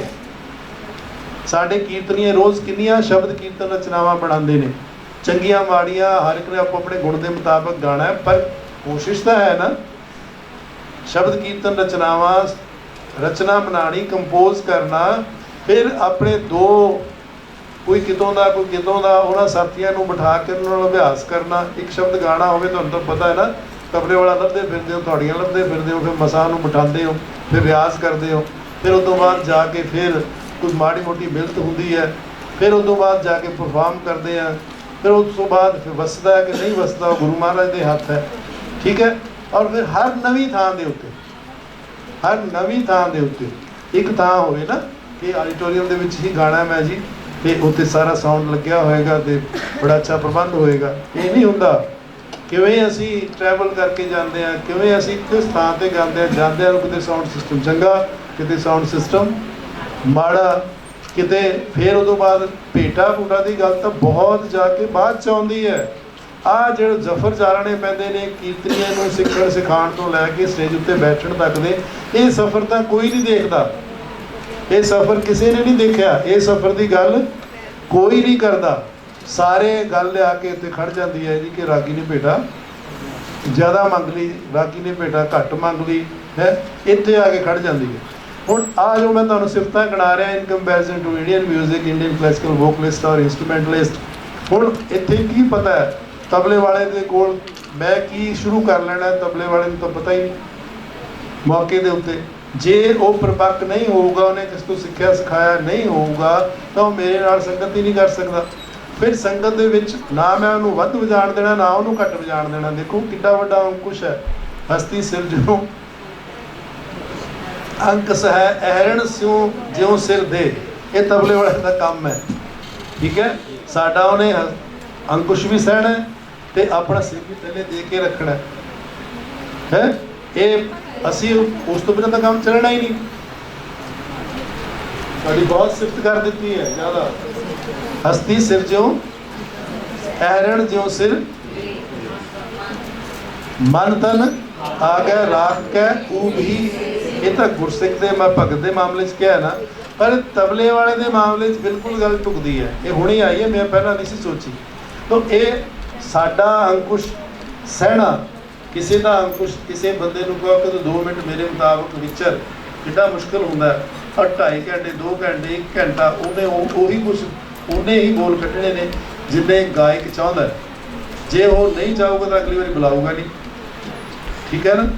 ਤਾਂ ਉਹਨਾਂ ਹੀ ਕਿਸੇ ਕੋਲ ਤੁਸੀਂ ਜਾਂਦੇ ਹੋ, ਕਿਸੇ ਟੀਚਰ ਕੋਲ ਜਾਂਦੇ ਹੋ, ਕਿਤੇ ਕੰਪੀਟੀਸ਼ਨ ਹੁੰਦਾ ਹੈ, ਕਿਤੇ ਤੁਸੀਂ ਕਿਸੇ ਕਾਲਜ ਨੂੰ ਤਿਆਰ ਕਰਾਉਂਦੇ ਹੋ, ਤੁਸੀਂ ਉਹਨਾਂ ਕੀ ਕਰ ਸਕਦੇ ਹੋ। ਇਹ ਬੜੀ ਵੱਡੀ ਕੀਰਤਨੀਆਂ ਦੀ, ਮਿਊਜ਼ਿਕ ਵਾਲਿਆਂ ਦੀ ਔਰ ਗੁਰਮਤਿ ਸੰਗੀਤ ਦੀ ਬੜੀ ਵੱਡੀ ਸਿਫਤ ਹੈ ਕਿ ਸਾਡੇ ਵਿੱਚ ਗਾਇਕ ਵੀ ਉਹਨਾਂ ਇੰਪੋਰਟੈਂਟ ਹੈ, ਵਾਦਕ ਵੀ ਉਹਨਾਂ ਇੰਪੋਰਟੈਂਟ ਹੈ। ਔਰ ਵਾਦਕ ਦਾ ਰੋਲ ਕਿਤੇ ਗਾਇਕ ਨੂੰ, ਉਹ ਤਾਂ ਵਿੰਗਸ ਨੇ ਨਾ ਉਹਦੇ ਦੋਨੋਂ, ਵਿੰਗਸ ਤੋਂ ਬਿਨਾਂ ਇਕੱਲਾ ਜਿਹੜਾ ਗਾਇਕ ਹੈ ਉਹ ਪੋਸੀਬਲ ਹੀ ਨਹੀਂ ਕਿ ਕੀਰਤਨ ਹੋ ਪਾਏ। ਇਸ ਕਰਕੇ ਅਸੀਂ ਜਦੋਂ ਵੀ ਅਵਾਰਡ ਦਿੰਦੇ ਹਾਂ ਤਾਂ ਵਿਚਲੇ ਨੂੰ ਦੇ ਦਿੰਦੇ ਹਾਂ, ਬਾਕੀ ਦੇ ਜਿਹੜੇ ਦੋਨੋਂ ਨੇ ਉਹ ਰਹਿ ਜਾਂਦੇ ਨੇ। ਸਾਰਿਆਂ ਨੂੰ ਇਕੁਅਲੀ ਇੰਪੋਰਟੈਂਸ ਦੇਣੀ ਸਾਡਾ ਕੰਮ ਹੈ ਔਰ ਅਸੀਂ ਉਹਨਾਂ ਸਾਰਿਆਂ ਨੂੰ ਨਾਲ ਲੈ ਕੇ ਚੱਲੀਏ ਤਾਂ ਕਿ ਅਗਰ ਗਾਇਨ ਵਿਕਸਿਤ ਹੁੰਦਾ ਹੈ, ਵਾਦਨ ਵੀ ਵਿਕਸਿਤ ਹੋਵੇ। ਗਾਇਨ ਤੇ ਹਾਂ ਲਾ ਲਓ, ਕੀ ਐਪਰੀਸ਼ੀਏਟ ਕਰਨਾ ਚਾਹੁੰਦੇ ਹੋ? ਜਕਾਰਾ ਬੁਲਾਈਦਾ ਹੁੰਦਾ। ਬੋਲੇ ਸੋ ਨਿਹਾਲ। ਸਾਡੇ ਐਪਰੀਸ਼ੀਏਸ਼ਨ ਦਾ ਜਿਹੜਾ ਹੈ ਆਪਾਂ ਗੁਰਮਤਿ ਅਨੁਸਾਰ ਐਪਰੀਸ਼ੀਏਟ ਕਿਵੇਂ ਕਰਦੇ ਆ, ਹੈ ਨਾ? ਆਪਾਂ ਕਦੇ ਨਾਲ ਕਰਦੇ ਆ, ਜਕਾਰੇ ਨਾਲ, ਠੀਕ ਹੈ। ਤੋ ਇਹ ਐਪਰੀਸ਼ੀਏਟ ਕਰਨਾ ਚਾਹੀਦਾ। ਜੇ ਐਪਰੀਸ਼ੀਏਟ ਨਹੀਂ ਕਰੋਗੇ ਤੇ ਪਤਾ ਨਹੀਂ ਲੱਗੂਗਾ ਕਿਹੜੀ ਗੱਲ ਐਮਫੇਸਾਈਜ਼ ਕੀਤੀ, ਕਿਹੜੀ ਗੱਲ ਹਾਈਲਾਈਟ ਹੋਈ। ਤੋ ਇਸ ਗੱਲ ਤੋਂ ਮੈਂ ਜਿਹੜੀ ਤੁਹਾਨੂੰ ਬੇਨਤੀ ਕਰ ਰਿਹਾ ਸੀ ਕਿ ਕਿਹੜਾ ਪੁਆਇੰਟ ਆਪਾਂ ਸੰਪਰਕਿਰਤਿਕ ਰਾਗ ਤੋਂ ਆਏ ਸੀ, ਦੱਸੋ ਵੀ ਮੈਂ ਦੂਰ ਚਲਾ ਗਿਆ, ਨਹੀਂ ਸੁਣ ਰਹੇ ਤੁਸੀਂ ਮੇਰੀਆਂ ਗੱਲਾਂ। ਹਾਂਜੀ ਹਾਂ, ਕੀਰਤਨੀਏ ਦੀ ਗੱਲ, ਰਾਗ ਦੀ ਗੱਲ ਮੈਂ ਗੱਲ ਕਰ ਰਿਹਾ ਸੀ ਕਿ ਇੰਡੀਅਨ ਮਿਊਜ਼ਿਕ ਦੇ ਵਿੱਚ ਜਿਹੜੇ ਸਾਡੇ ਸੰਗੀਤਕਾਰ ਨੇ ਬਹੁਤ ਵੱਡੇ ਨੇ, ਮੈਂ ਸਾਰਿਆਂ ਦਾ ਸਤਿਕਾਰ ਕਰਦਾ, ਪਰ ਉਹਦੇ ਮੁਕਾਬਲੇ ਦੇ ਵਿੱਚ ਕੀਰਤਨੀਏ ਨੂੰ ਬਹੁਤ ਜ਼ਿਆਦਾ ਤਿਆਰੀ ਕਰਨ ਦੀ ਜ਼ਰੂਰਤ ਪੈਂਦੀ ਹੈ ਫੀਲਡ ਦੇ ਵਿੱਚ ਕੰਮ ਕਰਨ ਦੇ ਲਈ। ਮੈਂ ਗੱਲ ਕਰ ਰਿਹਾ ਸੀ ਕਿ ਸਾਡੇ ਜਿਹੜੇ ਕੀਰਤਨੀਏ ਨੇ ਬਹੁਤ ਡਿਸਿਪਲਿਨਡ ਨੇ ਇਸ ਵੇਲੇ, ਬੜੇ ਸੁਰੀਲੇ ਨੇ ਇਸ ਵੇਲੇ, ਬੜੇ ਸੁਰੀਲੇ ਨੇ ਇਸ ਵੇਲੇ। ਔਰ ਉਹਨਾਂ ਨੂੰ ਇਸ ਜੇ ਅਗਰ ਉਹ ਗੁਰੂ ਗ੍ਰੰਥ ਸਾਹਿਬ ਦੇ 31 ਰਾਗਾਂ ਦੇ ਪ੍ਰਚਾਰਕ ਬਣ ਜਾਣ, ਕਿੰਨੀਆਂ ਸ਼ਬਦ ਕੀਰਤਨ ਰਚਨਾਵਾਂ ਬਣਾਉਂਦੇ। ਅੱਛਾ ਦੇਖੋ ਸਾਡੀ ਨਲਾਇਕੀ ਵੈਸਾ ਕਿ ਹਜ਼ਾਰਾਂ ਹੀ ਰੋਜ਼ ਅਸੀਂ ਸ਼ਬਦ ਕੀਰਤਨ ਰਚਨਾਵਾਂ ਬਣਾ ਕੇ ਅਸੀਂ ਉਹਨਾਂ ਦਾ ਕੋਈ ਰਿਕਾਰਡ ਹੀ ਨਹੀਂ ਰੱਖ ਰਹੇ। ਦਰਬਾਰ ਸਾਹਿਬ ਦੇ ਕੀਰਤਨ ਨੂੰ ਅਸੀਂ ਸਿਰਮੌਰ ਮੰਨ ਰਹੇ ਹਾਂ। ਅਸੀਂ ਕਹਿੰਦੇ ਹਾਂ ਕਿ ਪੁਰਾਣੇ ਸਮੇਂ ਬੜਾ ਅੱਛਾ ਕੀਰਤਨ ਹੁੰਦਾ ਸੀ, ਬਿਫੋਰ ਪਾਰਟੀਸ਼ਨ। ਸਾਰੇ ਕਹਿੰਦੇ ਸੁਣਦੇ ਆ ਨਾ, ਤਾਂ ਹੁਣ ਜਦੋਂ ਗੱਲ ਹੋ ਗਈ ਥੋੜੀ ਦੇਰ ਬਾਅਦ 40-50 ਸਾਲ ਬਾਅਦ ਫਿਰ ਅਸੀਂ ਕਹਾਂਗੇ ਜੀ ਪੁਰਾਣੇ ਸਮੇਂ ਬੜਾ ਕੀਰਤਨ ਵਧੀਆ ਹੁੰਦਾ ਸੀ। ਕਹਾਂਗੇ ਨਾ ਕਿ ਉਦੋਂ ਬੜਾ ਸੁਰੀਲਾ ਕੀਰਤਨ ਹੁੰਦਾ ਸੀ। ਪਹਿਲਾ ਕੀਰਤਨ ਵੱਡੇ ਵੱਡੇ ਤਾਲਾਂ 'ਚ ਹੁੰਦਾ ਸੀ, ਸਹਿਜ ਵਾਲੇ ਰੂਪ ਵਿੱਚ, ਠਾਹ ਵਿੱਚ ਕੀਰਤਨ ਹੁੰਦਾ ਸੀ। ਹੁਣ ਤਾਂ ਕਹਿਰਵੇ ਦੀ ਚਾਲ ਤੇ ਸਾਰਾ ਕੀਰਤਨ ਕਰ ਦਿੰਦੇ ਨੇ ਨਾ। ਤਾਂ ਉਹ ਹੁਣ ਤੁਸੀਂ ਡਿਫਰੈਂਸ ਦੇਖੋ, ਕਿਉਂ ਸਾਡੀ ਲਾਈਫ ਵਿੱਚ ਗਤੀ ਆ ਗਈ ਹੈ, ਟੈਂਪੂ ਸਾਡਾ ਤੇਜ਼ ਹੋ ਗਿਆ, ਆਪਾਂ ਆਮ ਲੈਈ ਤੇਜ਼ ਹੋ ਗਈ ਹੈ। ਪਹਿਲਾਂ ਤਾਂ ਆਰਾਮ ਨਾਲ ਗੱਡੇ 'ਤੇ ਜਾਂਦੇ ਹੁੰਦੇ ਸੀ, ਪਹੁੰਚਦੇ ਹੁੰਦੇ ਸੀ, ਬਰਾਤਾਂ ਕਈ ਦਿਨ ਠਹਿਰਦੀਆਂ ਹੁੰਦੀਆਂ ਸੀ, ਆਪਾਂ ਵੀ ਜਾਂਦੇ ਸੀ, ਮੇਲਿਆਂ ਦੇ ਉੱਤੇ ਬੈਠੇ ਰਹਿੰਦੇ ਸੀ, ਹੈ ਨਾ। ਹੁਣ ਤਾਂ ਸਵੇਰੇ ਜਾ ਕੇ ਸ਼ਾਮ ਨੂੰ ਆਪਾਂ ਦਿੱਲੀ ਜਾ ਕੇ ਕਿਤੋਂ ਜਾ ਕੇ ਵਾਪਸ ਆ ਜਾਂਦੇ ਹਾਂ। ਉਨੀ ਗਤੀ ਤੇਜ਼ ਹੋ ਗਈ ਹੈ ਸਾਡੇ ਮਿਊਜ਼ਿਕ ਦੇ ਵਿੱਚ ਵੀ। ਤਾਂ ਜਦੋਂ ਮਿਊਜ਼ਿਕ ਵਿੱਚ ਗਤੀ ਤੇਜ਼ ਹੋ ਗਈ ਹੈ ਤਾਂ ਕਿੰਨੀਆਂ ਸਾਡੀਆਂ ਕੰਪੋਜੀਸ਼ਨ ਜਿਹੜੀਆਂ ਸਾਡੇ ਤੋਂ ਵਿਸਰ ਗਈਆਂ ਨੇ, ਲੋਪ ਹੋ ਗਈਆਂ ਨੇ। ਤਾਂ ਕੱਲ੍ਹ ਨੂੰ ਜਦੋਂ ਹੋਰ ਮਿਊਜ਼ਿਕ ਆ ਜਾਊਗਾ ਤਾਂ ਇਹੀ ਸਾਨੂੰ ਲੱਗੇਗਾ ਕਿ ਯਾਰ ਉਹ ਸਹਿਜ ਵਾਲਾ ਸੀ ਤੇ ਇਹ ਤੇਜ਼ ਹੈ। ਤਾਂ ਹਜ਼ਾਰਾਂ ਸ਼ਬਦ ਕੀਰਤਨ ਰਚਨਾਵਾਂ ਅਸੀਂ ਹਵਾ ਵਿੱਚ ਗਵਾ ਰਹੇ ਹਾਂ। ਕਿੰਨਾ ਵੱਡਾ ਖਜ਼ਾਨਾ। ਔਰ ਕੋਈ ਵੀ ਕਮੇਟੀ, ਕੋਈ ਵੀ ਸੰਸਥਾ, ਕੋਈ ਵੀ ਐਸਾ ਇਹ ਨਹੀਂ ਕਰ ਰਹੀ ਕਿ ਇੱਕ ਵੱਡਾ ਆਰਕਾਈਵਸ ਬਣ ਜਾਏ ਜਿਹਦੇ ਵਿੱਚ ਸਾਰਾ ਕੀਰਤਨ ਸੰਭਾਲਿਆ ਜਾ ਸਕੇ। ਅਸੀਂ ਜਥੇਦਾਰ ਅਵਤਾਰ ਸਿੰਘ ਹੋਰਾਂ ਵੇਲੇ ਕੀਤਾ ਸੀ ਕਿ ਦਰਬਾਰ ਸਾਹਿਬ ਦੀ ਕੀਰਤਨ ਪਰੰਪਰਾ ਨੂੰ ਅਸੀਂ ਰਿਕਾਰਡ ਕਰਦੇ ਹਾਂ ਪੰਜਾਬੀ ਯੂਨੀਵਰਸਿਟੀ ਵੱਲੋਂ। ਸਾਨੂੰ ਤੁਸੀਂ ਅਧਿਕਾਰ ਦਿਓ, ਅਸੀਂ ਉਹਦਾ ਇੱਕ ਕੀਰਤਨ ਮੁਲਾਂਕਣ ਕੇਂਦਰ ਬਣਾਉਂਦੇ ਹਾਂ। 3 ਮਹੀਨਿਆਂ ਦੀ ਜਿੰਨੀ ਕੀਰਤਨ ਦੀ ਪਰਫਾਰਮੈਂਸ ਹੋਏਗੀ ਉਸ ਨੂੰ ਅਸੀਂ ਫਿਰ ਐਵੈਲੂਏਟ ਕਰਾਂਗੇ। ਇੱਕ ਤੁਸੀਂ ਕਮੇਟੀ ਬਣਾ ਦਿਓ, ਅਸੀਂ ਫਿਰ ਤੁਹਾਨੂੰ ਸੁਝਾਅ ਦੇਵਾਂਗੇ। ਤੁਸੀਂ ਕੀਰਤਨੀਆਂ ਨੂੰ ਸੁਝਾਅ ਬੇਨਤੀ ਰੂਪ ਵਿੱਚ ਕਰ ਦੇਣਾ ਪਿਆਰ ਦੇ ਨਾਲ। ਉਹਦੇ ਨਾਲ ਇਹ ਕੀਰਤਨ ਦਾ ਸਤਰ ਉੱਚਾ ਹੋਏਗਾ ਤੇ ਸਾਰਾ ਜਿਹੜਾ ਕੀਰਤਨ ਉਹਦਾ ਆਰਕਾਈਵ ਵੀ ਬਣ ਜਾਏਗਾ। ਮੇਨ ਮਕਸਦ ਇਹ ਹੈ ਕਿ ਕੀਰਤਨ ਨੂੰ ਆਰਕਾਈਵ ਕਰਨਾ ਔਰ ਇੱਕ ਥਾਂ ਦੇ ਉੱਤੇ ਸੰਭਾਲਣਾ। ਉਹਦੇ ਨਾਲ ਕੀ ਸੀ, ਸਾਰੀਆਂ ਸ਼ਬਦ ਕੀਰਤਨ ਰਚਨਾਵਾਂ, ਵੱਖ-ਵੱਖ ਘਰਾਣਿਆਂ ਦੀ ਗਾਇਕੀ, ਵੱਖ-ਵੱਖ ਉਸਤਾਦਾਂ ਦੁਆਰਾ ਦਿੱਤੀ ਗਈ ਤਾਲੀਮ। ਔਰ ਹੁਣ ਦੇ ਜਿਹੜੇ ਕੀਰਤਨੀਏ ਨੇ, ਕੱਲ੍ਹ ਦਾ ਸਾਡਾ ਜਿਹੜਾ ਹੈ ਉਹ ਉਹਨਾਂ ਨੇ ਪਾਸ ਹੋ ਜਾਣਾ ਔਰ ਸਾਡੇ ਸਤਿਕਾਰਿਤ ਹੋ ਜਾਣਾ। ਤਾਂ ਉਹਨਾਂ ਦਾ ਸਾਰਾ ਕੀਰਤਨ ਵੀ ਸੰਭਾਲਿਆ ਜਾਣਾ ਸੀ। ਅੱਜ ਜੇ ਅਸੀਂ ਗੱਲ ਕਰੀਏ ਤਾਂ ਭਾਈ ਨਿਰਮਲ ਸਿੰਘ ਦੇ ਕੀਰਤਨ ਦੀਆਂ ਜਿੰਨੀਆਂ ਰਿਕਾਰਡਿੰਗਸ ਨੇ ਸਾਡੇ ਕੋਲ ਅਵੇਲੇਬਲ, ਉਹਨਾਂ ਤੋਂ ਇਲਾਵਾ ਉਹ ਕੀਰਤਨ ਜਿਹੜਾ ਉਹਨਾਂ ਨੇ ਗੁਰਦਰਬਾਰ ਵਿੱਚ ਕੀਤਾ ਹੋਊਗਾ ਉਹ ਕਿੰਨਾ ਕੁ ਬੈਸਟ ਹੋਏਗਾ। ਭਾਈ ਬਲਵੀਰ ਸਿੰਘ ਜੀ ਸਾਡੇ ਕੋਲ ਨਹੀਂ ਰਹੇ, ਜੇ ਉਹਨਾਂ ਦਾ ਸਾਰਾ ਕੀਰਤਨ ਸਾਡੇ ਕੋਲ ਦਰਬਾਰ ਸਾਹਿਬ ਵਾਲਾ ਮੌਜੂਦ ਹੁੰਦਾ, ਭਾਈ ਹਰੀ ਸਿੰਘ ਜੀ ਨਹੀਂ ਰਹੇ, ਜੇ ਉਹਨਾਂ ਦਾ ਕੀਰਤਨ ਸਾਡੇ ਕੋਲ ਦਰਬਾਰ ਸਾਹਿਬ ਵਾਲਾ ਮੌਜੂਦ ਹੁੰਦਾ ਤਾਂ ਅਸੀਂ ਕਹਿ ਸਕਦੇ ਕਿ ਇਹ ਸਾਡੇ ਇਸ ਘਰਾਣੇ ਦੀ ਸ਼ੈਲੀ ਹੈ, ਇਹ ਸਾਡੇ ਇਸ ਘਰਾਣੇ ਦੀ ਸ਼ੈਲੀ ਹੈ, ਇਹ ਸਾਡੇ ਇਸ ਘਰਾਣੇ ਦੀ ਸ਼ੈਲੀ ਹੈ। ਪਰ ਸਾਡੇ ਕੋਲ ਕੁਝ ਨਹੀਂ, ਅਸੀਂ ਬੜੇ ਸਿਆਣੇ ਤਾਂ ਨਹੀਂ, ਮੈਂ ਇਹਨੂੰ ਨਲਾਇਕੀ ਹੀ ਕਹਾਂਗਾ। ਤਾਂ ਅਜੇ ਵੀ ਅਸੀਂ ਇਸ ਗੱਲੋਂ ਨਹੀਂ ਸਮਝ ਰਹੇ ਔਰ ਸਾਨੂੰ ਇਹ ਸਮਝਣਾ ਪਊਗਾ, ਚਾਹੇ ਕੋਈ ਸੰਸਥਾ ਕਰ ਲਵੇ ਔਰ ਇਹਦੇ ਲਈ ਮਾਇਆ ਦੀ ਤੋਟ ਨਹੀਂ ਆਉਂਦੀ। ਤੁਹਾਡੇ ਵਿੱਚੋਂ ਵੀ ਕੋਈ ਇਹ ਪ੍ਰੋਜੈਕਟ ਕਰ ਸਕਦਾ ਹੈ ਔਰ ਇਸ ਨੂੰ ਆਪਣੇ ਕੋਲ ਸੰਭਾਲ ਸਕਦਾ, ਜੇ ਕੋਈ ਉਦਮੀ ਸੱਜਣ ਹੋਵੇ ਤਾਂ।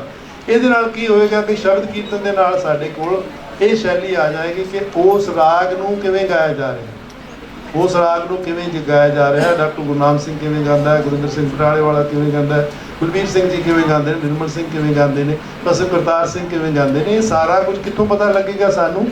ਅਗਰ ਕੋਈ ਸਾਡਾ ਐਸਾ ਰਾਗਾਤਮਕ ਆਰਕਾਈਵਸ ਹੋਏਗਾ ਤਾਂ। ਤੋ ਸੰਪ੍ਰਕਿਰਤਕ ਰਾਗਾਂ ਨੂੰ ਇੱਕ ਦੂਸਰੇ ਨਾਲ ਤੁਸੀਂ ਸਮਝ ਸਕਦੇ ਹੋ। ਆਪਾਂ ਥੋੜਾ ਜਿਹਾ ਮਨ ਲਾ ਲਈਏ।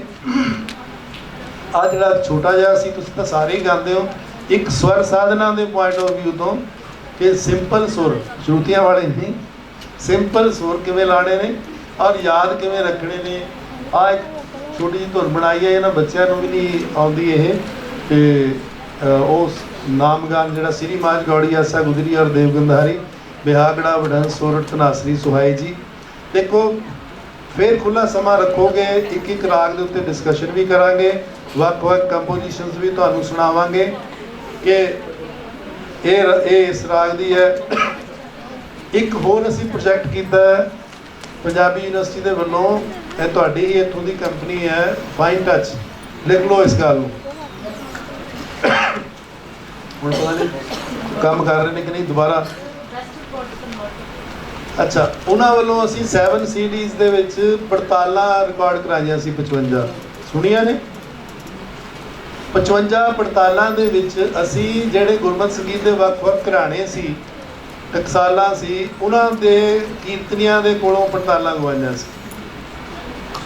ਪੜਤਾਲ ਬਾਰੇ ਜਿਹੜੇ ਕੋਈ ਸਵਾਲ ਕਰਨਾ ਚਾਹੁੰਦੇ ਨੇ ਪਹਿਲਾਂ ਤਾਂ ਉਹ ਸੁਣ ਲਓ, ਠੀਕ ਹੈ? ਤੁਹਾਡਾ ਇਹ ਸਵਾਲ ਸੀ ਨਾ। ਉਹਨਾਂ ਵਿੱਚ ਸਾਡੇ ਜਿਹੜੇ ਸਿੱਖ ਗੁਰਮਤਿ ਸੰਗੀਤ ਦੇ ਘਰਾਣੇ ਨੇ, ਦੇਖੋ ਗੱਲ ਇਹ ਨਹੀਂ ਹੁੰਦੀ, ਭਾਰਤੀ ਸੰਗੀਤ ਦੇ ਵਿੱਚ ਵੀ ਸਾਰੇ ਉਸਤਾਦ ਸੁਰੀਲਾ ਨਹੀਂ ਗਾਉਂਦੇ, ਨਾਮ 2-4 ਦਾ ਹੀ ਹੈ ਔਰ ਹਜ਼ਾਰਾਂ ਉਸਤਾਦ ਨੇ, ਸਿੱਖਣ ਸਿਖਾਉਣ ਵਾਲੇ ਵੀ ਬੜੇ ਨੇ। ਨਾਮੀ ਤਾਂ ਪਦਮ ਸ਼੍ਰੀ ਤਾਂ ਬਹੁਤ ਘੱਟ ਨਹੀਂ ਮਿਲਦਾ ਨਾ, ਪਦਮ ਭੂਸ਼ਣ ਜਾਂ ਉਹ, ਬਾਕੀ ਤਾਂ ਸਾਰੇ ਗਾਉਂਦੇ ਨੇ ਜਾਂ ਸਿਖਾਉਂਦੇ ਨੇ, ਸਿੱਖਦੇ ਰਹਿੰਦੇ ਨੇ। ਤੁਸੀਂ ਲੋਕ ਕੀ ਹੋ? ਇਸ ਤਰ੍ਹਾਂ ਹੀ ਟੀਚਰਸ ਵੀ ਬਹੁਤ ਨੇ, ਸਾਡੇ ਕੀਰਤਨੀ ਵੀ ਬੜੇ ਨੇ, ਪਰ ਉਹਨਾਂ ਨੇ ਆਪਣੇ ਉਸਤਾਦਾਂ ਦੇ ਕੋਲੋਂ ਵਰੇ ਲਾ ਕੇ ਸੰਗੀਤ ਸਿੱਖਿਆ ਔਰ ਸੰਗੀਤ ਨੂੰ ਪ੍ਰਣਾਏ ਹੋਏ ਨੇ, ਸੰਗੀਤ ਨਾਲ ਵਾਬਸਤਾ ਨੇ। ਤਾਂ ਉਹਨਾਂ ਨੂੰ, ਉਹਨਾਂ ਦੀ ਸ਼ੈਲੀ ਨੂੰ ਸਮਝਣ ਦੇ ਲਈ ਅਸੀਂ ਕੀ ਕਰਦੇ ਹਾਂ? ਅਸੀਂ ਕਿਸੇ ਨੂੰ ਵੀ, ਦੇਖੋ ਸਾਡੇ 'ਚ ਬੜੀ ਸਿਫਤ ਹੈ ਕਿ ਆਪਾਂ ਕੋਈ ਵੀ ਮਿਊਜ਼ਿਕ ਜਿਹੜਾ ਹੈ 15 ਸੈਕਿੰਡ ਤੋਂ ਜ਼ਿਆਦਾ ਨਹੀਂ ਸੁਣਦੇ। ਹੈ ਸੁਣਿਆ ਚੱਲ ਲੱਗੇ, ਹੈ ਸੁਣਿਆ ਚੱਲ ਲੱਗੇ ਮੋਬਾਈਲ, ਇਹੀ ਕਰਦੇ ਆ ਨਾ, ਇਹੀ ਕਰਦੇ ਨਾ। ਜੇ ਜੋ ਤੁਹਾਡੇ ਕੰਨਾਂ ਨੂੰ ਚੰਗਾ ਨਹੀਂ ਲੱਗਿਆ, ਜਿਹੜਾ ਮਿਊਜ਼ਿਕ, ਜਿਹੜੀ ਕੰਪੋਜੀਸ਼ਨ ਤੁਹਾਡੇ ਕੰਨਾਂ, ਚਾਹੇ ਸ਼ਬਦ ਦੀ ਹੋਵੇ, ਇਹ ਜਿੱਦਾਂ ਤੁਸੀਂ ਕਰਦੇ ਹੋ ਮੈਨੂੰ ਵੀ ਪਤਾ ਹੈ, ਤਾਂ ਤੁਸੀਂ ਇੱਕਦਮ ਮਿਊਜ਼ਿਕ ਵਾਲਾ ਤਾਂ ਬਿਲਕੁਲ ਨਹੀਂ ਕਰਦੇ, ਉਹਨਾਂ ਯਾਰ ਗੱਲ ਨਹੀਂ ਬਣੀ, ਚੱਲ ਲੱਗੇ। ਘੱਟੋ ਘੱਟ ਤੁਸੀਂ ਉਹਨਾਂ ਦੀ ਕੰਪੋਜੀਸ਼ਨ ਨੂੰ ਸੁਣੋ। ਅਗਰ ਤੁਸੀਂ ਇਸ ਭਾਵਨਾ ਨਾਲ ਸੁਣੋ ਕਿ ਤੁਸੀਂ ਟੀਚਰ ਹੋ, ਤੁਸੀਂ ਸਿੱਖਣਾ ਹੈ, ਤੁਸੀਂ ਉਸ ਰਾਗ ਨੂੰ ਸਮਝਣਾ, ਉਸ ਕੰਪੋਜੀਸ਼ਨ ਨੂੰ ਸਮਝਣਾ, ਉਸ ਘਰਾਣੇ ਦੀ ਸ਼ੈਲੀ ਨੂੰ ਸਮਝਣਾ, ਉਸਨੇ ਉਸਤਾਦ ਕੋਲੋਂ ਉਸਨੇ ਕੰਪੋਜੀਸ਼ਨ ਕਿਵੇਂ ਬਣਾਈ ਹੋਏਗੀ, ਉਹ ਕੰਪੋਜੀਸ਼ਨ ਕਿੱਥੋਂ ਉੱਠਦੀ ਪਈ ਹੈ, ਉਹਦਾ ਸਮ ਕਿਵੇਂ ਆਉਂਦਾ ਪਿਆ, ਉਹਦਾ ਮੁਖੜਾ ਕੀ ਹੈ, ਉਹਦਾ ਅੰਤਰਾ ਕੀ ਹੈ। ਇਹ ਸਾਰੀਆਂ ਗੱਲਾਂ ਤੁਹਾਨੂੰ ਡਿਫਾਈਨ ਕਰਨੀਆਂ ਹੋਣਗੀਆਂ ਜੇ ਤੁਸੀਂ ਸੰਗੀਤ ਦੇ ਟੀਚਰ ਹੋ। ਪਰ ਮੈਨੂੰ ਪਤਾ ਹੈ, ਮੈਂ ਖੁਦ ਟੀਚਰਾਂ ਦੇ ਵਿੱਚ ਹੀ ਰਿਹਾ, ਆਪਾਂ ਟੀਚਰ ਲੋਕ ਇਸ ਤਰ੍ਹਾਂ ਨਹੀਂ ਕਰਦੇ। ਸਾਡੀ ਇੱਕ ਤਾਂ ਪਹਿਲੀ ਬੜੀ ਕਾਲਰ ਬੜੇ ਉੱਚੇ ਹੁੰਦੇ ਨੇ, ਹਉਮੈ ਸਾਡੇ ਵਿੱਚ ਬਹੁਤ ਕੁੱਟ-ਕੁੱਟ ਕੇ ਭਰੀ ਹੋਈ ਹੈ। ਅਸੀਂ ਕਿਸੇ ਨੂੰ ਐਪਰੀਸ਼ੀਏਟ ਕਰਨ ਦੇ ਵਿੱਚ ਵਿਸ਼ਵਾਸ ਨਹੀਂ ਰੱਖਦੇ, ਕੰਪੇਅਰ ਤਾਂ ਕਿਸੇ ਨੂੰ ਕੀ ਕਰਨਾ। ਇਹ ਸਾਰੀਆਂ ਗੱਲਾਂ, ਨਿੰਦਾ ਪ੍ਰਾਣ ਅਸੀਂ ਬਹੁਤ ਕਰਦੇ ਹਾਂ। ਇਹ ਸਾਰਾ ਕੁਝ ਨੂੰ ਤਿਆਗ ਕੇ ਸਾਨੂੰ ਕੰਸਨਟਰੇਟ ਕਰਨਾ ਹੋਏ, ਕੰਸਨਟ੍ਰੇਸ਼ਨ ਕਰਨੀ ਹੋਏਗੀ ਸਿਰਫ ਤੇ ਸਿਰਫ ਸੁਰ ਤੇ, ਸੰਗੀਤ ਤੇ, ਲੈਅ ਤੇ। ਦੂਸਰੇ ਨੂੰ ਵੱਡਾ ਸਮਝਣਾ ਹੋਏਗਾ ਔਰ ਆਪਣਾ ਸਾਰਾ ਸਮਾਂ ਸੰਗੀਤ ਤੇ ਲਾਣਾ ਹੋਏਗਾ, ਆਪਣਾ ਸਾਰਾ ਸਮਾਂ ਸੰਗੀਤ ਤੇ ਲਾਣਾ ਹੋਏਗਾ, ਆਪਣੀ ਜ਼ਿੰਦਗੀ, ਸ਼ਖਸੀਅਤ ਨੂੰ ਸੰਗੀਤ ਮੁਤਾਬਕ ਢਾਲਣਾ ਹੋਏਗਾ। ਤਾਂ ਕਿਤੇ ਜਾ ਕੇ ਸਾਡੀ ਗਤੀ ਹੋਣੀ ਹੈ, ਤਾਂ ਕਿਤੇ ਜਾ ਕੇ ਰਾਗ ਸਾਨੂੰ ਸਮਝਾਉਣੇ ਨੇ। ਜੇ ਤੁਸੀਂ ਕਹੋ ਕਿ ਕੱਲਾ ਕਿਸੇ ਥਾਂ ਦੇ ਉੱਤੋਂ ਅਰੋ-ਅਰੋ ਪੜ੍ਹ ਕੇ ਤੁਸੀਂ ਉਹਨੂੰ ਰਾਗ ਨੂੰ ਸਿੱਖ ਲੋਗੇ, ਦੈਟਸ ਨਾਟ ਪੋਸੀਬਲ। ਇਹ ਪੋਸੀਬਲ ਹੀ ਨਹੀਂ। ਔਰ ਤੁਸੀਂ ਆਪਣੇ ਜਿਹੜੇ ਤੁਹਾਡੇ ਉਸਤਾਦ ਨੇ ਉਹਨਾਂ ਦੇ ਕੋਲ, ਤੁਹਾਨੂੰ ਜੇ ਉਸਤਾਦ ਨਹੀਂ ਹੈਗੇ ਨੇ ਤਾਂ ਉਹਨਾਂ ਦੇ ਕੋਲ ਜਾਓ, ਨਹੀਂ ਹੈਗੇ ਤਾਂ ਉਹਨਾਂ ਦੇ ਕੰਮ ਨੂੰ ਦੇਖੋ। ਅੱਜ ਵੀ ਤੁਹਾਨੂੰ ਇਸ ਗੱਲ ਦਾ ਫਖਰ ਚਾਹੀਦਾ ਹੈ ਕਿ ਭਾਰਤੀ ਸੰਗੀਤ ਦੇ ਨਾਲੋਂ ਗੁਰਮਤਿ ਸੰਗੀਤ ਦੇ ਵਿੱਚ ਜ਼ਿਆਦਾ ਕੰਮ ਹੋਇਆ ਹੈ ਸੁਰਲਿਪੀਬੱਧ। ਮੈਂ ਬੜੀ ਸੋਚ ਸਮਝ ਕੇ ਸਟੇਟਮੈਂਟ ਦੇ ਰਿਹਾ। ਅਗਰ ਸੁਰਲਿਪੀਬੱਧ ਪੁਸਤਕਾਂ ਤੁਸੀਂ ਦੇਖਣੀਆਂ ਨੇ ਨਾ, ਤੁਸੀਂ ਹਿੰਦੀ ਦੀਆਂ ਸੁਰਲਿਪੀਬੱਧ ਪੁਸਤਕਾਂ, ਮਰਾਠੀ ਦੀਆਂ ਸੁਰਲਿਪੀਬੱਧ ਪੁਸਤਕਾਂ ਜਾਂ ਬੰਗਾਲੀ ਦੀਆਂ ਸੁਰਲਿਪੀਬੱਧ ਪੁਸਤਕਾਂ ਦੇ ਮੁਕਾਬਲੇ ਦੇ ਵਿੱਚ ਪੰਜਾਬੀ ਵਿੱਚ, ਗੁਰਮੁਖੀ ਵਿੱਚ ਸਾਡੀਆਂ ਸੁਰਲਿਪੀਬੱਧ ਪੁਸਤਕਾਂ ਦੀ ਲਿਸਟ ਘੱਟੋ ਘੱਟ ਮੈਂ 125 ਤੋਂ ਜ਼ਿਆਦਾ ਦੀ ਬਣਾਈ ਹੈ। ਹਫਸਾ ਯੂਨੀਵਰਸਿਟੀ 'ਚ ਮੈਂ ਪੇਪਰ ਪੜ੍ਹਿਆ ਸੀ, ਉਸ ਵੇਲੇ ਮੈਂ ਉਹ ਕੰਮ ਕੀਤਾ ਸੀ। ਤੇ ਜਿੰਨੇ ਵੀ ਸਾਡੇ ਸੁਰਲਿਪੀਬੱਧ ਕਾਰਜ ਹੋਏ ਨੇ ਉਹਨਾਂ ਨੂੰ ਹੁਣ 2022 ਤੱਕ ਜਿਨ੍ਹਾਂ ਨੇ ਕੰਮ ਕੀਤਾ ਤੁਹਾਡੀ ਕਿਤਾਬ ਵਿੱਚ ਇਨਕਲੂਡ ਕਰ ਲਈ ਸੀ। ਤਾਂ ਉਹ ਸਾਰੀਆਂ ਜਿਹੜੀਆਂ ਕਿਤਾਬਾਂ ਨੇ, ਤੁਸੀਂ ਵੀ ਤਾਂ ਕੰਮ ਕੀਤਾ ਹੈ। ਇਸ ਚਾਅ ਨਾਲ ਕਿਉਂ ਕੰਮ ਕੀਤਾ? ਤਾਂ ਕਿ ਸਾਡੀ ਕੰਪੋਜੀਸ਼ਨ ਦਾ ਇੱਕ ਸੰਗ੍ਰਹਿ ਬਣ ਸਕੇ। ਇਸੇ ਤਰ੍ਹਾਂ ਹੀ ਭਾਈ ਪ੍ਰੇਮ ਸਿੰਘ ਜੀ ਦੀ ਇਹ ਪਹਿਲੀ ਕਿਤਾਬ ਹੈ ਜਿਹੜੀ ਚੀਫ ਖਾਲਸਾ ਦੀਵਾਨ ਨੇ ਛਾਪੀ ਹੈ। ਔਰ ਉਸ ਤੋਂ ਲੈ ਕੇ ਹੁਣ ਤੱਕ ਜਿੰਨਾ ਵੀ ਤੁਹਾਡਾ ਵੋਲਿਊਮ ਹੈ, ਉਸ ਬਹੁਤ ਵੱਡਾ ਵੋਲਿਊਮ ਹੈ ਸੁਰਲਿਪੀਬੱਧ ਪ੍ਰਕਾਸ਼ਨਾਵਾਂ ਦਾ। ਉਹ ਤੁਹਾਡੇ ਕੋਲ ਲਿਸਟ ਚਾਹੀਦੀ ਹੈ, ਨਹੀਂ ਚਾਹੀਦੀ? ਤੁਹਾਡੇ ਗਿਆਨ ਵਿੱਚ ਚਾਹੀਦਾ ਹੈ ਨਾ, ਔਰ ਉਸ 'ਤੇ ਤੁਹਾਨੂੰ ਫਖਰ ਚਾਹੀਦਾ। ਉਸ ਤੋਂ ਤੁਹਾਨੂੰ ਪਤਾ ਲੱਗੂਗਾ ਕਿ ਕਿਹੜੇ ਕਿਹੜੇ ਘਰਾਣੇ ਦੀਆਂ ਕਿਹੜੀਆਂ ਕਿਹੜੀਆਂ ਰਚਨਾਵਾਂ ਨੇ, ਔਰ ਉਹਨਾਂ ਨੂੰ ਰੋਲਣਾ ਨਹੀਂ, ਪੜ੍ਹਨਾ ਹੈ ਔਰ ਕੰਪੈਰੀਟਿਵ ਸਟੱਡੀ ਉਹਨਾਂ ਦੀ ਕਰਨੀ ਹੈ। ਮੈਂ ਜ਼ਿਆਦਾ ਡਿਟੇਲ ਵਿੱਚ ਹੋਰ ਜ਼ਿਆਦਾ ਨਹੀਂ ਜਾਵਾਂਗਾ। ਆਓ ਥੋੜ੍ਹਾ ਆਪਾਂ ਇਸ ਦਾ ਗਾਇਨ ਕਰੀਏ, ਕਿਉਂਕਿ ਗਾਇਨ ਦੇ ਨਾਲ ਲਕਸ਼ਣ ਗੀਤ ਹੁੰਦੇ ਨੇ ਨਾ, ਉਹਦੇ ਨਾਲ ਰਾਗ ਜਿਹੜਾ ਹੈ ਛੇਤੀ ਸਮਝ ਆ ਜਾਂਦਾ ਹੈ। ਤਾਂ ਇਹ ਨਾਮਗਾਨ ਆਪਣਾ 31 ਰਾਗਾਂ ਦਾ ਨਾਮਗਾਨ ਸਾਰੇ ਤੁਸੀਂ ਹਾਰਮੋਨੀਅਮ, ਤੁਸੀਂ ਮੈਡਮ ਪ੍ਰਭਜੋਤ ਜੀ ਤੁਸੀਂ ਵੀ ਫੋਨ ਤੋਂ ਹਟ ਕੇ ਲੈ ਲਓ, ਕਰ ਲਓ ਹਾਰਮੋਨੀਅਮ ਸੀ ਤੁਹਾਡਾ ਇੱਥੇ।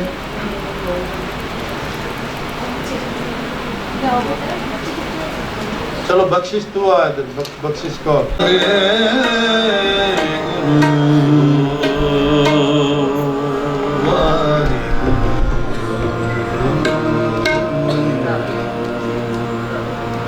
प्लीज बख्शिश तो दास की बैठिए, अच्छा काम कर रहे हैं। माज गौड़िया सा उजनी याद देव कंधारी, तेरी माज गौड़िया सा उजनी याद देव कंधारी, तेरी माज गौड़िया सा उजनी याद देव कंधारी।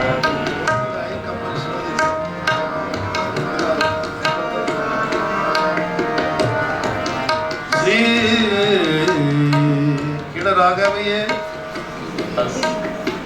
आसा रिकॉर्डिंग वो देंगे, तुसी मेरे ना गाओ, आनंद लो। श्री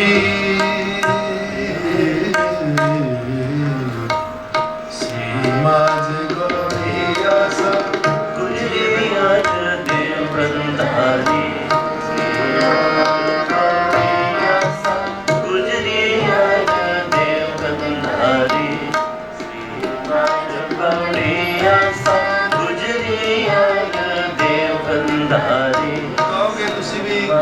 नहीं बनाया है, बड़ी कोई घैंट जी कंपोजिशन नहीं बनाई। सिंपल सुरां दे उत्ते बच्चियां नूं पढ़ाउण दे लई फिर राग दे स्वरूप नूं वैसे ही कायम रखिया। छोटे बच्चे ने नैचुरल तरीके नाल इन्हां नूं दसना है। बेहागड़ा वड़हंस सोरठ तनस दी सुभाए जी, बेहागड़ा वड़हंस सोरठ तनस दी सुभाए जी, तनस दी सुभाए जी। श्री माध गौड़िया सा गुजरी याद देव कंधारी, श्री माध गौड़िया सा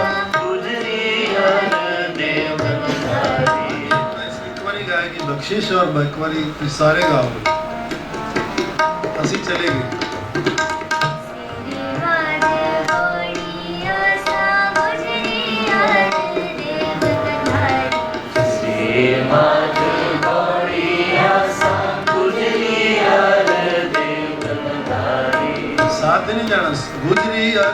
गंधारी गुजरी याद देव गंधारी गुजरी याद देव गंधारी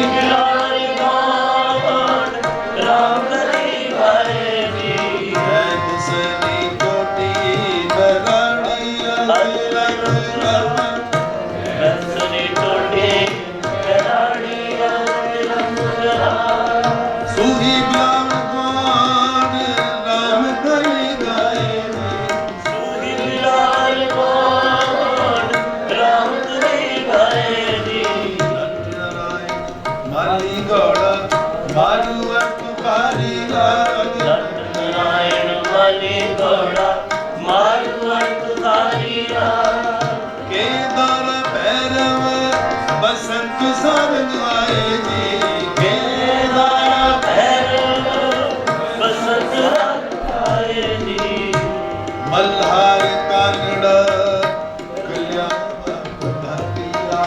मल्हार कानड़ा मल्हार कानड़ा कल्याण प्रभातिया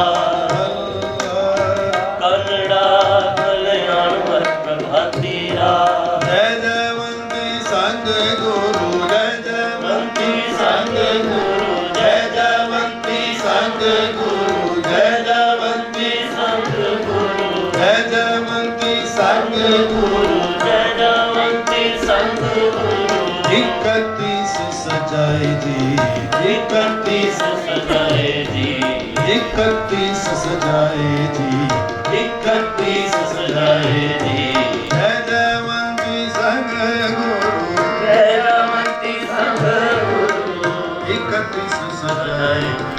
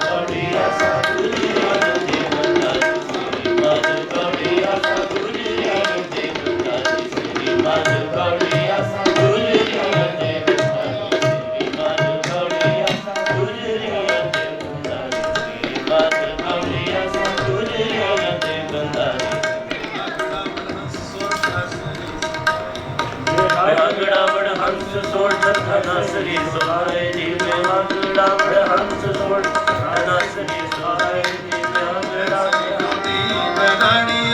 रंग सोड़ कैसरी डोडी बैराड़ी अर्थ रंगड़ा सुई बिलावल गोड राम कली गाय जी सुई बिलावल गोड राम कली गाय जी सुई बिलावल गोड राम कली गाय जी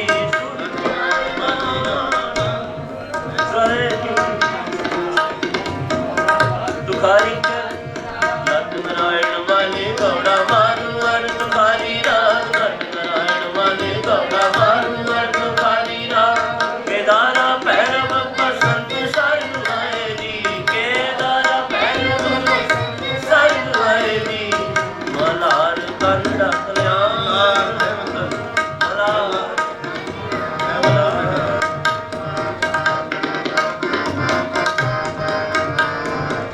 मल्हार कांगड़ा कल्याण बापा तीरा मल्हार कांगड़ा कल्याण बापा तीरा जय जयवंती संगे गुरु जय जयवंती संगे गुरु जय जयवंती संगे गुरु जय जयवंती संगे गुरु इकतीस सजाए इकतीस सजाए इकतीस सजाए जय जयवंती संगे गुरु इकतीस सजाए जय जयवंती संग गुरु इकतीस सजाए माधु कोड़ी आसा गुरी आनंदे बंदारी श्री माधु कोड़ी आसा गुरी आनंदे बंदारी श्री माधु कोड़ी आसा गुरी आनंदे बंदारी माधु कोड़ी आसा गुरी आनंदे बंदारी माधु कोड़ी आसा गुरी आनंदे बंदारी माधु कोड़ी आसा गुरी आनंदे बंदारी अच्छी लगी जी गाना बुला दो माड़ा मोटा हौसला होता है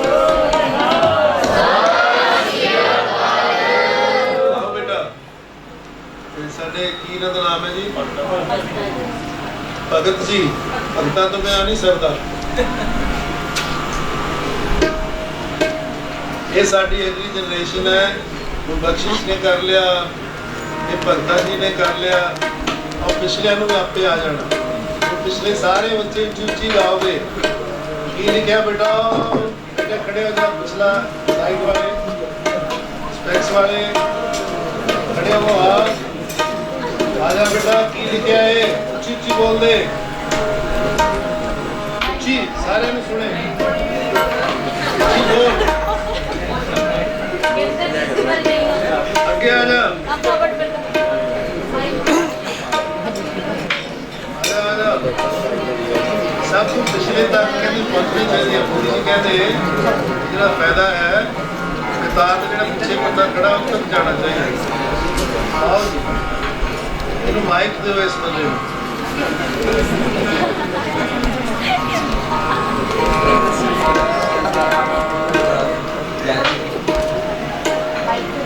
सोरठ ना श्री सोहिए जी ਓਏ ਅਜੇ ਨਹੀਂ ਇਹਨੂੰ ਆਗੇ 1 2 3 ਸਟਾਰਟ ਕਰ ਬਹੁਤ ਤੇਜ਼ ਆਇਆ ਨਾ ਸਭ ਬੜਾ ਤय ਕਰਕੇ ਹੈ ऊपर चले गया 31 राग नाम का 31 राग 31 राग नाम चलो 31 राग कितने ने बेटा 31 राग कितने ठीक गल समझ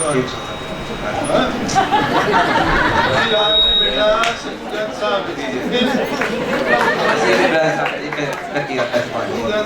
बोले सोनिया श्री गुरु ग्रंथ साहब जी 31 रागां ਵਿੱਚ ਕੀ ਹੈ ਕਲਾਸੀਫਾਈ ਵੱਡੀ ਕੀ ਹੈ ਬਾਣੀ बाणी ठीक है पहला राग केड़ा है श्री श्री राग आखिरी राग केड़ा है जय जावंती जय जावंती श्री पढ़ राग दे फिर सारे ਨੂੰ इंप्रेस कर दे श्री माज गौड़ी आशा गुजरी हर देव गंधारी एक मिनट इधर आ जा ऊपर आ जा ये सारे ने विद्यार्थियों ने पीछे पढ़ना कोई तो कार से बैठ कोई नहीं वो आ गया उनको शेर है छोटा पढ़ उन्होंने पीछे बुला पिछले सारे पिछले बच्चों ने बोलना टीचर ने नहीं श्री माज गौड़ी आशा गुजरी हर देव गंधारी क्या बोलो बिहागड़ा वडहंस सोरठ तनासरी सोहे जी सुहाई सुहाई ਬਿਹਾਗੜਾ ਵਡਹੰਸ ਸੋਰਠ ਧਨਾਸਰੀ ਸੁਹਾਏ ਜੀ। ਜੈਸਰੀ ਟੋਡੀ ਬਰਾੜੀ ਅਰ ਤਿਲੰਗ ਰਾਗ। ਸੂਹੀ ਬਿਲਾਵਲ ਗੌਂਡ ਰਾਮ ਕਲੀ ਗਾਏ ਜੀ।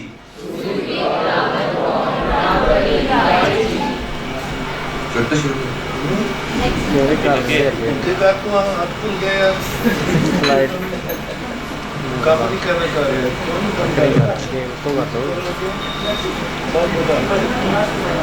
ਨਟ ਨਾਰਾਇਣ ਮਾਲੀ ਗੌੜ ਨਟ ਨਾਰਾਇਣ ਮਾੜੀ ਗੌੜਾ ਮਾਰੂ ਅਰ ਤੁਖਾਰੀ ਰਾਗ।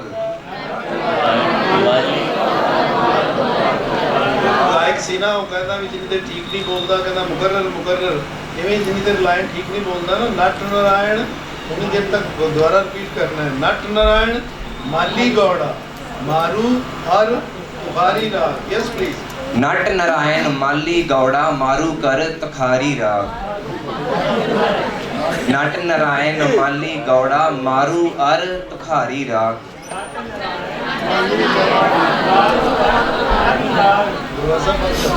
ਗਿਦਾਰਾ ਭੈਰਵ ਬਸੰਤ ਸਰੰਗ ਆਏ ਜੀ। ਕੇਦਾਰਾ ਭੈਰਵ ਬਸੰਤ ਸਾਰੰਗ ਆਏ ਜੀ। ਹਾਂਜੀ ਨੈਕਸਟ। ਮਲਾਰ ਕਾਨੜਾ ਕਲਿਆਣ ਵ ਪ੍ਰਭਾਤੀ ਰਾਗ। ਮਲਾਰ ਕਾਨੜਾ ਕਲਿਆਣ ਵ ਪ੍ਰਭਾਤੀ ਰਾਗ।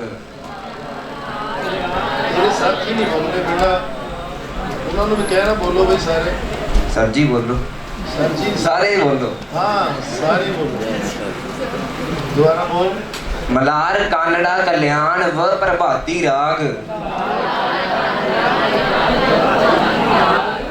ਜੈ ਜਾਵੰਤੀ ਸੰਗ ਗੁਰੂ ਕੱਤੀ ਰਾਗ ਸਜਾਏ ਜੀ। ਇੱਕ ਵਾਰੀ ਫੇਰ ਵਾਂਸ ਮੋਰ ਸਾਰਾ ਸਭ ਸ਼ੁਰੂ ਤੋਂ ਜਦੋਂ ਪ੍ਰੈਕਟਿਸ ਹੋ ਗਿਆ ਪਿਛਲਿਆਂ ਨੂੰ ਬੁਲਵਾਣਾ ਹੈ। ਉੱਚੀ ਕਹੋ ਸਾਰੇ। ਸਾਰੇ ਬੋਲੋ ਪਿਛਲੇ ਵਾਲੇ ਵੀ।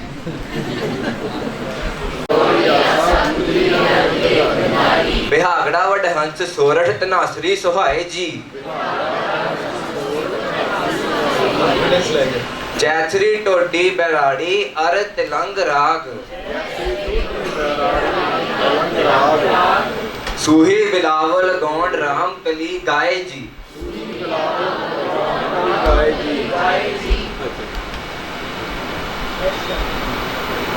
ਅੱਗੇ ਦਿਖਾਏ ਜੀ। ਨਟ ਨਾਰਾਇਣ ਮਾਲੀ ਗੌੜਾ ਮਾਰੂ ਅਰ ਤਖਾਰੀ ਰਾਗ। ਕੇਦਾਰਾ ਭੈਰਵ ਬਸੰਤ ਸਾਰੰਗ ਆਏ ਜੀ। ਮਲਾਰ ਕਾਨੜਾ ਕਲਿਆਣ ਵ ਪ੍ਰਭਾਤੀ ਰਾਗ। ਜੈ ਜਾਵੰਤੀ ਸੰਗ ਗੁਰੂ ਕੱਤੀ ਰਾਗ ਸਜਾਏ ਜੀ।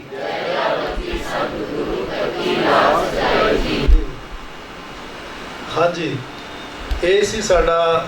ਦੇਖੋ 31 ਰਾਗ ਦਾ ਸਿੱਖਣੇ ਸਿਖਾਉਣੇ ਬਹੁਤ ਮੁਸ਼ਕਲ ਨੇ।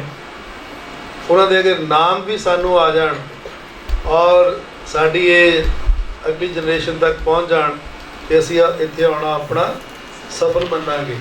ਦੇਖੋ ਸਾਰੇ ਹੁਕਮਨਾਮਾ ਵੀ ਲੈਂਦੇ ਨੇ ਔਰ ਕਿਸੇ ਕੀਰਤਨੀ ਨੂੰ ਵੀ ਅਸੀਂ ਕਹੀਏ ਕਿ ਵੀ ਤੈਨੂੰ 31 ਰਾਗਾਂ ਦਾ ਨਾਮ ਪਤਾ ਨਹੀਂ ਤੇ ਸ਼ਾਇਦ ਮੁਸ਼ਕਲ ਨਾਲ ਉਹ ਇਸ ਦਾ ਜਵਾਬ ਦੇ ਸਕਣ। ਮੈਨੂੰ ਬੜੀ ਖੁਸ਼ੀ ਹੈ ਕਿ ਆਖਰੀ ਕਤਾਰ ਵਿੱਚ ਇਹ ਬੈਠਾ ਸਾਡਾ ਬੱਚਾ ਉਸ ਨੂੰ ਪੜ੍ਹ ਸਕਿਆ ਔਰ ਤੁਸੀਂ ਸਾਰਿਆਂ ਨੇ ਉਸ ਨੂੰ ਸੁਣਿਆ। ਆਓ ਇੱਕ ਵਾਰੀ ਫੇਰ ਆਪਾਂ ਹੁਣੇ ਗਾਇਨ ਵੀ ਕਰਦਾ ਨਾ, ਕਰਨਾ ਵੀ ਹੈ ਨਾ, ਇਹ ਹੁਣ ਗਾਏਗਾ ਵੀ। ਤਾਂ ਅਗਰ ਇਹ ਗਾ ਗਿਆ ਤੇ ਸਾਡਾ ਜੀਵਨ ਸਫਲ ਹੋ ਗਿਆ। ਇੱਕ ਵਾਰੀ ਫੇਰ ਹੁਣ ਅੱਛੇ ਸਾਜ਼ਾਂ ਦੇ ਨਾਲ ਪ੍ਰਭਵੀਰ ਜੀ ਇਸ ਨੂੰ ਗਾਇਨ ਕਰਨਗੇ। ਹਾਂਜੀ ਬਖਸ਼ਿਸ਼ ਜੀ ਗਾਇਨ ਕਰਨਗੇ, ਪ੍ਰਭਵੀਰ ਜੀ ਸਾਥ ਦੇਣਗੇ। ਤੁਹਾਡਾ ਕੀ ਨਾਮ ਬੇਟਾ? ਰਹਿਤ ਵੀਰ। ਰਹਿਤ ਵੀਰ। ਵਾਹ ਵਾਹ, ਕਿੰਨਾ ਅੱਛਾ ਨਾਮ ਹੈ ਰਹਿਤ ਵੀਰ। ਵਾਹ ਵਾਹ, ਬਹੁਤ ਅੱਛਾ। ਰਹਿਤ ਵੀਰ ਲਈ ਜਕਾਰਾ ਬੋਲੇ ਸੋਹਣਿਆਰ। ਇਹਨਾਂ ਦੇ ਬੱਚਿਆਂ ਦੇ ਜੀਵਨ ਦਾ ਇਹ ਇੱਕ ਵੱਡਾ ਪਲ ਹੁੰਦਾ ਹੈ ਕਿ ਉੱਥੇ ਇੱਕ ਪ੍ਰੋਗਰਾਮ ਹੋਇਆ ਸੀ ਮੇਰੇ ਬਚਪਨ ਦੇ ਵਿੱਚ ਤੇ ਉੱਥੇ ਮੈਂ 31 ਰਾਗਾਂ ਦੇ ਨਾਮ ਜਿਹੜੇ ਨੇ ਪੜ੍ਹੇ ਸੀ। ਠੀਕ ਹੈ, ਕੱਲ ਨੂੰ ਇਹਨੇ ਕੀ ਬਣ ਜਾਣਾ ਸਾਨੂੰ ਕੀ ਪਤਾ, ਪਰ ਜ਼ਿੰਦਗੀ ਵਿੱਚ ਇਸੇ ਤਰ੍ਹਾਂ ਹੀ ਵੱਡਿਆਂ ਦੀਆਂ ਸੀਸਾਂ, ਵੱਡਿਆਂ ਦਾ ਪਿਆਰ, ਸ਼ੁਭ ਇੱਛਾਵਾਂ ਮਿਲਦੀਆਂ ਨੇ ਤੇ ਸਾਡੀ ਜਨਰੇਸ਼ਨ ਜਿਹੜੀ ਹੈ ਉਹ ਵਿਕਸਿਤ ਹੁੰਦੀ ਹੈ। ਆਓ ਇੱਕ ਵਾਰੀ ਫੇਰ ਆਪਾਂ ਇਸ ਦਾ ਗਾਇਨ ਕਰੀਏ।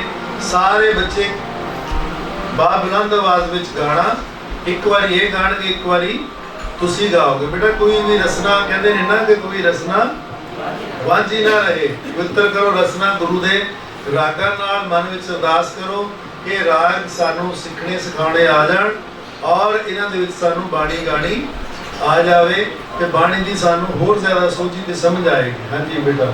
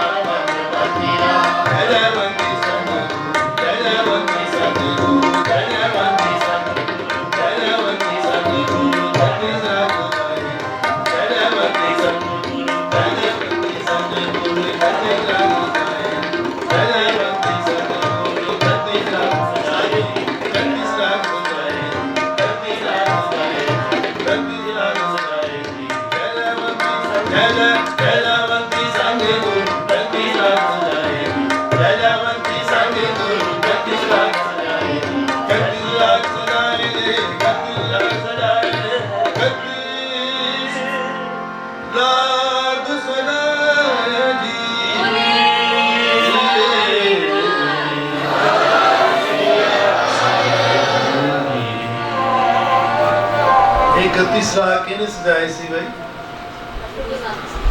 नहीं नहीं ਮੈਂ ਤਾਂ ਨਾ ਚੀਜ਼ ਆ ਗੁਰੂਆਂ ਦੇ ਵਿੱਚੋਂ ਗੁਰੂ ਕਿਹੜੇ ਗੁਰੂ ਨੇ ਸਜਾਏ ਸੀ 31 ਸਰਾਗ? ਨਹੀਂ, ਖੜੇ ਹੋ ਕੇ ਜਰਾ ਦੱਸੋ ਬਈ। ਇੱਕੋ ਹੀ ਖੜੇ ਹੋ। ਆ ਕੇਸਰੀ ਬਾਗ ਵਾਲੇ ਨੂੰ ਜ਼ਿਆਦਾ ਪਤਾ ਬਈ। ਹਾਂਜੀ, ਦਸਵੇਂ ਪਾਤਸ਼ਾਹ ਸਾਹਿਬ ਸ੍ਰੀ ਗੁਰੂ ਕਿੱਥੇ ਸਜਾਏ ਸੀ? ਤਲਵੰਡੀ ਸਾਬੋ। ਫਿਰ ਕੀ ਕੀਤਾ ਸੀ ਇਹਨਾਂ ਨੇ? 31ਵਾਂ ਰਾਗ ਜਿਹੜਾ ਸ੍ਰੀ ਗੁਰੂ ਤੇਗ ਬਹਾਦਰ ਜੀ ਦਾ ਰਾਗ ਜਿਹੜਾ ਸਾਹਿਬ ਨੇ ਵੀ ਠੀਕ ਕਿਹਾ ਹੈ, 31ਵਾਂ ਰਾਗ ਸਜਾਇਆ ਸੀ ਗੁਰੂ ਤੇਗ ਬਹਾਦਰ ਪਾਤਸ਼ਾਹ ਨੇ। ਠੀਕ ਹੈ, ਗੁਰੂ ਗ੍ਰੰਥ ਸਾਹਿਬ ਦੇ ਵਿੱਚ 31 ਰਾਗ ਸਜਾਏ ਦਸਮ ਪਾਤਸ਼ਾਹ ਨੇ। तो दसम पातशाह ਨੂੰ ਆਪਾਂ ਦਸਾਂ ਗੁਰੂਆਂ ਦੀ ਜੋਤ ਮੰਨਦੇ ਆ ਔਰ ਉਹਨਾਂ ਨੇ ਸਾਨੂੰ ਇਹ ਸਜਾ ਕੇ ਦਸਮ ਪਾਤਸ਼ਾਹ ਦੇ ਸਾਡੇ ਤੇ ਜਿਹੜਾ ਹੈ ਆਭਾਰ ਹੈ ਉਹਨਾਂ ਪ੍ਰਤੀ ਵਿਅਕਤ ਕਰਨਾ ਚਾਹੀਦਾ ਕਿ ਉਹਨਾਂ ਨੇ ਸਾਨੂੰ ਇਹ ਸਾਰੀ ਬਾਣੀ ਇਕੱਤਰ ਕਰਕੇ ਦੇ ਦਿੱਤੀ। ਫਿਰ ਦੇਖੋ ਉੱਥੇ ਅੱਖਰ ਤੁਸੀਂ ਗਏ ਹੋ ਤਲਵੰਡੀ ਸਾਬੋ ਦੀ ਧਰਤੀ ਤੇ, ਉੱਥੇ ਕੀ ਹੈ ਲਿਖਦੇ ਆ ਨਾ ਅੱਖਰ ਜਾ ਕੇ ਉੱਥੇ ਗੁਰਦੁਆਰਾ ਹੈ। उन्होंने सानू पढ़ना सिखाया, लिखना सिखाया, बोलना सिखाया, गाना सिखाया, बाणी दी। तो फिर भी जे आप ना पढ़ीए गाइए बोलिए सीखिए सिखाइए तो फिर साढ़े वर्गा अकृतज्ञ बंदा नहीं होएगा। सो सारिया ने इस गल दे लई गुरु ते मान करना, उन्होंने शुक्रगुजार होना है। 30 राग सजाए गुरु अर्जन देव जी ने और 31 राग सजाए। ਹੁਣ ਇਸ ਕਰਕੇ ਮੈਂ ਕਹਿ ਰਿਹਾ ਕਿ ਤੁਹਾਨੂੰ ਇੱਕ ਨੰਬਰ ਦਾ ਸਵਾਲ ਆ ਜਾਣਾ ਹੈ, ਅਸੀਂ ਸਵਾਲ ਪਾਣਾ ਹੈ ਤੇ ਫਿਰ ਉਹ ਗਲਤ ਹੋ ਜਾਣਾ ਹੈ। ਅਸੀਂ ਕਹਿਣਾ ਜੀ 31 ਰਾਗ ਕਿਹਨੇ ਸਜਾਏ, ਤੁਸੀਂ ਕਹਿ ਦੇਣਾ ਜੀ ਕਿਸੇ ਨੇ ਕਹਿ ਦੇਣਾ ਗੁਰੂ ਅਰਜਨ ਦੇਵ ਜੀ, ਪਰ ਅਸਲੀ ਠੀਕ ਕੀ ਹੈ ਗੁਰੂ ਗੋਬਿੰਦ ਸਿੰਘ ਜੀ ਨੇ। ਇਹ ਹੁਣ ਤੁਹਾਨੂੰ ਸਵਾਲ ਅਸੀਂ ਪਾਵਾਂਗੇ, ਇੱਕ ਛੋਟਾ ਜਿਹਾ ਕਿਤਾਬਚਾ ਭੇਜਾਂਗੇ। ਅੱਜ ਹੀ ਬਸ ਹਰੀ ਸਿੰਘ ਜੀ ਦੇ ਅਗਵਾਈ ਦੇ ਵਿੱਚ ਇੱਕ ਫੈਸਲਾ ਕੀਤਾ ਅਸੀਂ ਕਿ ਗੁਰੂ ਕਾਸ਼ੀ ਯੂਨੀਵਰਸਿਟੀ ਭਾਈ ਮਰਦਾਨਾ ਚੇਅਰ ਵੱਲੋਂ ਅਸੀਂ ਤੁਹਾਨੂੰ ਇੱਕ ਬੁੱਕ ਭੇਜਾਂਗੇ। ਉਸ ਬੁੱਕ ਦੇ ਵਿੱਚ ਗੁਰੂ ਨਾਨਕ ਦੇਵ ਜੀ ਤੋਂ ਲੈ ਕੇ ਜਿਹੜੀ ਸਾਰੀ ਜਾਣਕਾਰੀ ਹੈ ਗੁਰਮਤਿ ਸੰਗੀਤ ਦੀ ਉਹ ਹੋਏਗੀ। ਅੰਗਰੇਜ਼ੀ, ਪੰਜਾਬੀ, ਹਿੰਦੀ ਵਿੱਚ ਉਹ ਬੁੱਕ ਹੋਏਗੀ। ਤੁਹਾਨੂੰ ਅਸੀਂ ਸਿਰਫ ਪੰਜਾਬੀ ਔਰ ਅੰਗਰੇਜ਼ੀ 'ਚ ਦੇਵਾਂਗੇ, ਤੁਸੀਂ ਉਸ ਨੂੰ ਪੜ੍ਹਨਾ। ਪੜ੍ਹ ਕੇ ਫਿਰ ਉਸ ਤੋਂ ਬਾਅਦ ਟੀਚਰਾਂ ਦਾ ਤਾਂ ਨਹੀਂ, ਟੀਚਰਾਂ ਨੇ ਵੈਸੇ ਪੜ੍ਹ ਲੈਣਾ ਕਿਉਂਕਿ ਉਹਨਾਂ ਨੇ ਐਵੈਲੂਏਟ ਕਰਨੀ ਹੈ। ਤਾਂ ਬਾਕੀ ਵਿਦਿਆਰਥੀਆਂ ਨੂੰ ਉਹ ਅਸੀਂ ਕੁਐਸਚਨ ਭੇਜਾਂਗੇ, ਤੁਸੀਂ ਉਹ ਕੰਪੀਟੀਸ਼ਨ ਛੋਟਾ ਜਿਹਾ ਕਰਾ ਦੇਣਾ।